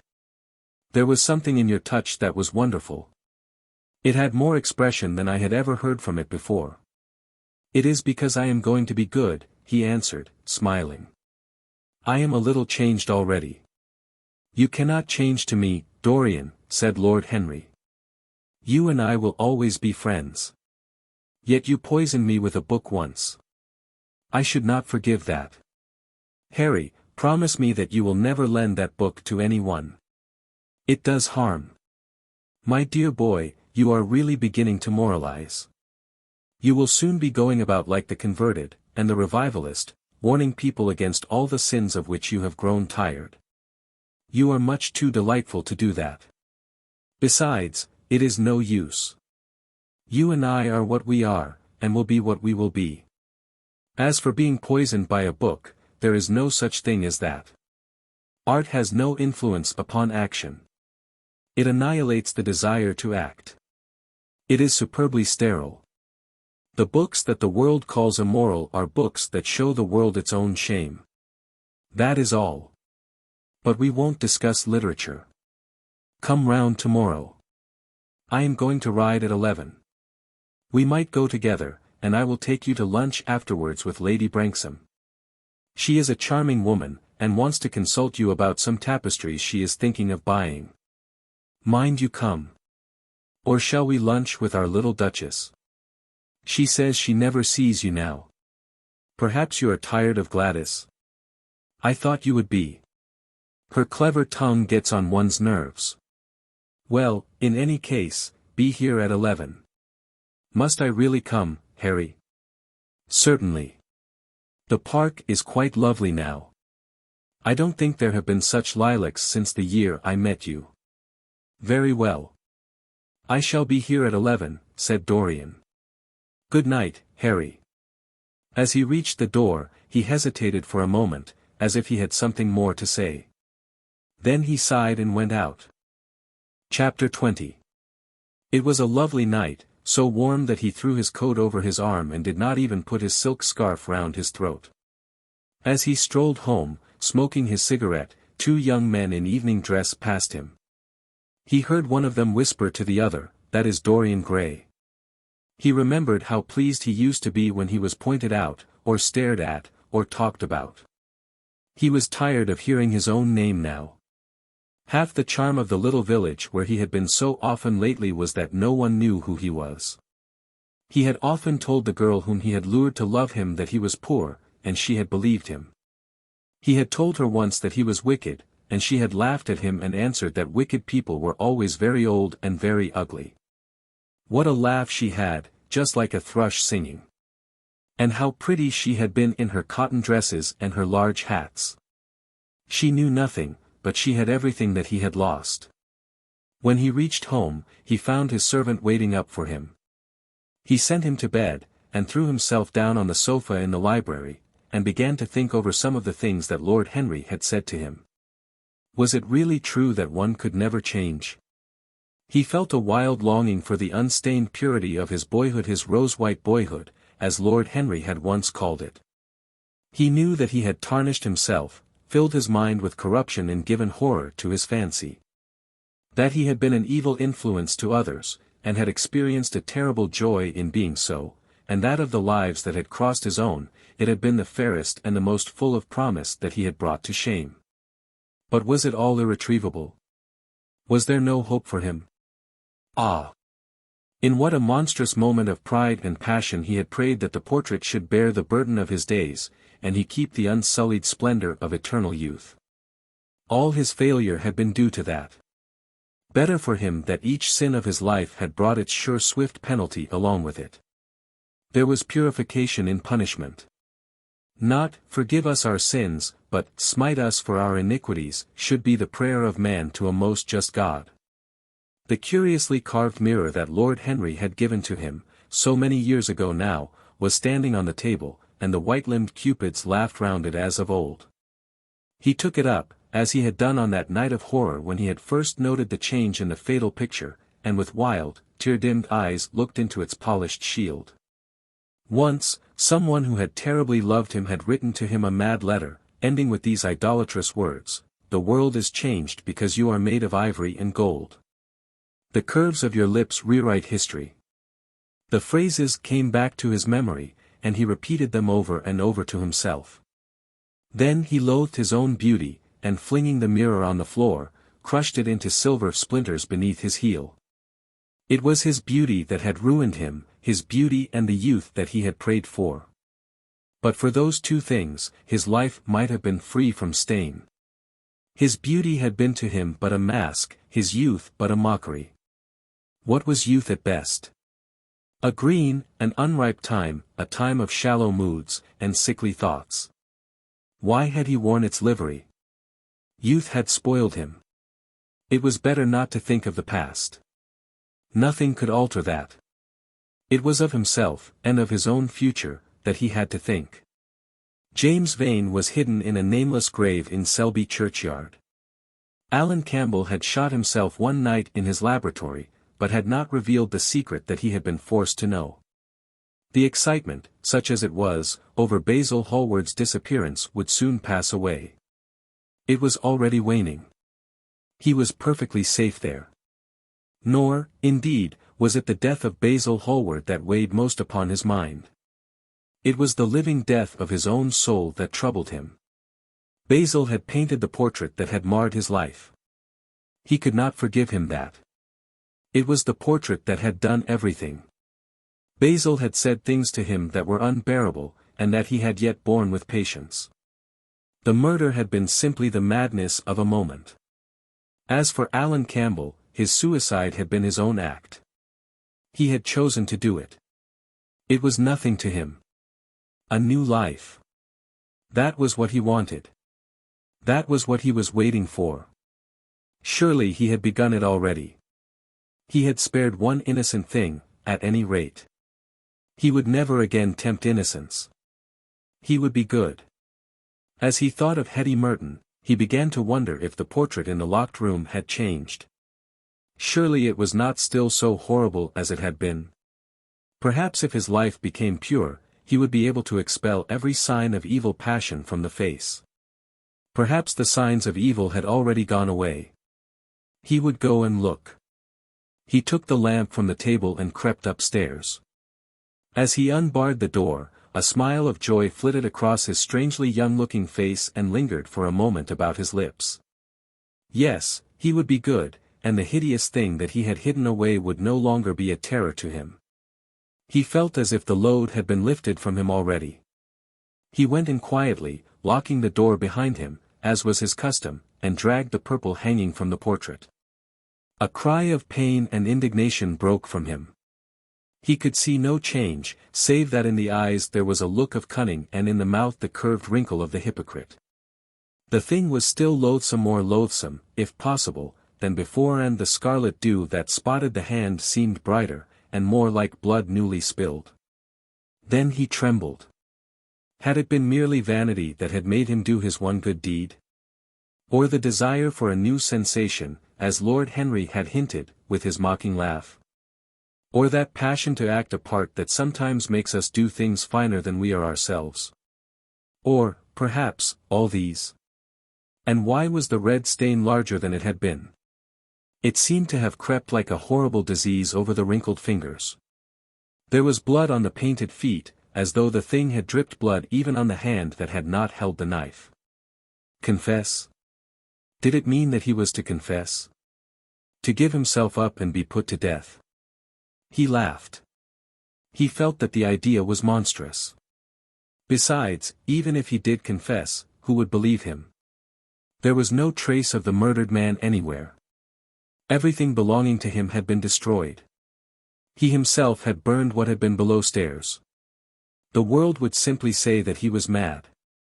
They would shut him up if he persisted in his story. Yet it was his duty to confess, to suffer public shame, and to make public atonement. There was a God who called upon men to tell their sins to earth as well as to heaven. Nothing that he could do would cleanse him till he had told his own sin. His sin. He shrugged his shoulders. The death of Basil Hallward seemed very little to him. He was thinking of Hetty Merton. For it was an unjust mirror, this mirror of his soul that he was looking at. Vanity? Curiosity? Hypocrisy? Had there been nothing more in his renunciation than that? There had been something more. At least he thought so. But who could tell? No. There had been nothing more. Through vanity he had spared her. In hypocrisy he had worn the mask of goodness. For curiosity's sake he had tried the denial of self. He recognized that now. But this murder, was it to dog him all his life? Was he always to be burdened by his past? Was he really to confess? Never. There was only one bit of evidence left against him. The picture itself, that was evidence. He would destroy it. Why had he kept it so long? Once it had given him pleasure to watch it changing and growing old. Of late he had felt no such pleasure. It had kept him awake at night. When he had been away, he had been filled with terror lest other eyes should look upon it. It had brought melancholy across his passions. Its mere memory had marred many moments of joy. It had been like conscience to him. Yes, it had been conscience. He would destroy it. He looked round and saw the knife that had stabbed Basil Hallward. He had cleaned it many times, till there was no stain left upon it. It was bright, and glistened. As it had killed the painter, so it would kill the painter's work, and all that that meant. It would kill the past, and when that was dead, he would be free. It would kill this monstrous soul life, and without its hideous warnings, he would be at peace.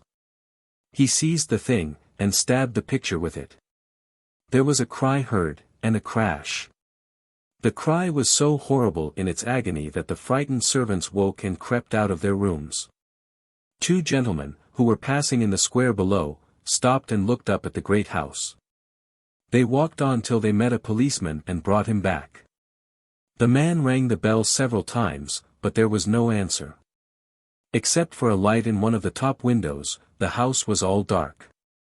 After a time, he went away and stood in an adjoining portico and watched.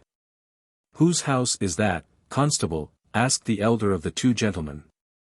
"Mr. Dorian Gray's, sir," answered the policeman. They looked at each other, as they walked away, and sneered. One of them was Sir Henry Ashton's uncle. Inside, in the servants' part of the house, the half-clad domestics were talking in low whispers to each other. Old Mrs. Leaf was crying and wringing her hands. Francis was as pale as death. After about a quarter of an hour, he got the coachman and one of the footmen and crept upstairs. They knocked, but there was no reply. They called out. Everything was still. Finally, after vainly trying to force the door, they got on the roof and dropped down on to the balcony. The windows yielded easily, their bolts were old. When they entered, they found hanging upon the wall a splendid portrait of their master as they had last seen him, in all the wonder of his exquisite youth and beauty. Lying on the floor was a dead man, in evening dress, with a knife in his heart. He was withered, wrinkled, and loathsome of visage. It was not till they had examined the rings that they recognized who it was. The end.